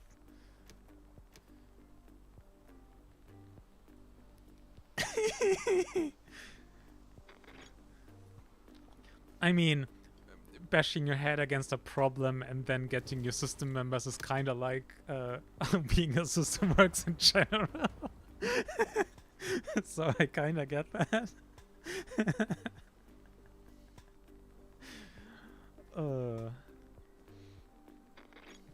Yeah, man, I love... Actually, we need to research the thing. Oh yeah, we're researching the thing.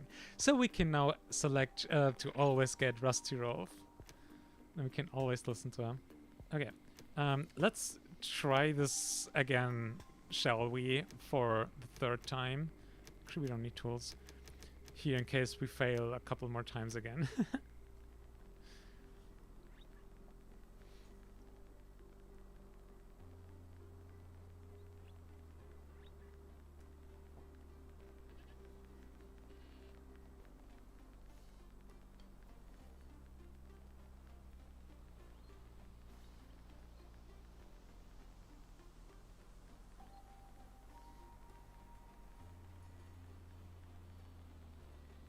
Yeah, I mean, I don't even have to say it that Trusty Rusty is our favorite too. It's just a lot of the traders, honestly, have pretty interesting characters, but no one beats Trusty Rusty. No one.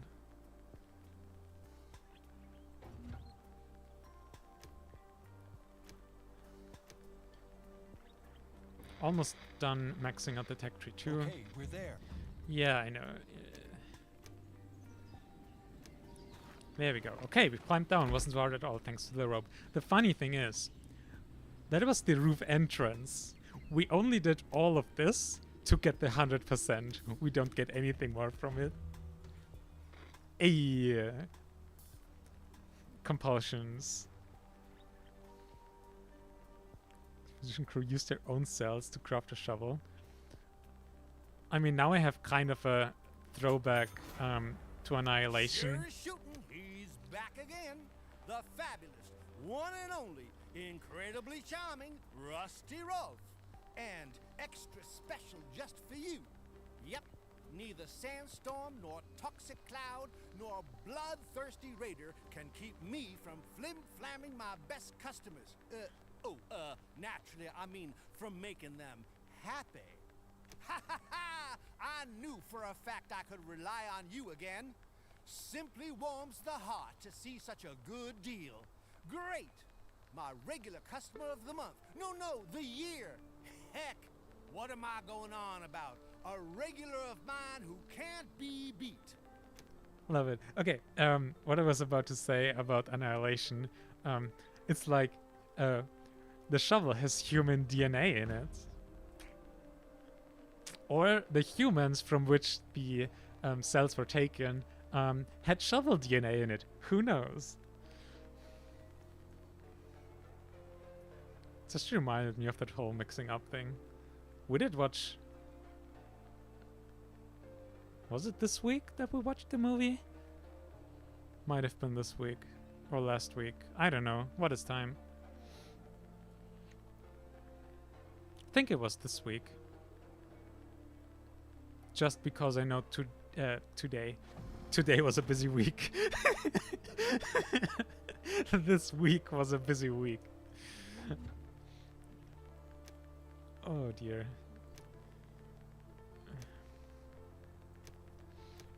Today was a busy week will be my personal dissociated quote of the day.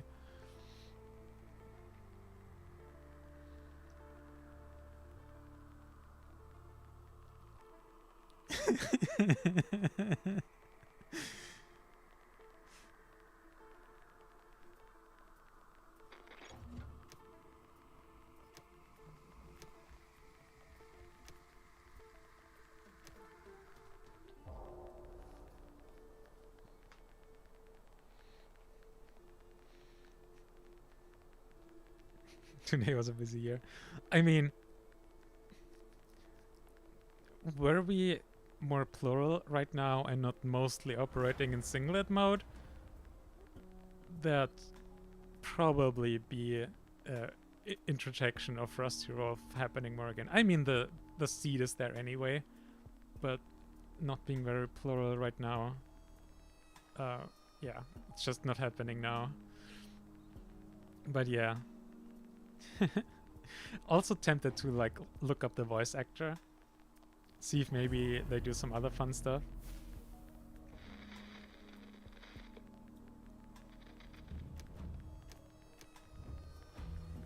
And yeah, I mean, now we just have one more garbage expedition with just some resources. Still gonna wait before doing the research, because you never know. I mean, we can be pretty certain at this point. But yeah.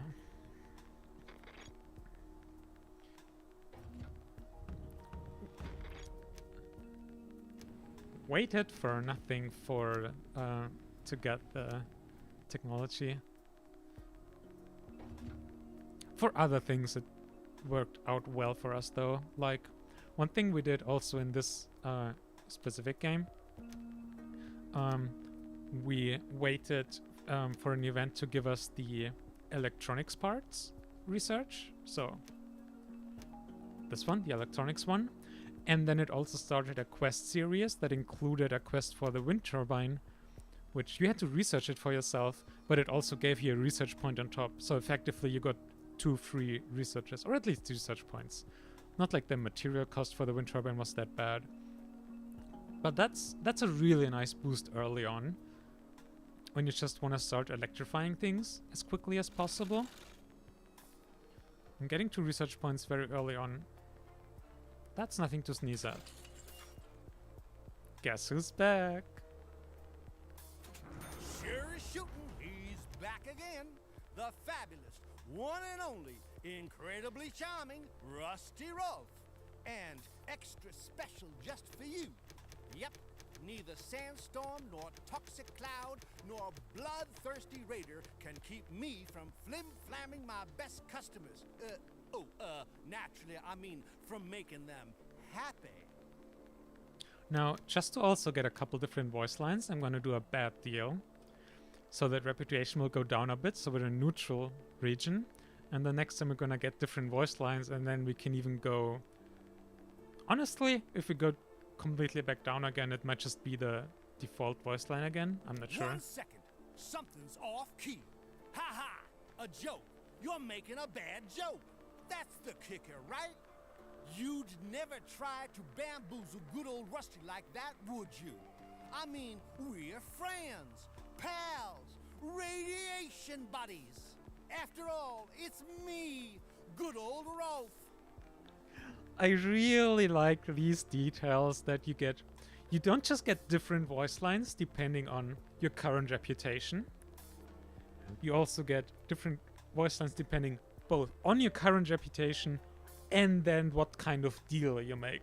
So there's a whole branch for which voice lines you get from the traders. That's a really nice touch. Like, I wish the whole game, like, paid that much attention to detail.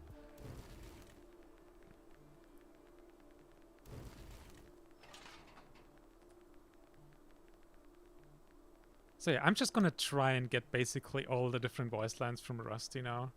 That's that's what we can do for the remainder of this game.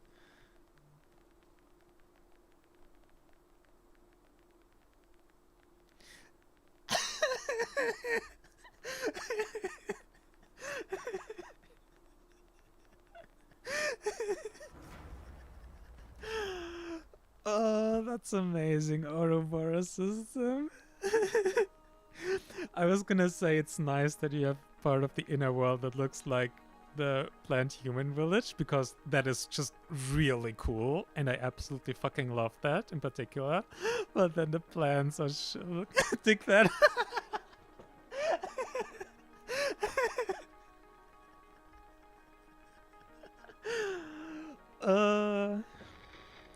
Well, now you all know where to go in the inner world if you need to ground yourselves.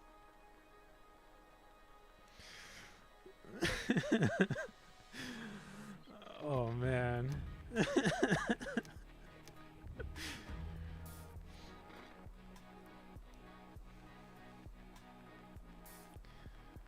Whew.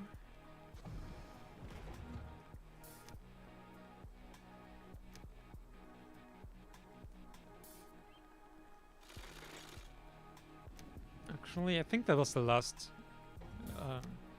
expedition, so we can now research the mining tunnel construction finally.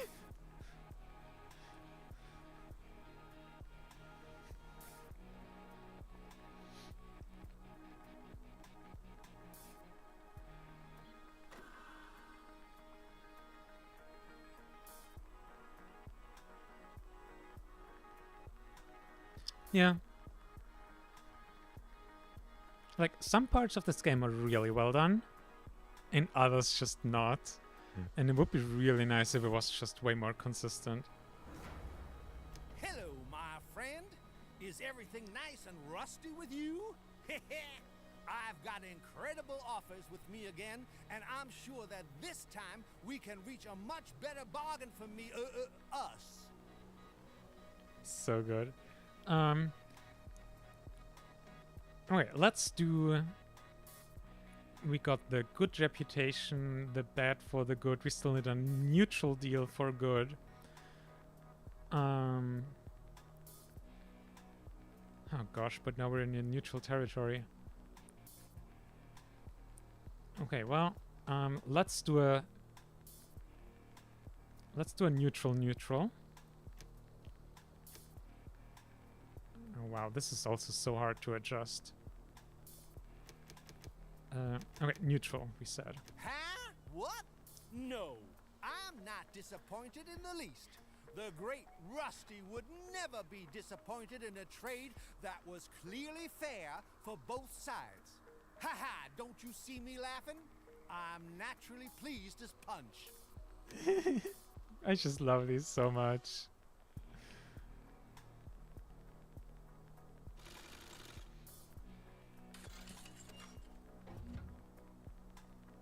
Come on now. And there we go. No more expeditions. And there we go. Finally 100% efficiency for the mines. So we've literally quadrupled our coal production now with that one technology. And our iodine production. Not that that was very relevant. And now we actually ran out of research points. We still have a couple of researches left. Oh wow. A water tower. Oh, I guess this one that had a bunch of damage.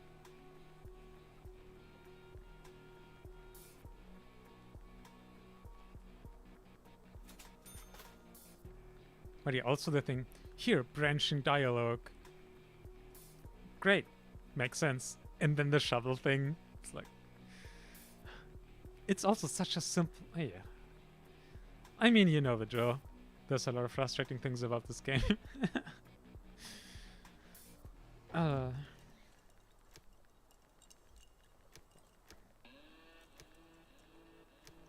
Yeah, only technology and defense stuff left.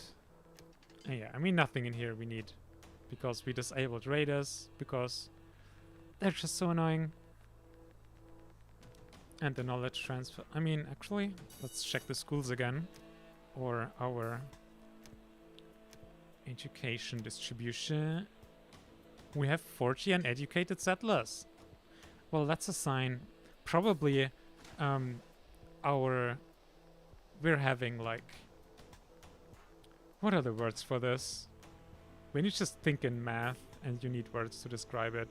Basically, we have like population booms where it's like there will be a lot of children at one point and then there'll be fewer.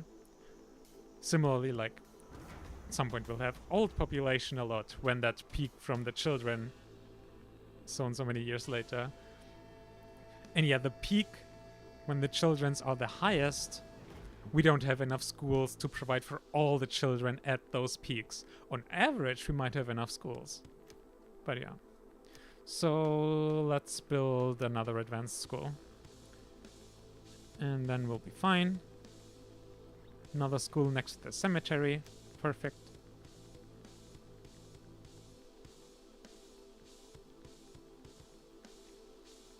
Digging with a plant shovels is kinda hard as it turns out. Such a rooted to the ground.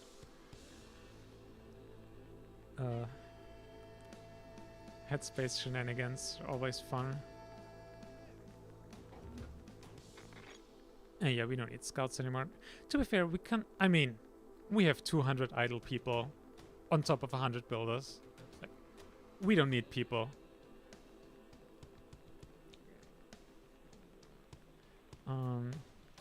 We can just. We don't even have to check anything. Let's just max everything. Okay, everything is maxed. We still have 160 people left. And especially now that we have coal again, our protective clothing will go way up again.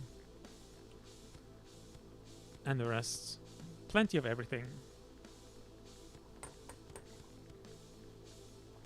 Okay, I do just want to make one of the kitchens make stew, just so that we have the variety. So we have 2 cake, 1 stew, 1 hearty meal kitchen.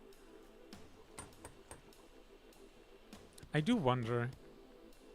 I mean, we have nothing better to do. Fuck it. Let's see. Okay, no, I'm both. first thing, because we only have way too much food at this point, and not way too much. So I'm gonna build a couple more kitchens. So there's a power pole. Go away, power pole. You're in the way. Let's do this. And then kitchen.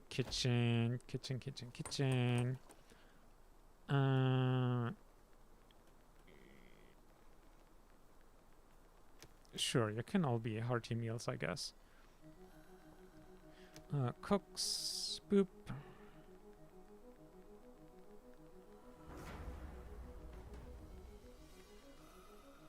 Trader.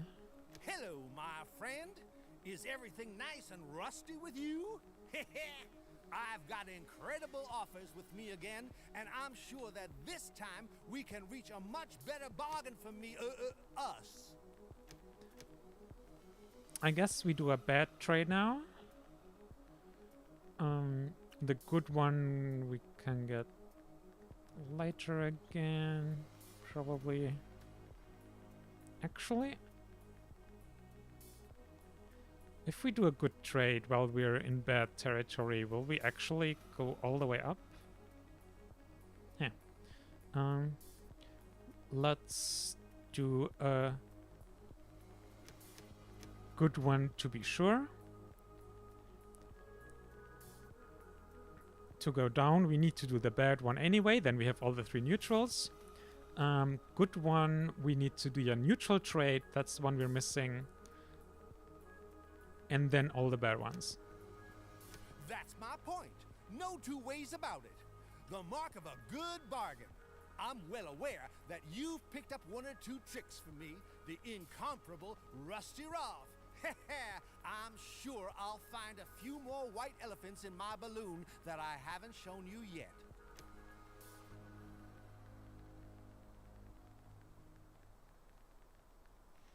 Nice. I mean, what could possibly be more grounding than digging a hole with a shovel that grew from the ground?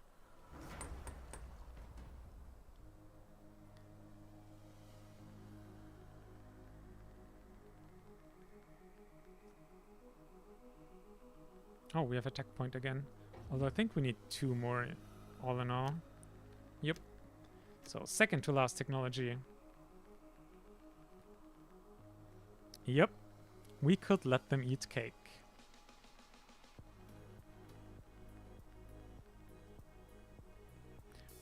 But first, I want to try something. And that something involves raising our production limits. And then let's see how much food our settlement here is capable in producing. How many times more production capacity we have than we have consumption. After that after that experiment we can just switch over all the kitchens to cake.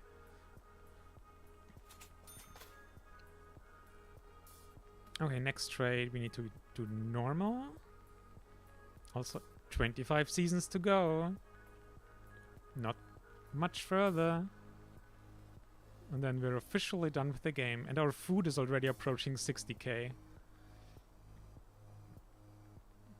It's probably like 10k extra per season. Sure is shooting. He's back again. The fabulous, one and only, incredibly charming Rusty Rolf. And extra special just for you. Yep. Neither sandstorm, nor toxic cloud, nor bloodthirsty raider can keep me from flim-flamming my best customers. Naturally, I mean from making them happy. And once again, bright as nails Rusty has brought a fabulous Oh, 1 second. Are you sure about that offer? No, nothing's wrong. Really. A good and fair trade. That pause does a lot of work there. I love it. And this is why we're going through all the voice lines, because so many of them are great. Honestly, probably literally all of them. I'm not sure if there's a single one of them that isn't great.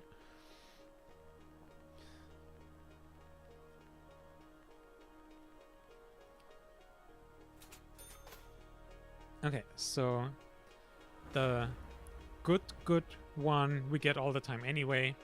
Good neutral we have, good bad we had. So we have the good ones. Neutral, we had the neutral and good. So missing is the neutral bad one. So we now go bad to go back to neutral, then bad for bad neutral. And then we just need the bad ones. So bad, at bad, neutral bad, and then positive. Planning.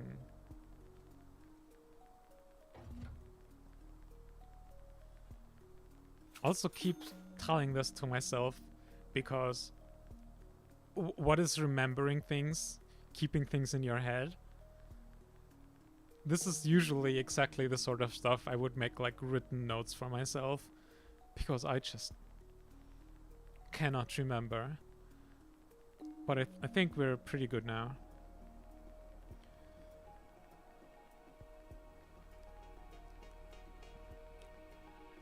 $75k food. Okay, think. Let's take a gander. Food. 25k produced. 14k consumed. So yeah, a good 10k in excess produced. And not quite twice. We'd need to be at 27.2k to have twice as much production. I know, right?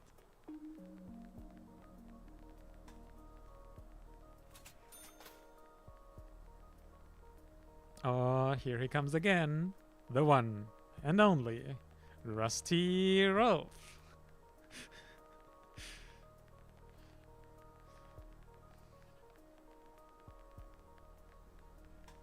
Sure as shooting, he's back again. The fabulous, one and only, incredibly charming Rusty Rolf. And extra special just for you. Yep. Neither sandstorm, nor toxic cloud, nor bloodthirsty raider can keep me from flim-flamming my best customers. Naturally, I mean from making them happy. Actually, I don't know what happens if you do unfair. It says cannot be closed to make a deal, so he'll probably gonna reject it. So that's also something to try. By the hairs of my Lee, the great and one and only Rusty Rolf, I'm forced to report the first case of radioactive insanity. And of all people, it's my best customer. Okay. That was very worth and important checking out by the hairs of my mustache.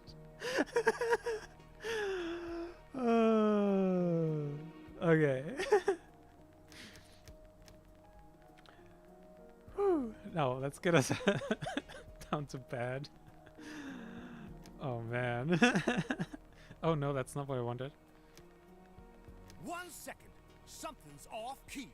Ha ha! A joke. You're making a bad joke. That's the kicker, right? You'd never try to bamboozle good old Rusty like that, would you? I mean, we're friends, pals, radiation buddies. Oh, hang on. After all, it's me, good old Rolf. The auto thing added a joint even though we don't even produce those in the settlement. What? That was weird. Yes. Working what?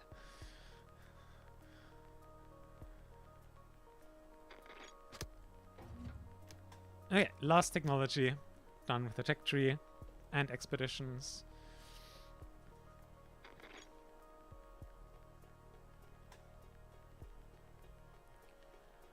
I mean, okay, I think it's time to clean up those bits of scrap.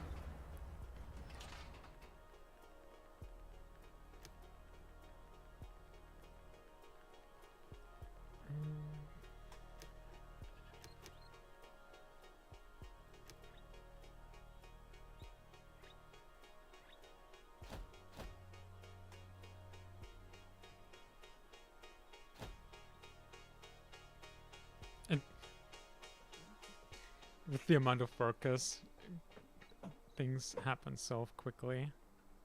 It's great.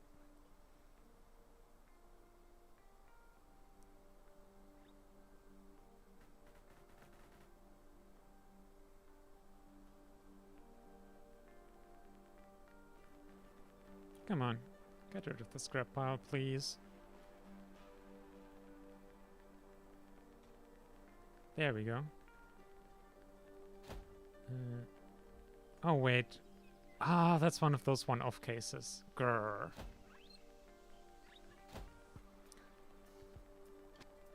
So how's the attractiveness? Okay, so they're not affected by the old ones anymore.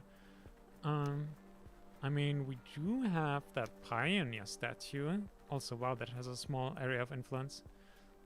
We can put that here.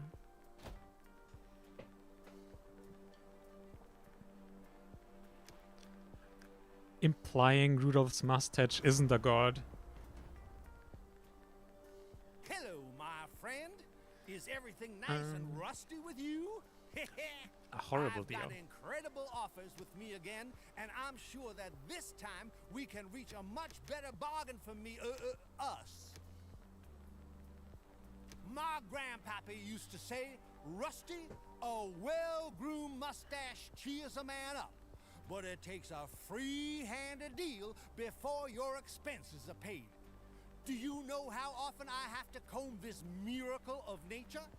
Not to mention the wild boar grease to keep up the shape. Come on, give good old Rusty a helping hand. I love it. Okay, so now we're fully done with the neutrals. Well, except the bad one, but we get that one automatically to get in the bad regime. What?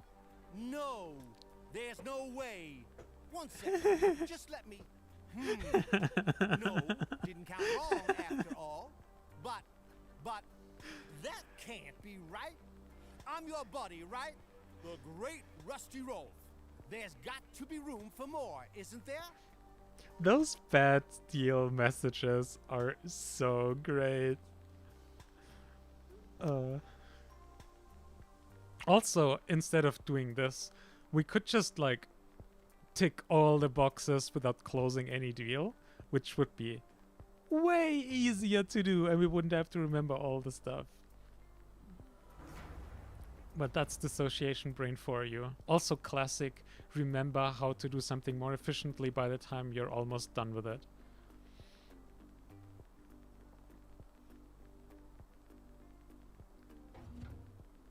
Also, we're close to 100k food now. I mean, let's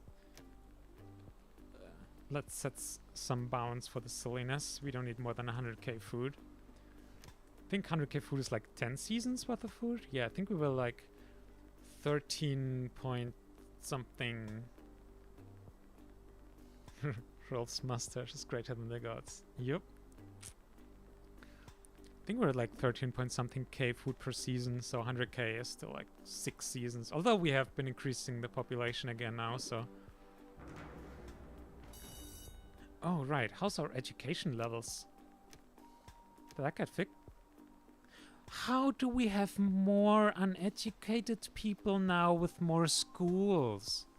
What? How?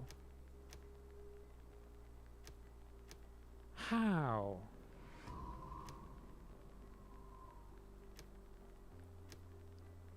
And I don't see like an sphere of influence for them either.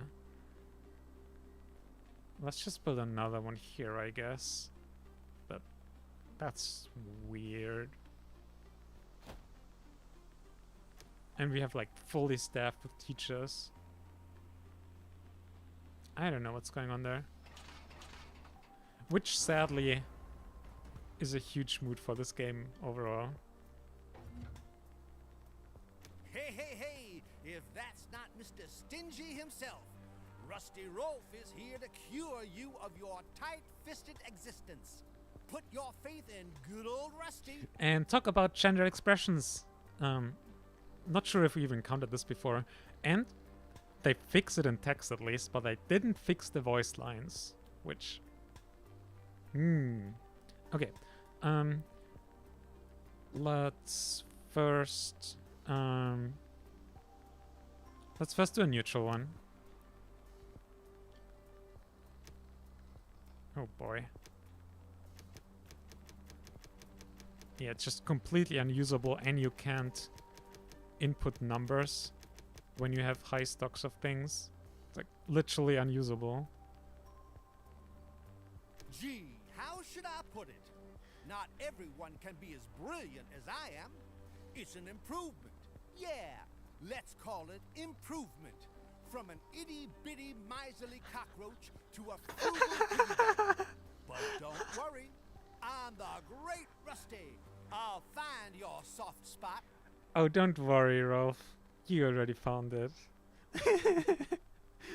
uh.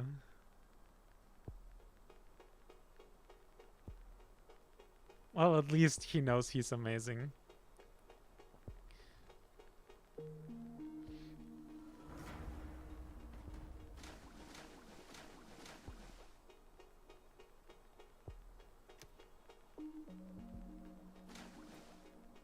Just 18 electric water pumps nearby this water tower, and it still can't stock up water.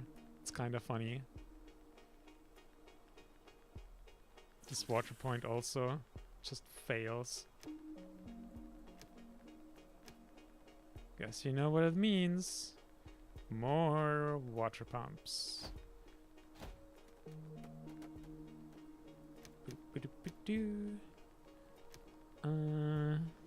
No, electricity should be fine. How's our power grid looking though? Super fine. I could have made a nice German reference here, but bilinguals sometimes can be frustrating. When no one knows your native language. Well, I say no one. We have a couple of German friends and stuff, but you know.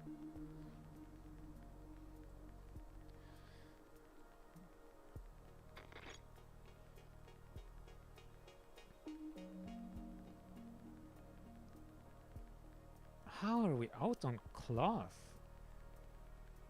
We're actually... Okay, well I guess we can just reassign... refinery, reassignment, surgery. Wait. God. There, that was 3 we changed over to cloth, so that should help. Hey, hey, hey! If that's not Mr. Stingy himself, Rusty Rolf is here to cure you of your tight-fisted existence. Put your faith in good old Rusty. Actually, the good... Wait, we had the neutral one. We need a bad deal and an unfair deal. Let's try the unfair one. Bankruptcy?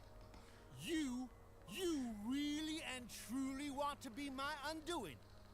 Me, good old Rusty, who raised you like his own flesh and blood. Dad? Not another word. The only thing that can save this relationship now is a miracle.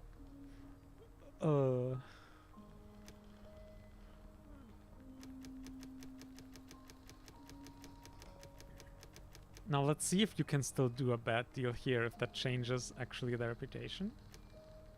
No, that's again the wrong button. Ha ha ha! We're being stingy again, aren't we? Give it another try. As long as a smile doesn't get these whiskers to wiggle, the brilliant and one and only Rusty Rolf won't make any deals with you.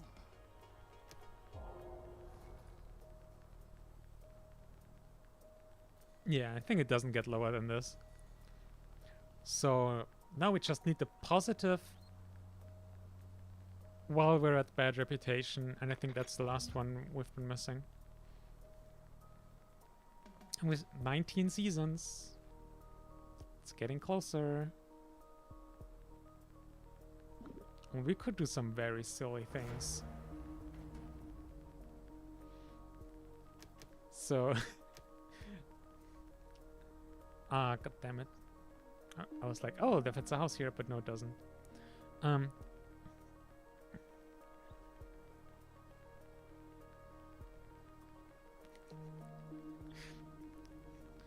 Comes back to make you trade offer in the post-apocalypse.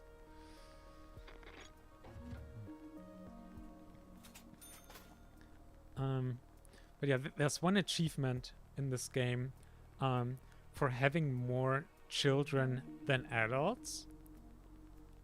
And it's just by far the hardest one to get. We've tried getting it in normal play. We ended up using basically a trick to get there. So this bit of a warning. This is gonna get pretty dark here for a moment.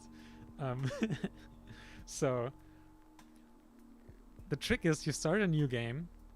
You build a few houses so that a few children will be made during the course of the game. Like it only takes a couple minutes. And then you send out the adults with a task to gather wood across the whole map. And on the way, they'll basically just starve to death or die from thirst. Like they die, point being.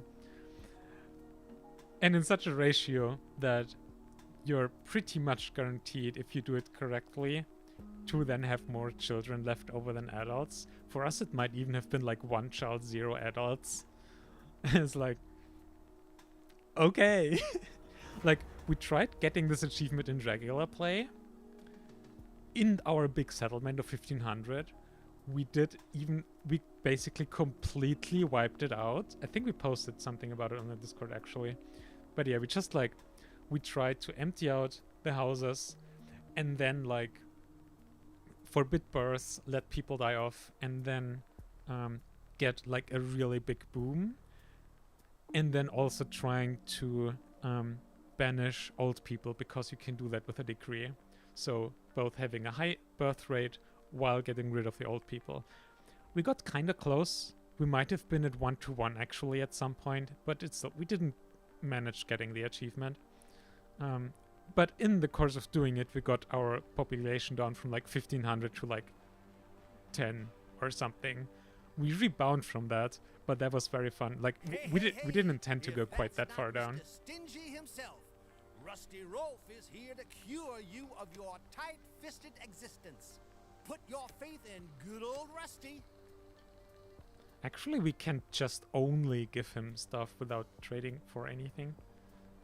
But yeah, it's like, give him one thing of anything, and you suddenly are in good standing with him. I knew you wouldn't leave me. You're good old Rusty, high and dry just like that. We simply got off on the wrong foot. Nothing that couldn't be set right again with, let's say, a few subsidies. Subsidies. Oh, I love it.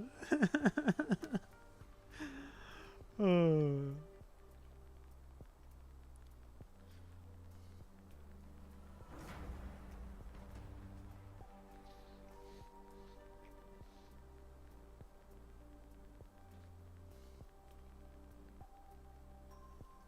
Another trick for like getting the achievement for more children than adults is also like during a raider attack, basically just not providing ammo but assigning militia so that the adults die there. But it's also like, it's so silly to get, especially like generally like achievements that make you like purposefully play really badly are just kind of a bit weird.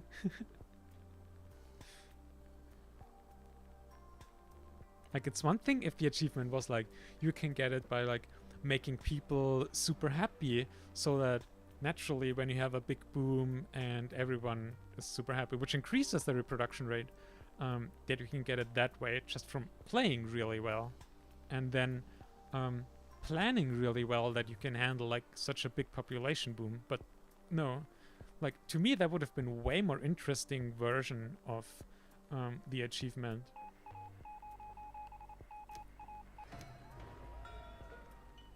Yep. Rolf is absolutely top tier. And there he is again. The one, the only. Hello, my friend. Is everything nice and rusty with you? I've got incredible offers with me again, and I'm sure that this time we can reach a much better bargain for me. Okay, but me, us, it's such a system mood though. Oh no, this That's button. my point. No two ways about it. The mark of a good bargain.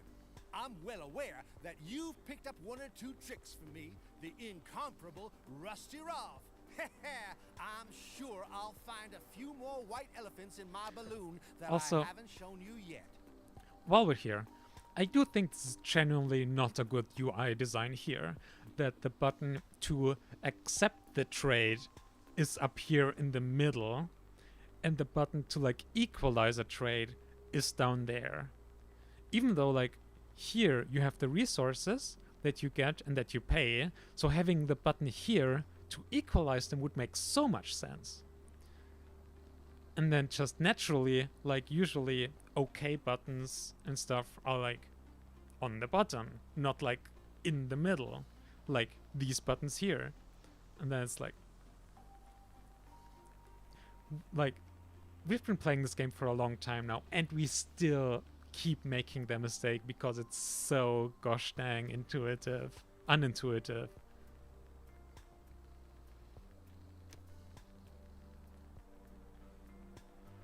Also, we're still really low on cloth.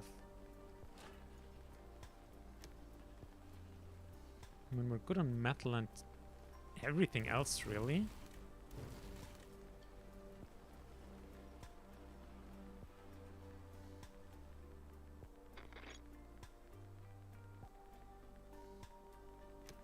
So how many people? 200 people free again. I mean, we have literally nothing better to do. Let's get some more builders going. Build our army. I mean, we are here to rebuild Rome, effectively. It's like how the scenario is called, Rome wasn't built in a day. So we're aiming high.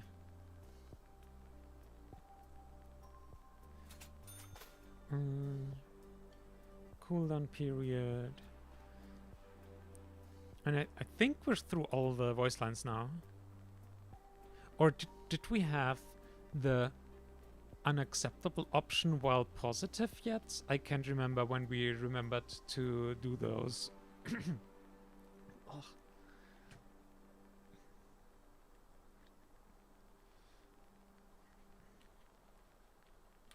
We can just look at it when we're neutral again. Yeah, voice definitely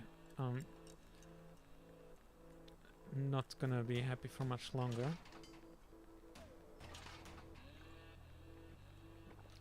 But we are sort of nearing the end anyway.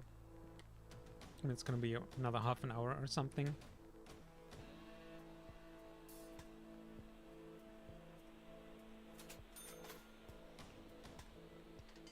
Come on. Oh wait, he's happy now. Well, I guess we're not doing the unacceptable one while neutral. Sure is shooting. He's back again. The fabulous, one and only, incredibly charming Rusty Rolf. By the hairs of my mustache. Oh, that was the mustache one. Okay. The great and one and only Rusty Rolf. I'm forced to report the first case of radioactive insanity. And so of good all though. People, it's my best customer. But yeah, if we started doing this while we were at positive, then we've done this for everyone. So we have all the voice lines now, I am pretty sure. But nothing interesting to offer, so goodbye.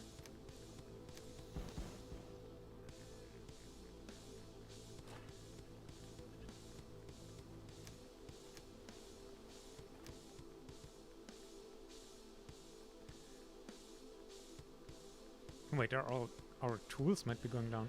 We might be using more materials now that we're at like 950-ish population.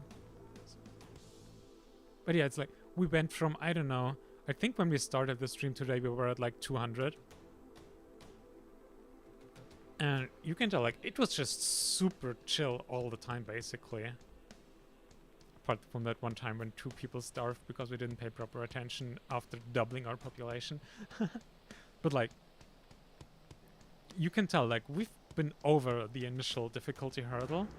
We had the electricity going and stuff, and it was just smooth sailing from there on. And the main issue at this point is honestly the game performance, which you can tell it's going downhill.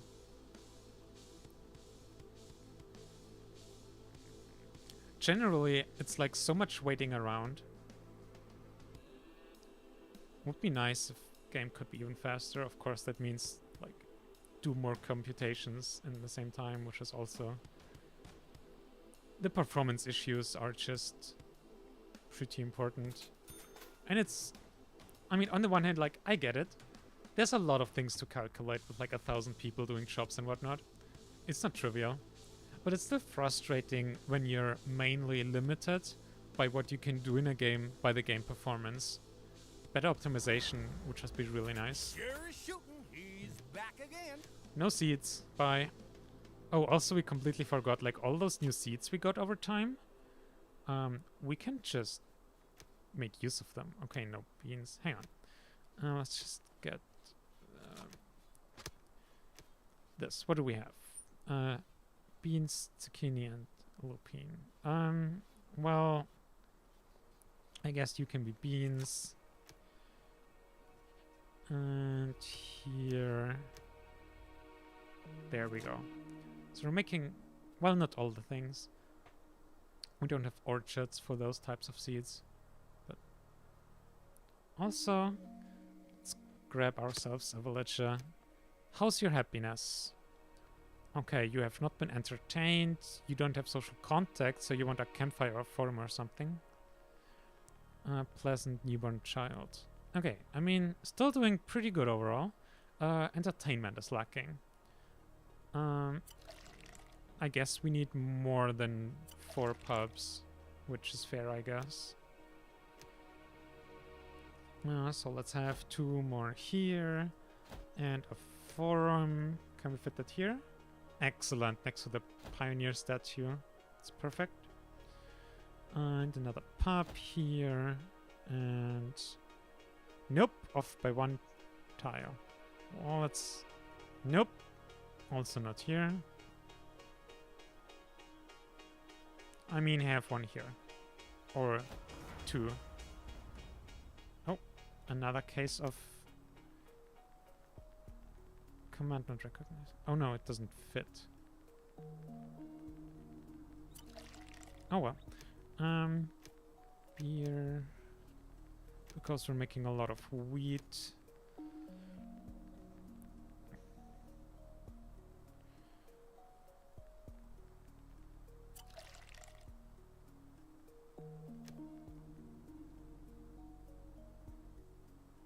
Oh, okay.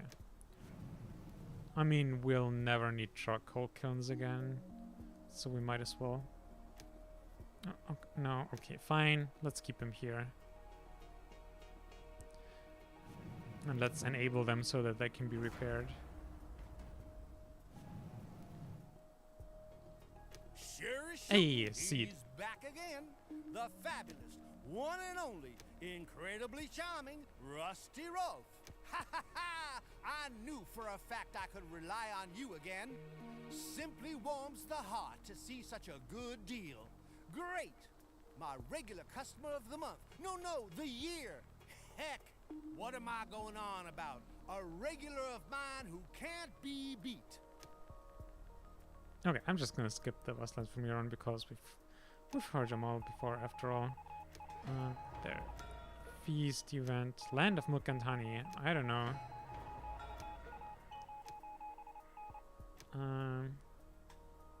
Okay, yeah, the first one is... Should be able to do that, although it's kind of a lot. Maybe we need even more pubs.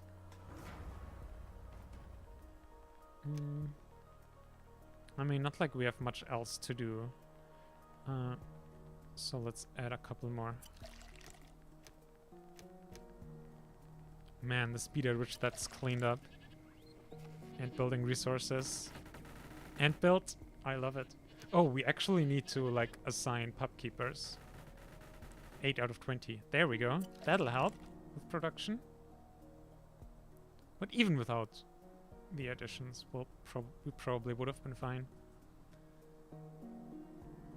Boom,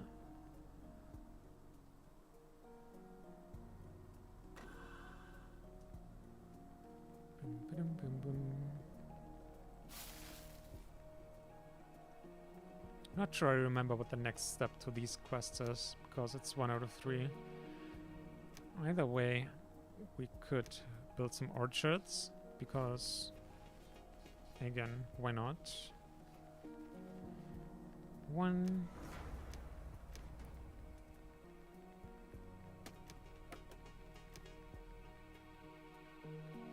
2...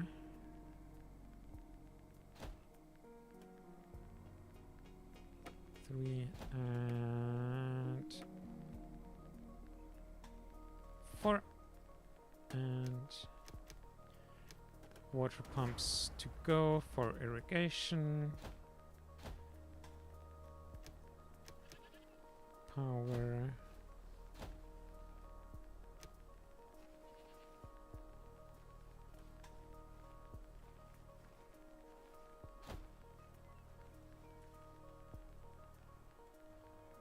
Sure is shooting. He's back again. not like we The need it, fabulous, but one and only, incredibly charming.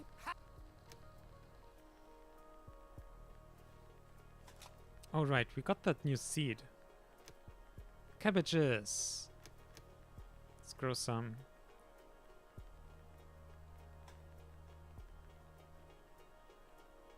Ooh, we might not actually make it. Maybe we might have been taking away too many wheat.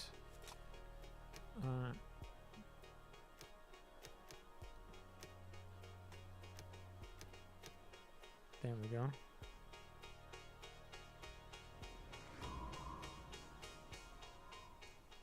So where are we? 243, 7 seasons. We're pretty close. Oh, I looked at the wrong thing. Okay, beer, we are doing much better.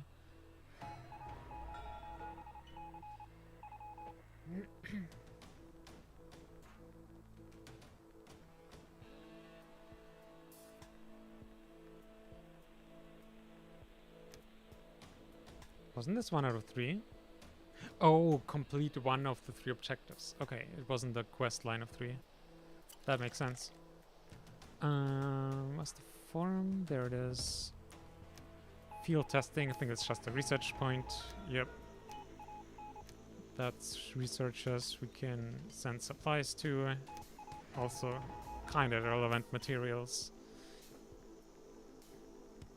And yeah, it's just one of those things. Yeah, like 2 clicks and you did a quest. Or they're super hard. Once again, the dichotomy of the difficulties is just ridiculous. Now, hello, orchards. Oh, also irrigation workers. Well, let's see. We have plum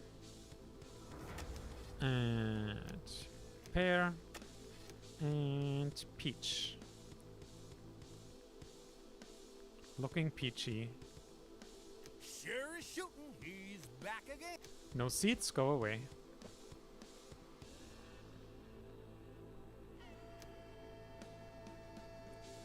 Six seasons. I mean, if our calculation earlier was correct, it's like 10 minutes now or something.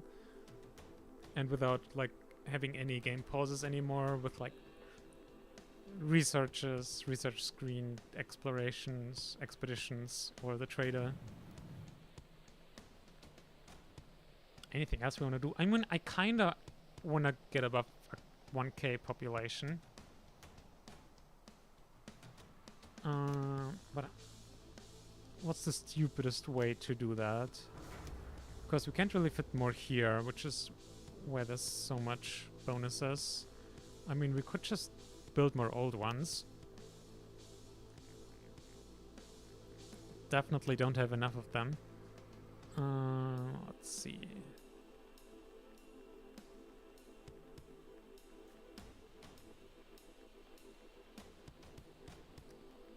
Try and fit as many as possible here. Oh, there's one tile.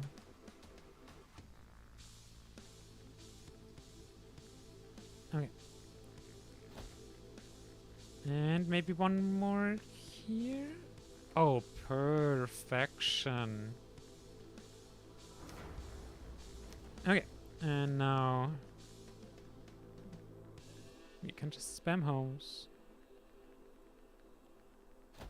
Boop-a-doop-a-doo. Boop-a-doop-a-doo. I mean, that's probably honestly already enough. Not like there's any reason for us to not completely overdo it now. Let's see if we can do 2K maybe. That would definitely put a lot of strain on our economy though. The food not so much, although a little bit actually. Also scrap. We're out of scrap. Oh, because we're building a fuck ton of homes. Yeah, that's not a surprise in any way.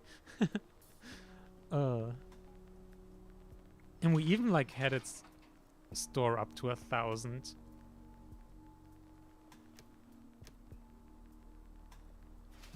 Are you? Oh, the scrap catches are empty even. Ooh.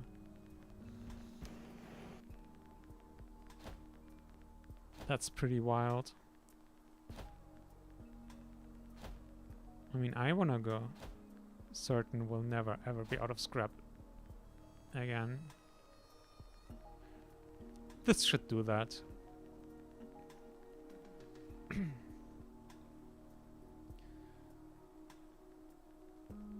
How's our education? Like, I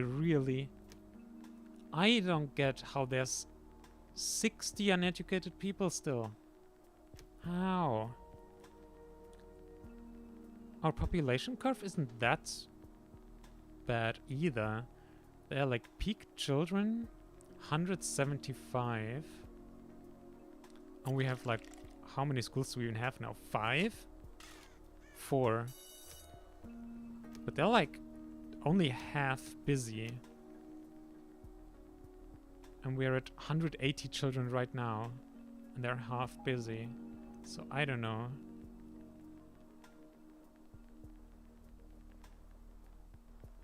Also, I think to accelerate the growth, we should banish the elderly. Boop. I don't even know how many they're expelled.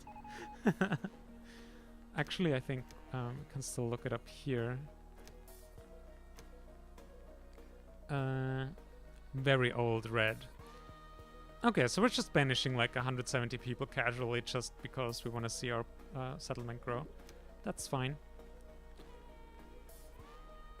Very reasonable thing to do.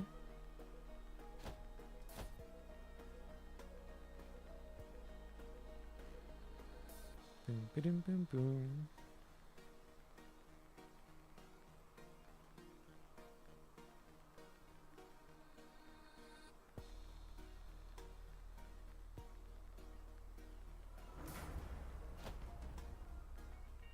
Sure is shooting. He's back. No seed. Also, well, they're still not built. Come on, priority to these. Need the scrap.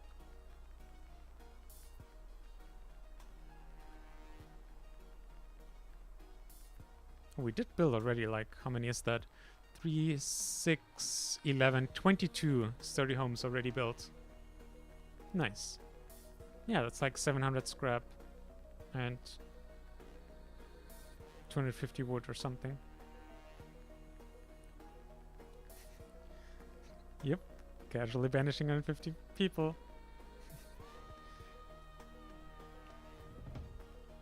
We don't have enough housing. I mean, we're kind of fixing it, but if you accept that quest, the game wants you to house all people, which means you do need a fuck ton of shelters.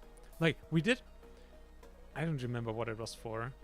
I think it was just some quest on our, like, big game Breaktown with 1,500 people.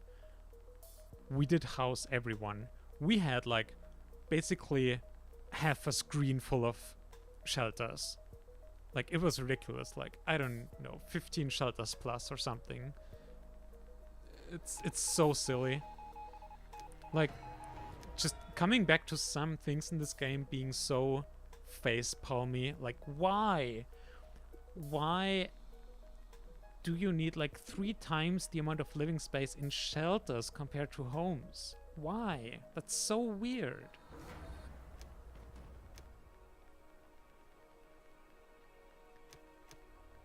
Okay, now let's make this a pretty place. 6 fire pits in the middle. Which, as everybody knows, will make you incredibly happy, and you want to live next to those. In your wooden homes, you want to live to just a grid of 6 fire pits. That's what you want, right? Right? Right?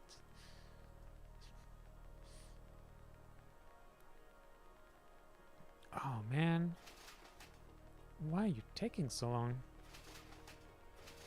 You don't have the materials. There we go. Builder finally there.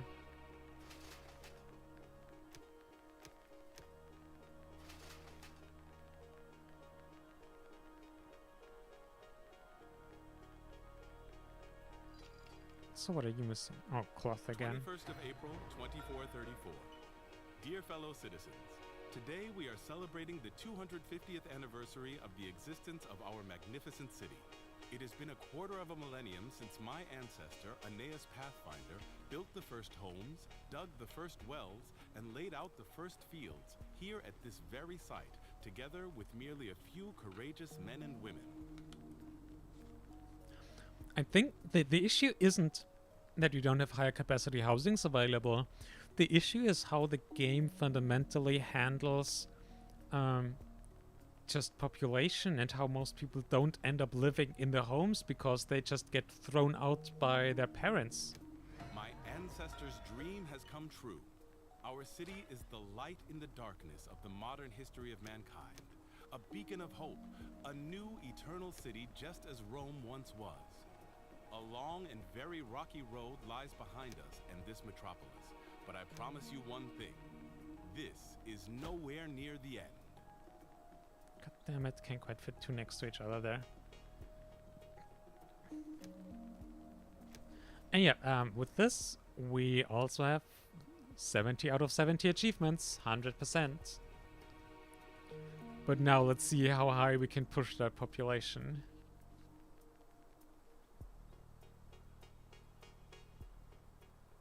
Also, how nice is it here now? 200.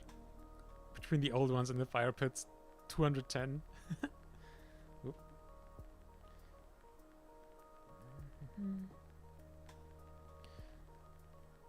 Okay. But yeah, like in most games, you might end up with like either a few people homeless, or you have the problem where you have just old people who won't reproduce anymore. And so that's an incentive then to build a shelter explicitly for old people to not use up that space for younger people. But here's just like, so many of your people end up homeless. And it's just, gah.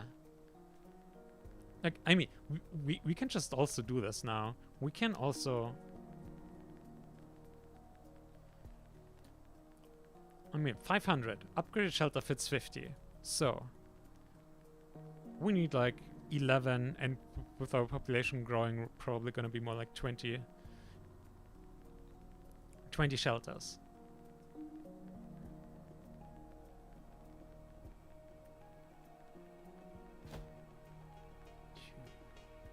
Three, 4, 5, 6, 7, whatever. 8, 9, 10, 11, 12. I hope I have aligned them correctly. Yeah. 12? No. I think that's 7 in a row, so now... No, that's scrap stuff. Okay, but so we're at 13, 14. Okay, 14. We need like 12 for our current population. So this is how many shelters we need just for all the homeless people.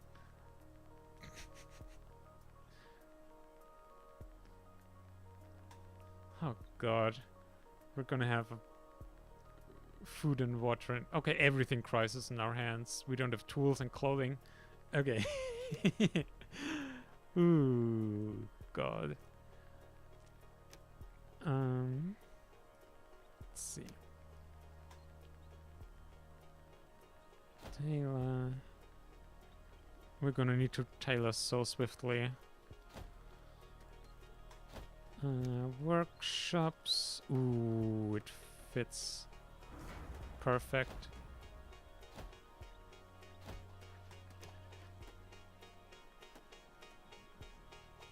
I'm gonna have roads there.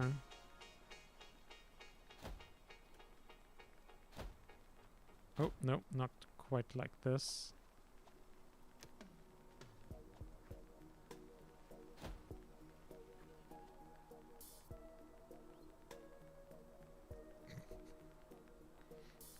Okay, let's raise also our limits here further if we're gonna do a lot of mega construction projects.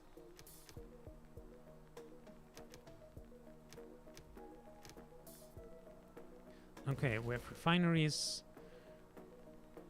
We're starved of scrap.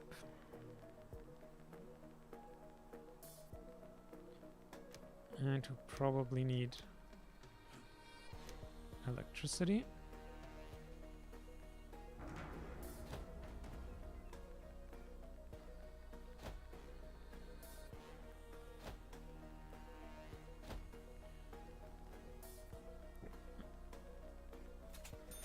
Oh, trading post is not powered. What does that even do, powering it? Reduces time until next trader's arrival. Thank you. Oh god, water. Yeah, I mean everything's red now. Okay, let's maybe stop building all of these at the same time. That is not what our economy can really deal with at the moment.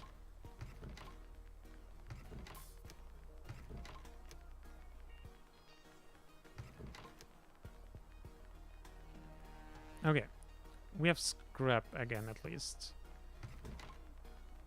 I mean, that's the main thing we're really missing with these. Well, some plastic and cloth.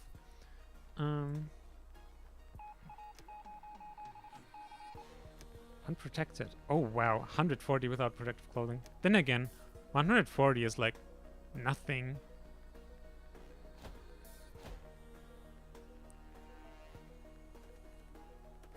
We're gonna need a lot more power.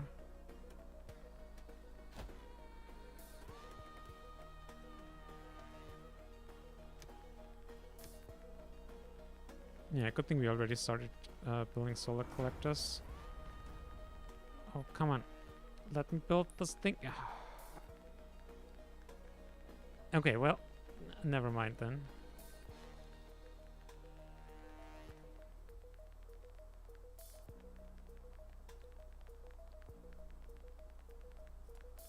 We will have... Oh, hi, nuclear power plant. We will have...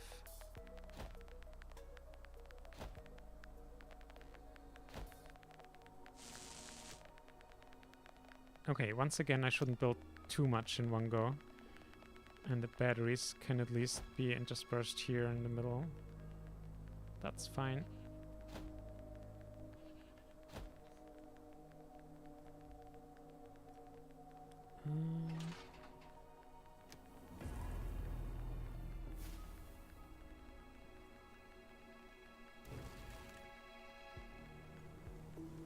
Okay, electronics stop.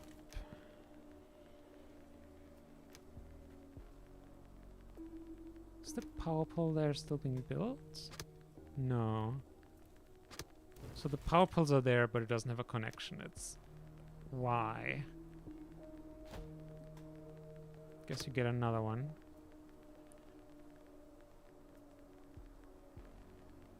Also, let's build another scrapyard. Because why not?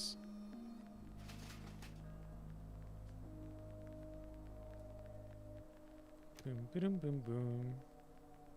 How is our power? Plus 12,000.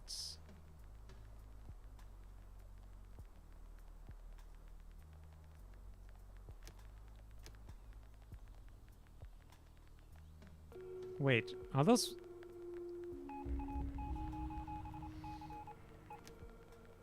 We didn't connect up a lot of these wind turbines. We just kept building them and not connecting them up. Oh, dear God.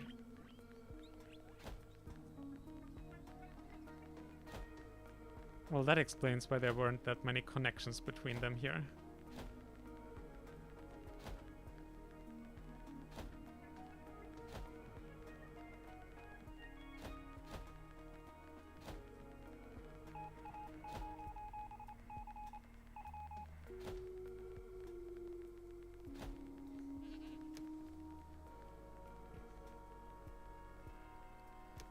Okay, where are we population-wise? 1,400. Into the sky. Sure is shooting. He's back again. Actually, The fabulous, one and only, incredibly charming, 160 metal Rusty tools? And Right now? extra Actually, yes, special please. just for you. Scrap Yep. 1,000? Neither Yep. sandstorm, nor toxic cloud, nor bloodthirsty raider can keep me from flim-flamming my best customers. Naturally, I mean from making them actually? happy.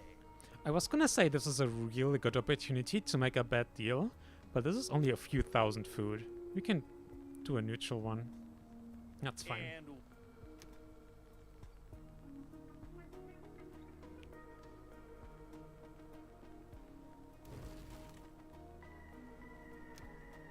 Now the refinery is powered.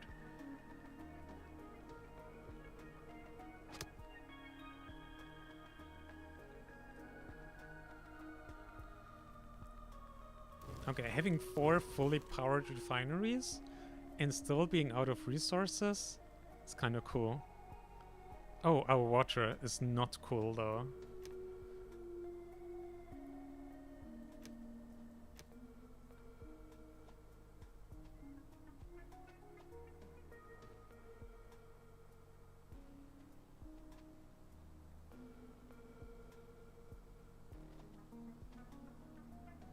Damn it. Okay, well.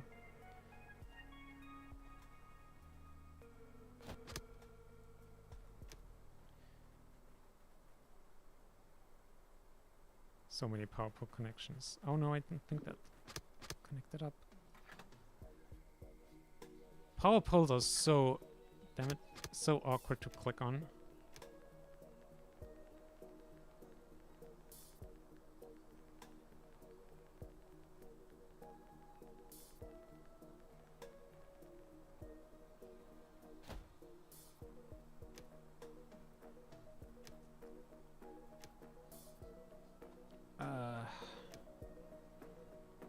Maybe we'll...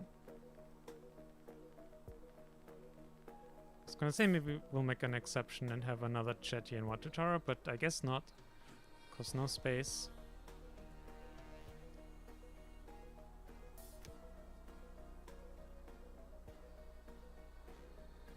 Okay.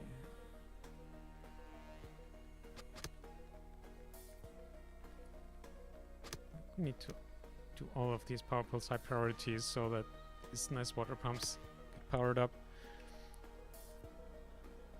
I'm not even sure those will be enough to fix this water crisis, but also our food is going down rapidly now. I wonder why. Certainly not because we have 1,500 people and also currently 330 children.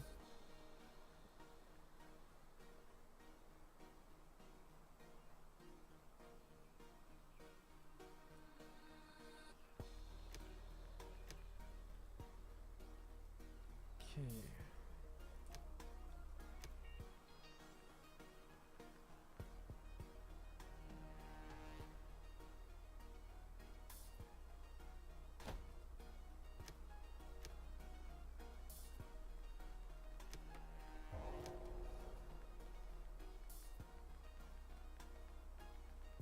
epidemic had a really nice timing here. When everything is critical, then an epidemic on top. It's just perfect. There we go.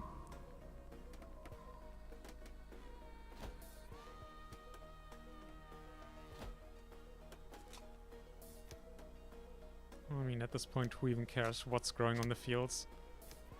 As long as it's something. Oh yeah, the water. We're about at 0 water.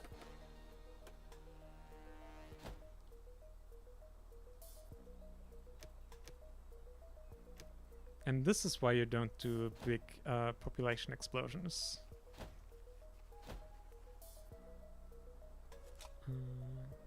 Corn.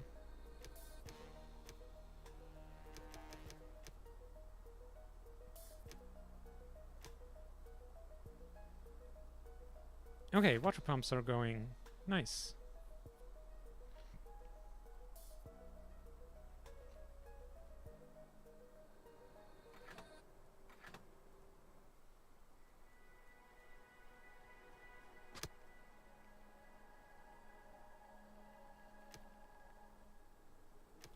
Upside of just not having connected the power up, like a lot of the wind turbines up and stuff earlier, now that they are connected up, we just have a huge power buffer, and we don't need to don't really need to worry about that for a while.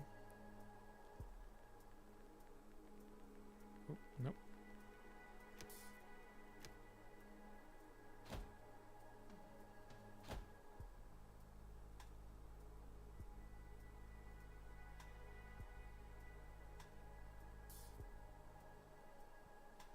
And I guess we can power up all these shelters. Oh, 300 each. That's a lot of power.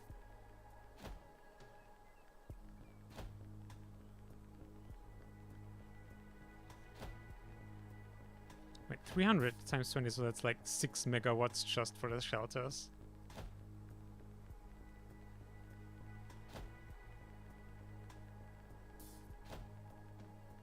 I mean, I'm sure it's still more power efficient compared to like individual homes. They need like what? I don't know, 50 power, but only house. Hang on, the sturdy houses like 8 people? Oh, 10 even. So 50 power, 10 people, so 5 power per person. Actually, shelters are worse power efficiency wise. That's also one of those things that I would expect exactly the other way around. Like running a big shelter designed for 50 people at a time should be just way more efficient to run than individual houses.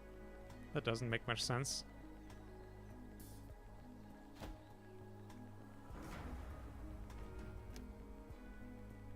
I'm impressed that no one like died yet from all the resource shortages. Also, well, this quest asks us to build 2 more workshops. I mean, it's not wrong.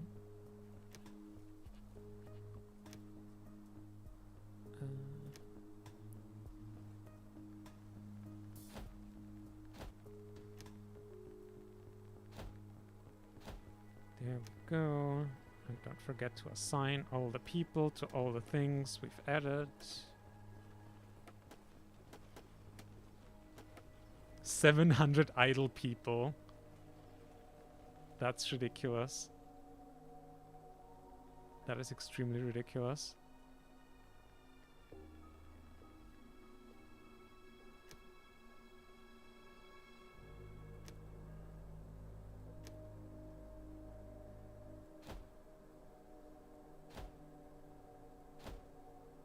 Oh, actually we should leave some space for a road here. I don't know if we have space over there.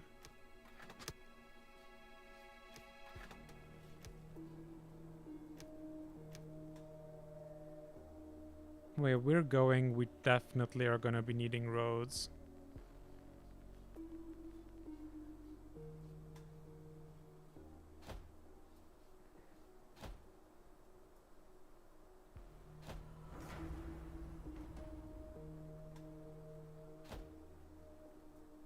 We should have had more opportunities to cross over here as well. It's not well designed. Because, well, not designed with much thought at all. Mostly just throwing ton of houses there and oh, food. Oh dear. Oh dear. Oh dear.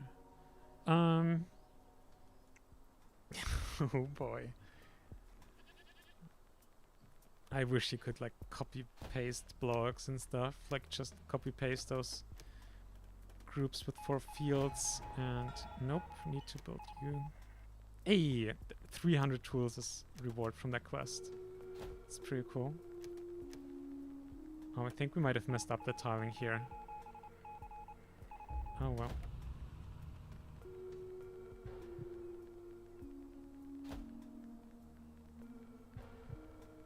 Oh, people are dying now. Oh yeah, no food.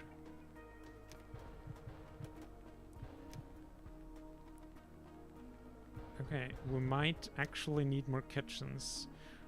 Let's look in the food storage. How... Can I just get a breakdown of how much food in a graph and not just the numbers here? Hearty meal.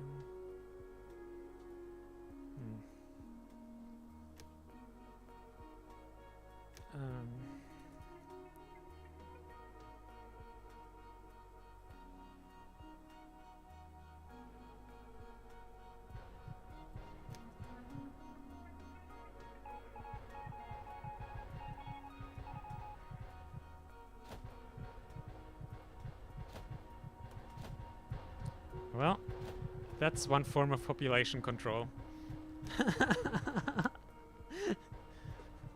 Also, what the fuck is wrong with you? You want 6 additional food sources? What in the hell even? Okay. Those constant dying sounds though, holy shit.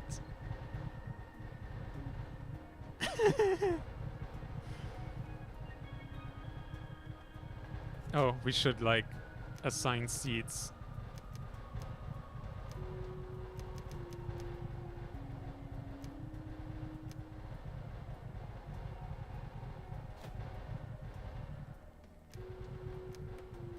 Oh, I thought it for a moment it might stop there.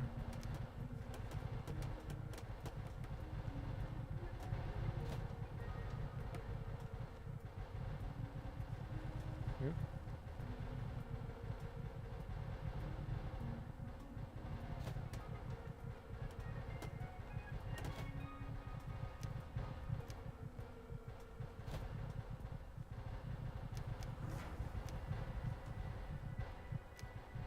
Come on.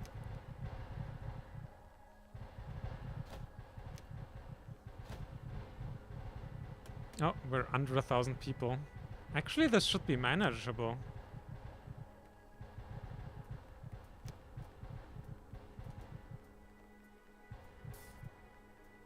I guess the dying is slowing down.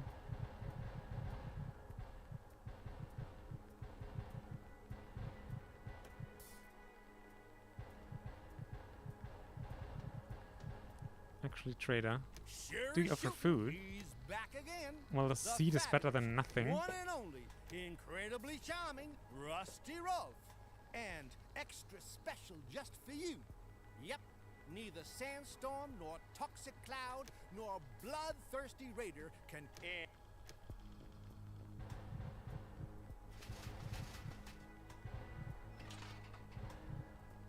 Okay, our scrap is fine at least now.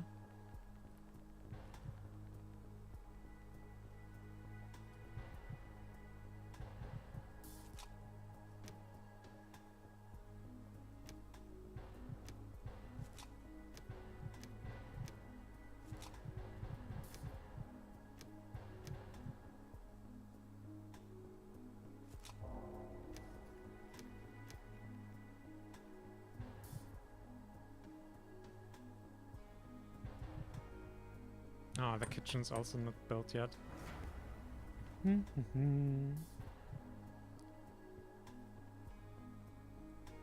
We should probably switch over everything to hearty meals at this point.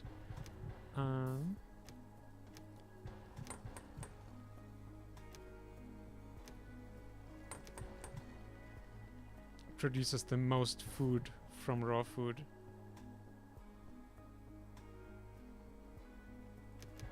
There, wasn't so hard to get through this now, was it?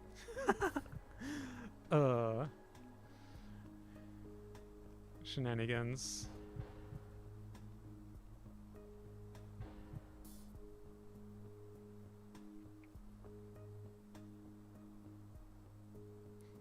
See, I still don't really know, like, how much food per season does one person eat? Like,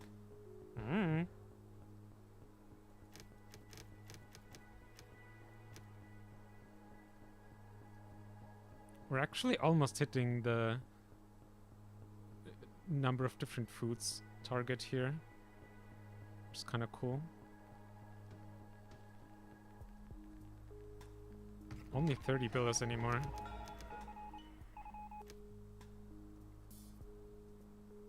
And hey, we're out of the red with food.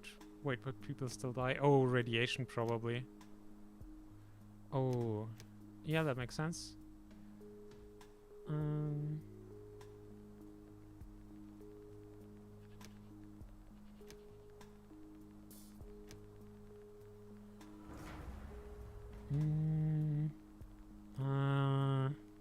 I don't think we can fit refineries. Okay, we could fit one here if we move 2 of the power poles.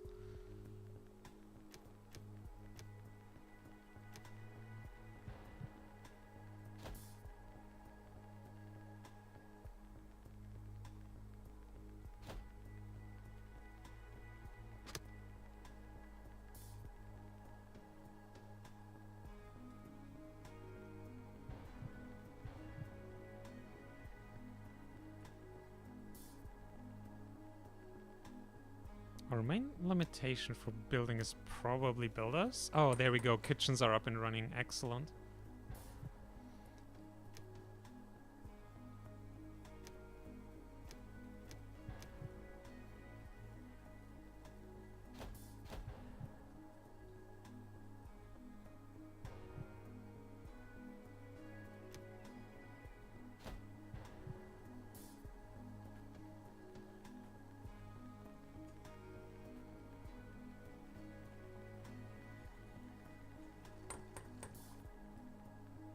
Oh, those kitchens were unpowered. Also a bunch here.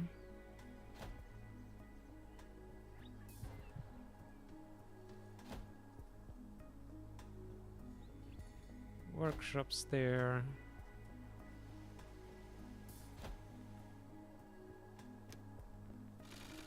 Oh, they were...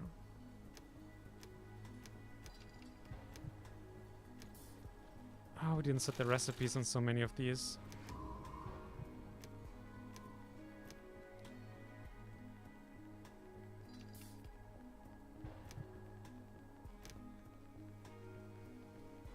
And that probably makes sense to make more carbon masks again and not just radiation suits. They're just so expensive.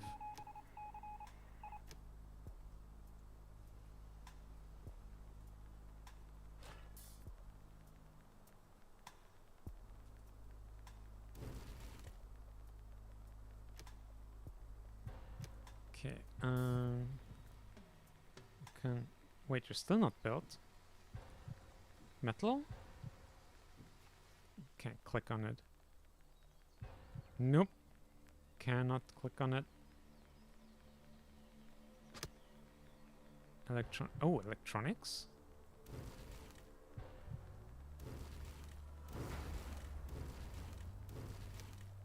Okay. Plastic.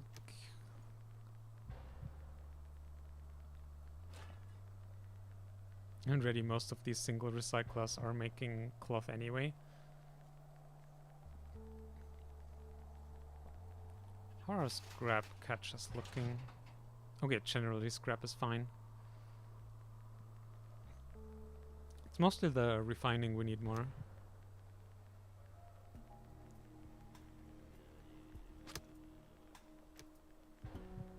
Oh dear. Is there... Yes, demolish building task. Well, at least that exists.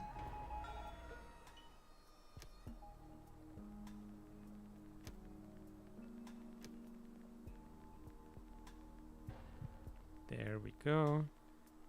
Can have a refinery here. Build a nice road.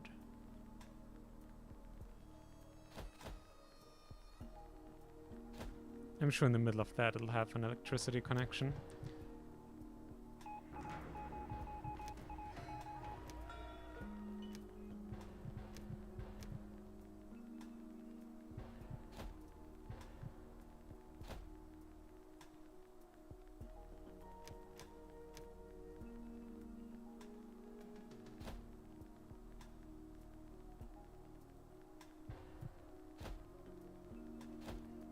These might be a bit far away from like the houses. So that's getting kinda inefficient at this point. Also, do we have any proper road through here? I don't think so. Well, that's a plan. Actually, charcoal kilns. We don't need those.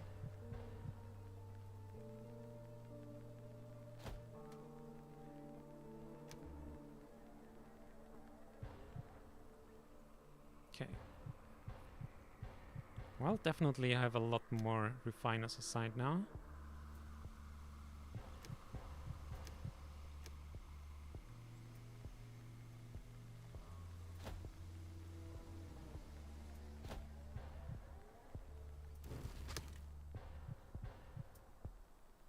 Okay, power is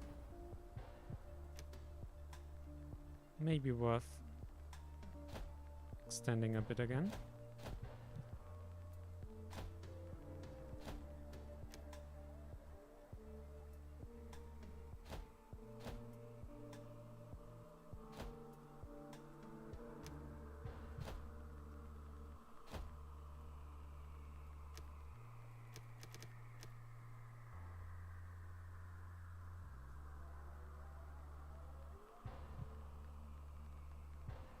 And there are food storage, almost at 100k again.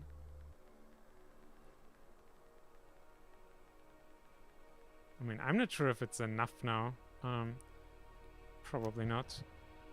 But at least we won't crash as hard the next time our population goes up again.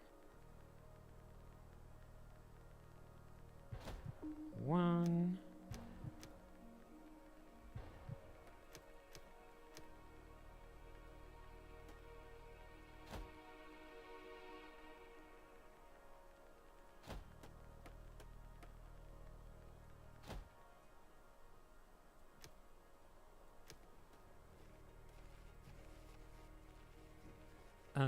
Wait, 2 wind turbines, 600, enough for 3 pumps, yes. Quick maths.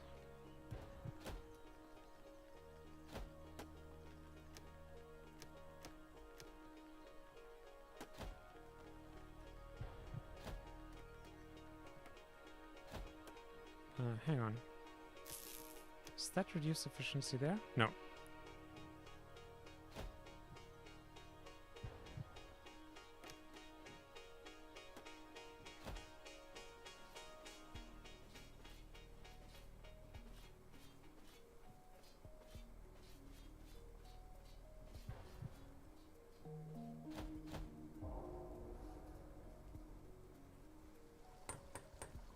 How are we still so low on all the resources, though?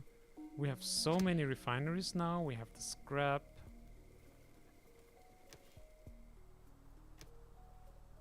Yeah, we have 160 refinery workers.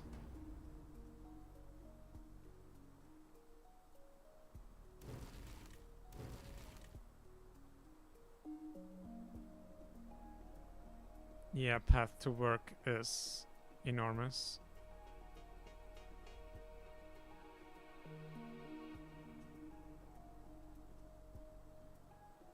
I mean, given with scrap collectors, we can literally just... Oh, scrap catchers. We could just have another scrap center here and processing facility.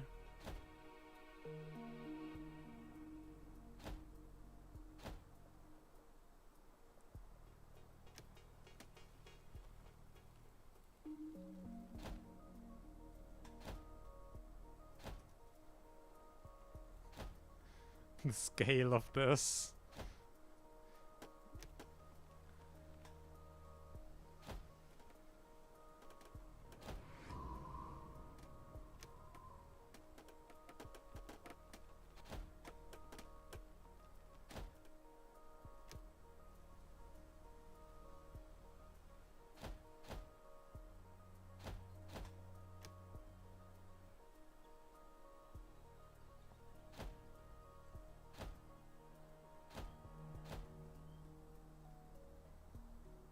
Okay.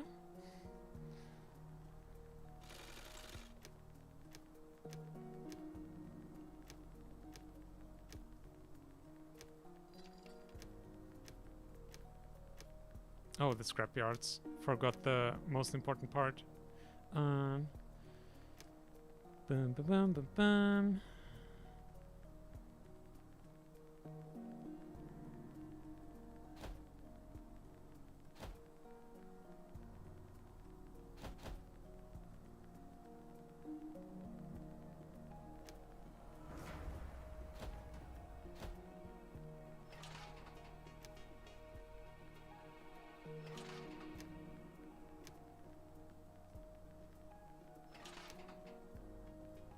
Nope.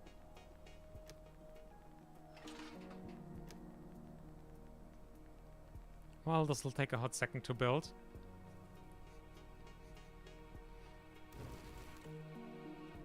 Oh wait, 150 scrap per refinery. Let's see. Do you have any scrap? He's back again. Yes. The fabulous, one and only, incredibly charming Rusty Rolf. And extra special just for you. Yep, neither sandstorm nor toxic cloud nor bloodthirsty raider can keep me from flim-flamming my best customers. Naturally, I mean from making them happy. Okay, we might not be able to buy everything that we want. Because he also doesn't take a lot of the things that we have. And of the food that we have, he doesn't want too much. So, I guess here. Or this will be a good case for making a bad deal.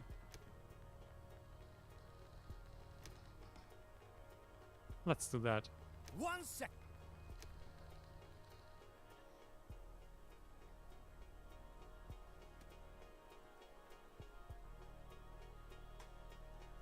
Oh wow, 45,000 water.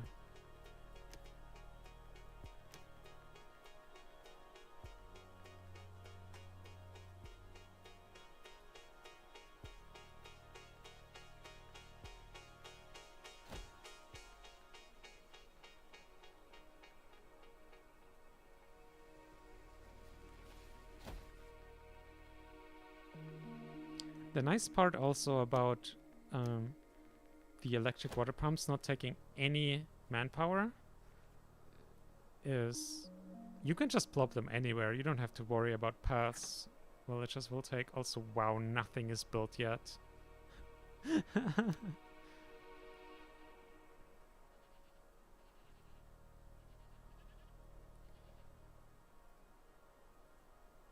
Okay, fill up all the... Oh, wow.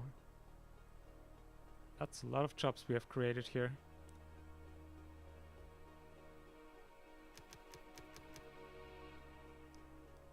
Okay. Didn't we just get some new seeds? Or I guess the trade is still underway. Okay, well... let's have some of you, because we don't have a lot of you. And... okay, well, it's almost done.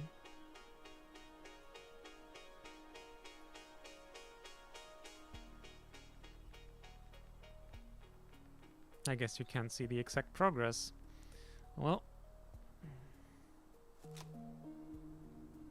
there we go. Squash. Let's have some of that.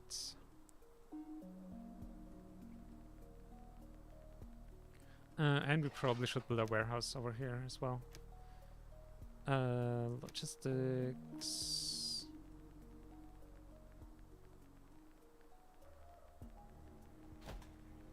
And probably more roads. Or any roads.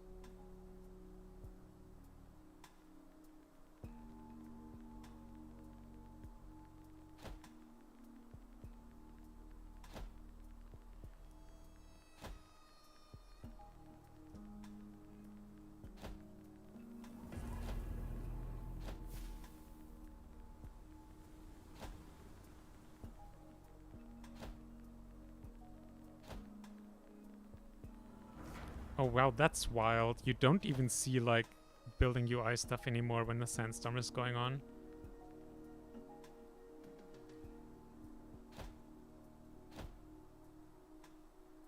Okay, and that.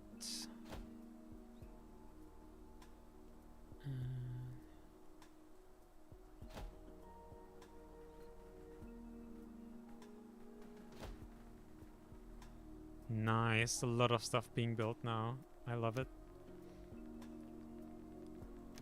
Might actually need more than 120 builders, which is not something I would have thought I'd be saying.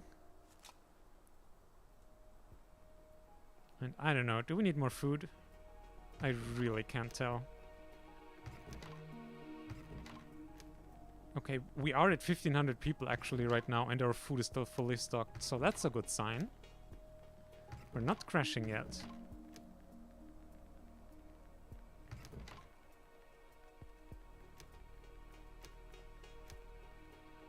Build a couple more of these.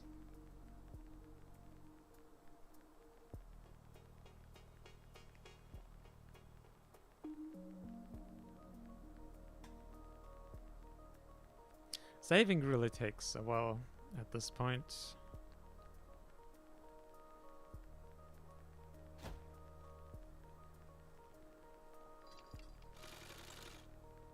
Oh, we're not producing coal around here. Please tell me there's mountains nearby. Okay, there's one here. Or here. Here might be... Yeah, here is good.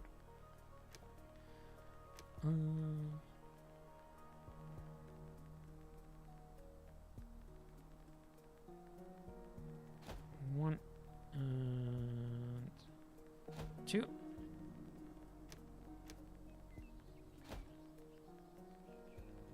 Silliness with power pulse from the side.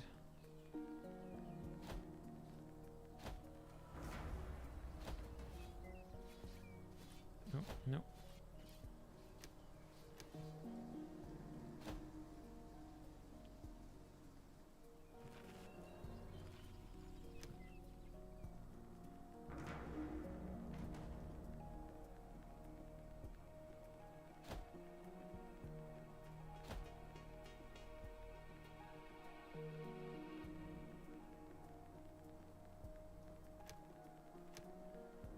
Let's connect everything up with power.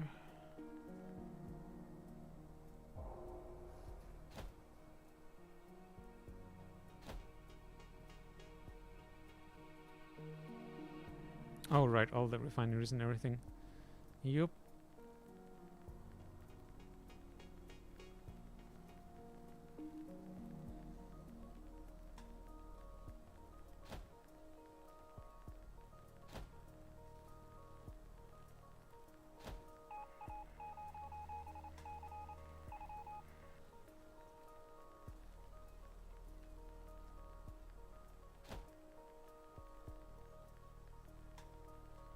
But yeah, in practice you really just want to have one mega power grid anyway. So forcing you to micromanage connecting everything up is pretty much just that one annoying chore. And not interesting gameplay at all.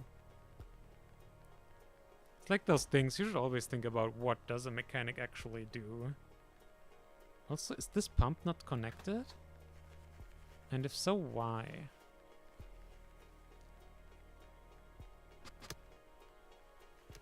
Oh, because nothing here is built yet, not even the wind turbine. That makes sense.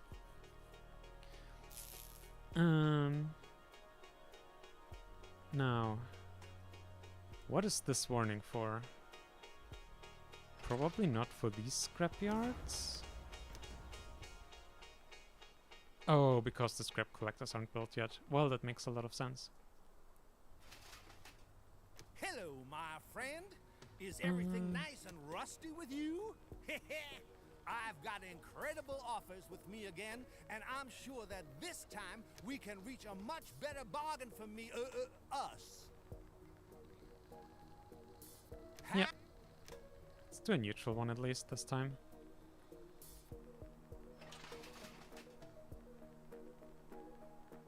Oh, we're out of herbs and medicine. It's not good. But we're getting some of the other materials despite building so much stuff at once. So that's good. But yeah. Let's get more herbs going. 1, 2.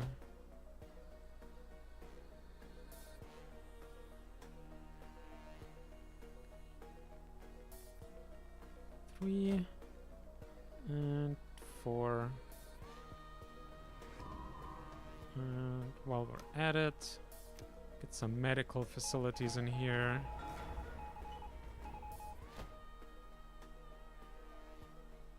2, 3.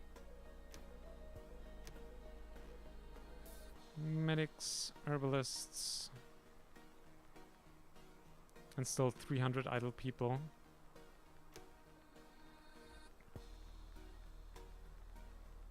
At least, like, having so much stuff going on already, building even massive amounts of new buildings goes at a pretty decent pace. And we still don't have enough shelters.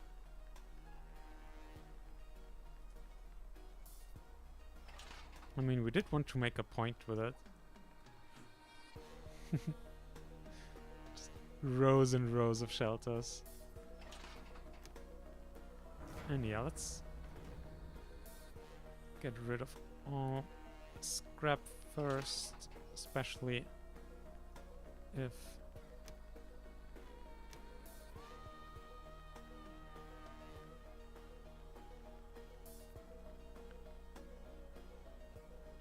it will take a while. Ah, there we go. One of the scrap collectors is up.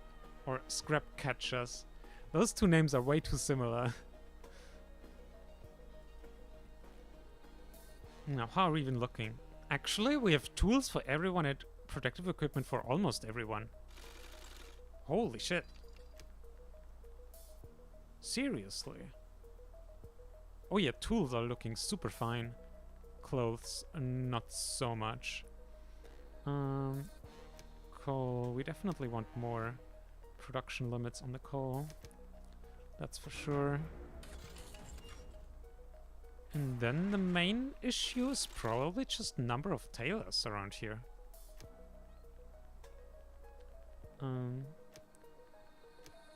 So let's get some more going. Oh, this is gonna be beautiful with the spacing. Excellent.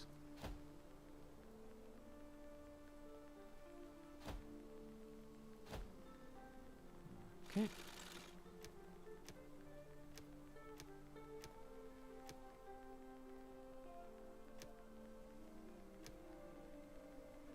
Well, it's not quite perfect, but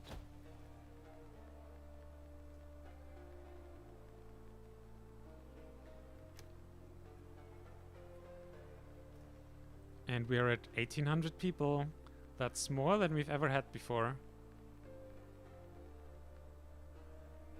Okay, food. Let's check our food production properly. Consumed. Okay, we have more consumed than produced. And it's like it's looking bad. Like damn.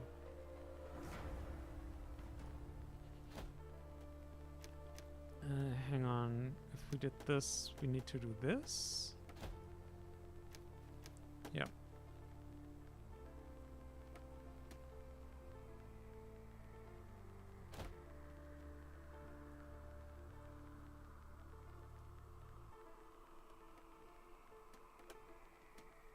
Excellent, the scrap is not in the way for the fields.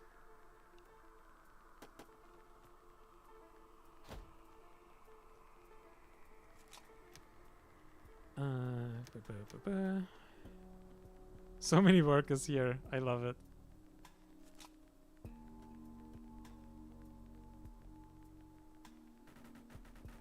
Just vacuuming it all up.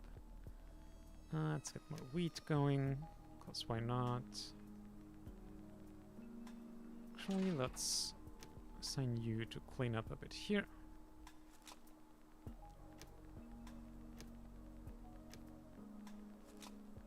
Oh yeah, you can tell that performance is slowly becoming garbage.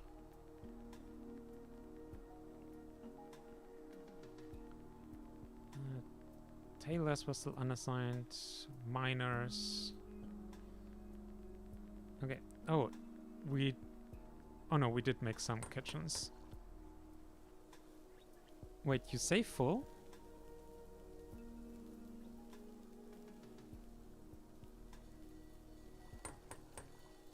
Storage capacity in this building is running low. Maybe we just need more warehouses at this point. Oh yeah, this one is easily full anyway. And just with 10,000 food? Okay, they don't hold all that much. We need many more of these. Oh, water. There goes water. This was our power. Not great.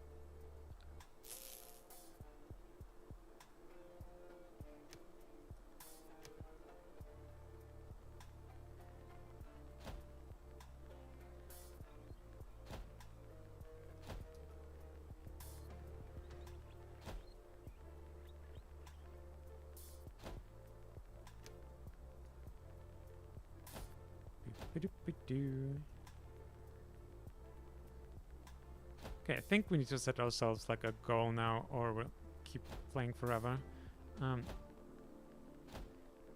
Either... Okay. What happens first? Either we hit 2,000 or we get the population with our current amounts of houses stable. I think it's... I don't even want... Do I even want to look how long it's been? 6 hours! This might just be our longest stream yet. Oh, we have some limits to set here.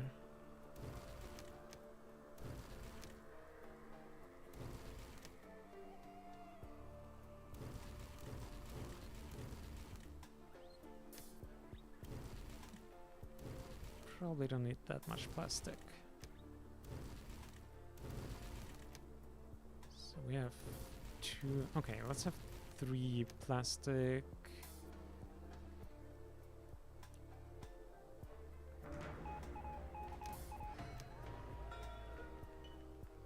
Okay, our water is not red again. That's good.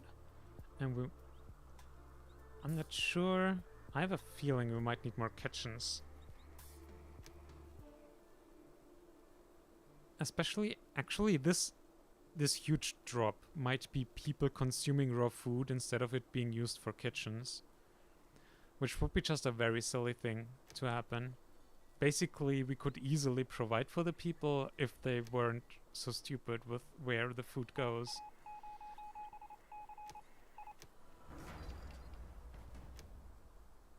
Or at least that's what it looks like.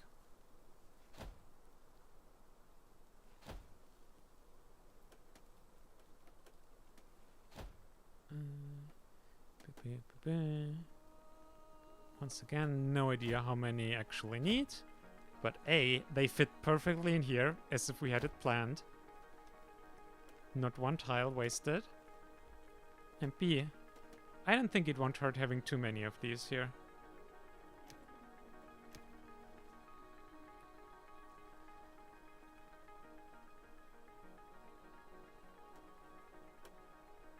Ah, god damn it, but here warehouse doesn't fit by one tile.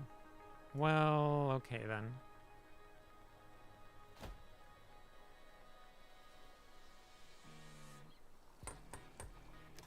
So many cooks. We're basically doubling the amount of kitchens we had. Excellent.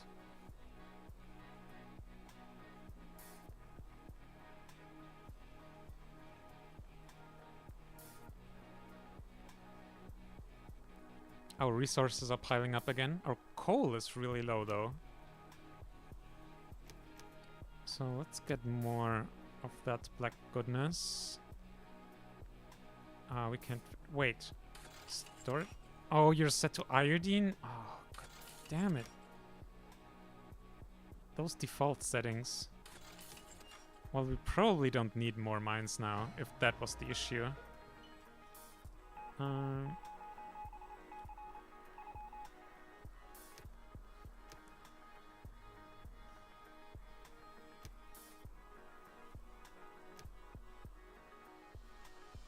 Okay, before I build more pumps. How's our power?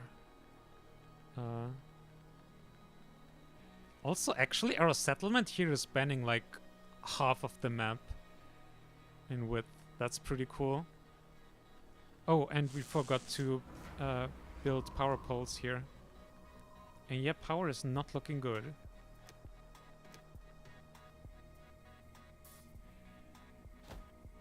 Connecting these up should help.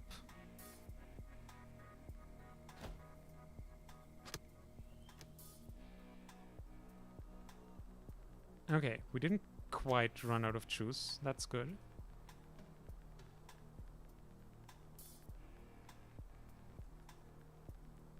Also, where's our pop at? Oh, we're grazing the 2000 there. The way the game comes to complete stop for a full second whenever I place a battery. Wow.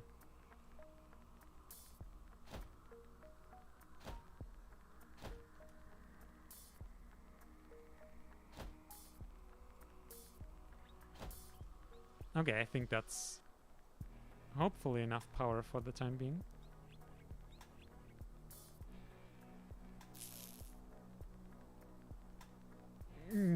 Okay, maybe not. I mean, it's not all connected. Especially like 6 or 5 of these collectors, but still. Let's...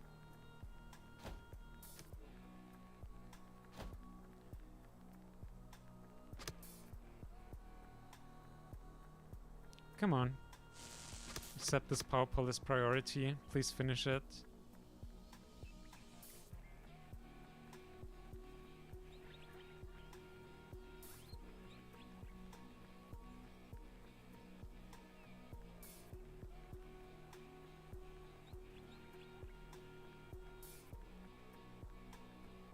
Maybe we should... Whoop. We should build a road over here if we're just spending so much time expanding it. Gonna take quite a while for people to walk here.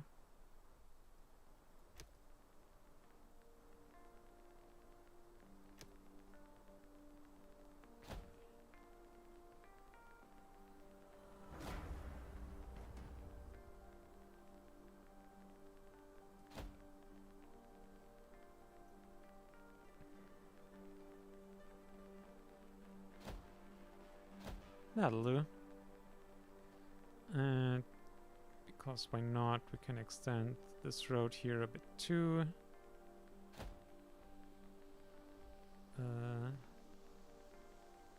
Well, I guess not there. Who built these batteries so dense here? Terrible.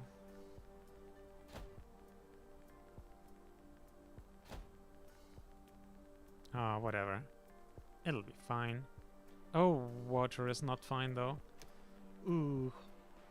I mean, we did have power issues. That's probably why. Come on, please. You're still not built.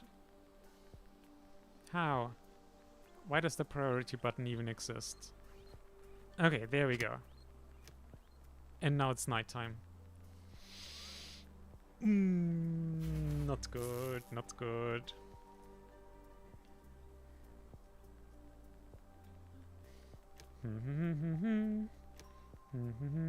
What is that? Oh, scrap. Of course.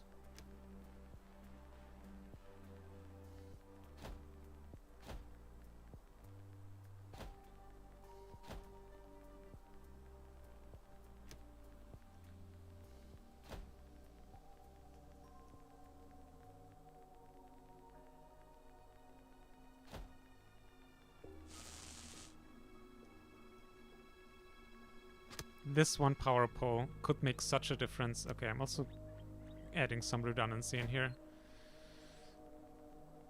So it doesn't always have to depend on a single power pole.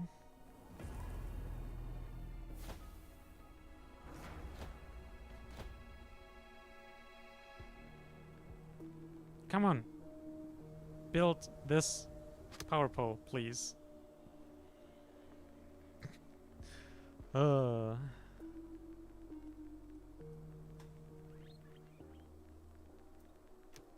200 builders. I mean, we are still 400 unassigned.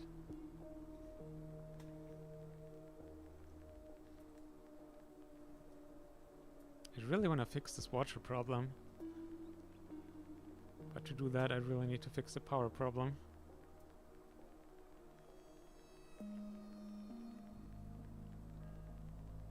At least our food is looking good. And, well, not our herbs, but most of the rest of our resources.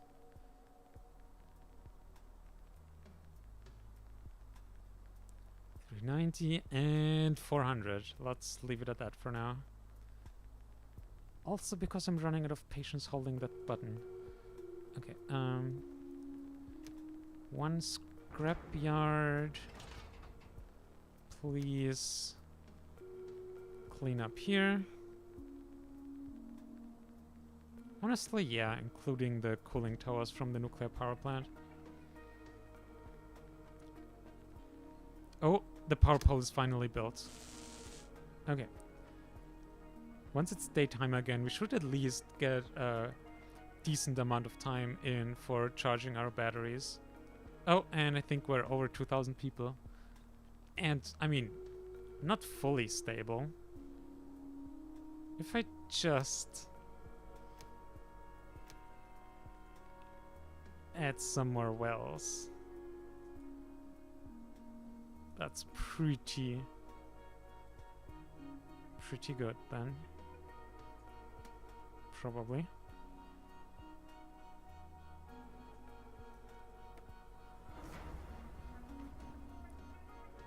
Nope, that's off by one tile.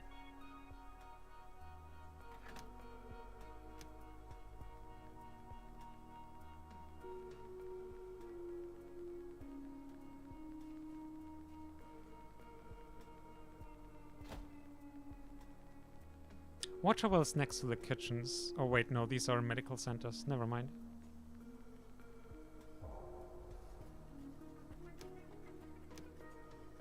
But yeah, the FPS, it's getting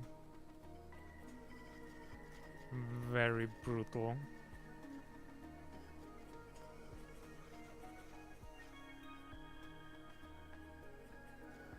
Oh.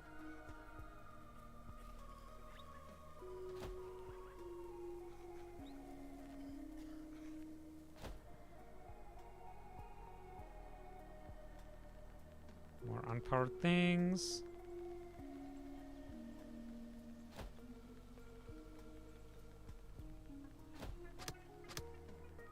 There we go, plus 54,000 power.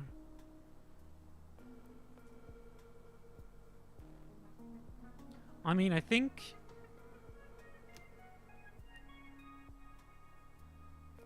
the water may be a bit in the red, but it's still like 10,000. It's not like low. I'm gonna call this mission success.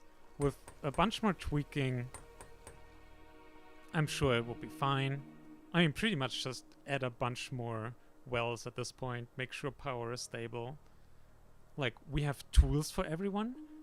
Actually, workshops are a bit low now, but like clothing, we have now 300 left over. That was such a big issue earlier. That's just fine now. we're doing pretty well considering we're now dealing with 2,000 people, and when we started today, it was 200. That's not too bad.